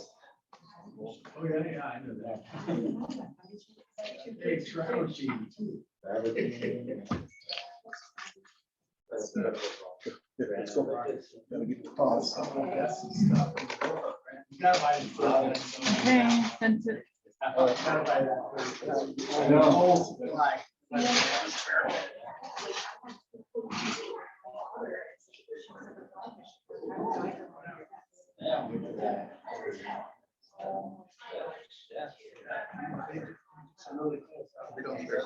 So.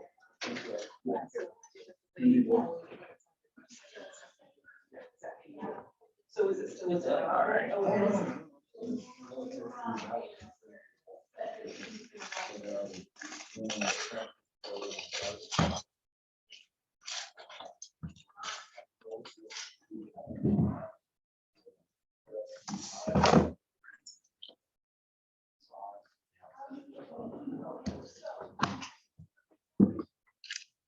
You want to give these to Jason?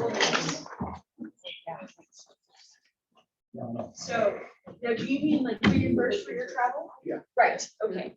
So I covered your hotel room, so that was covered by me. So then what you're gonna do is just tell me, what time did you guys leave yesterday on your, to hit the road?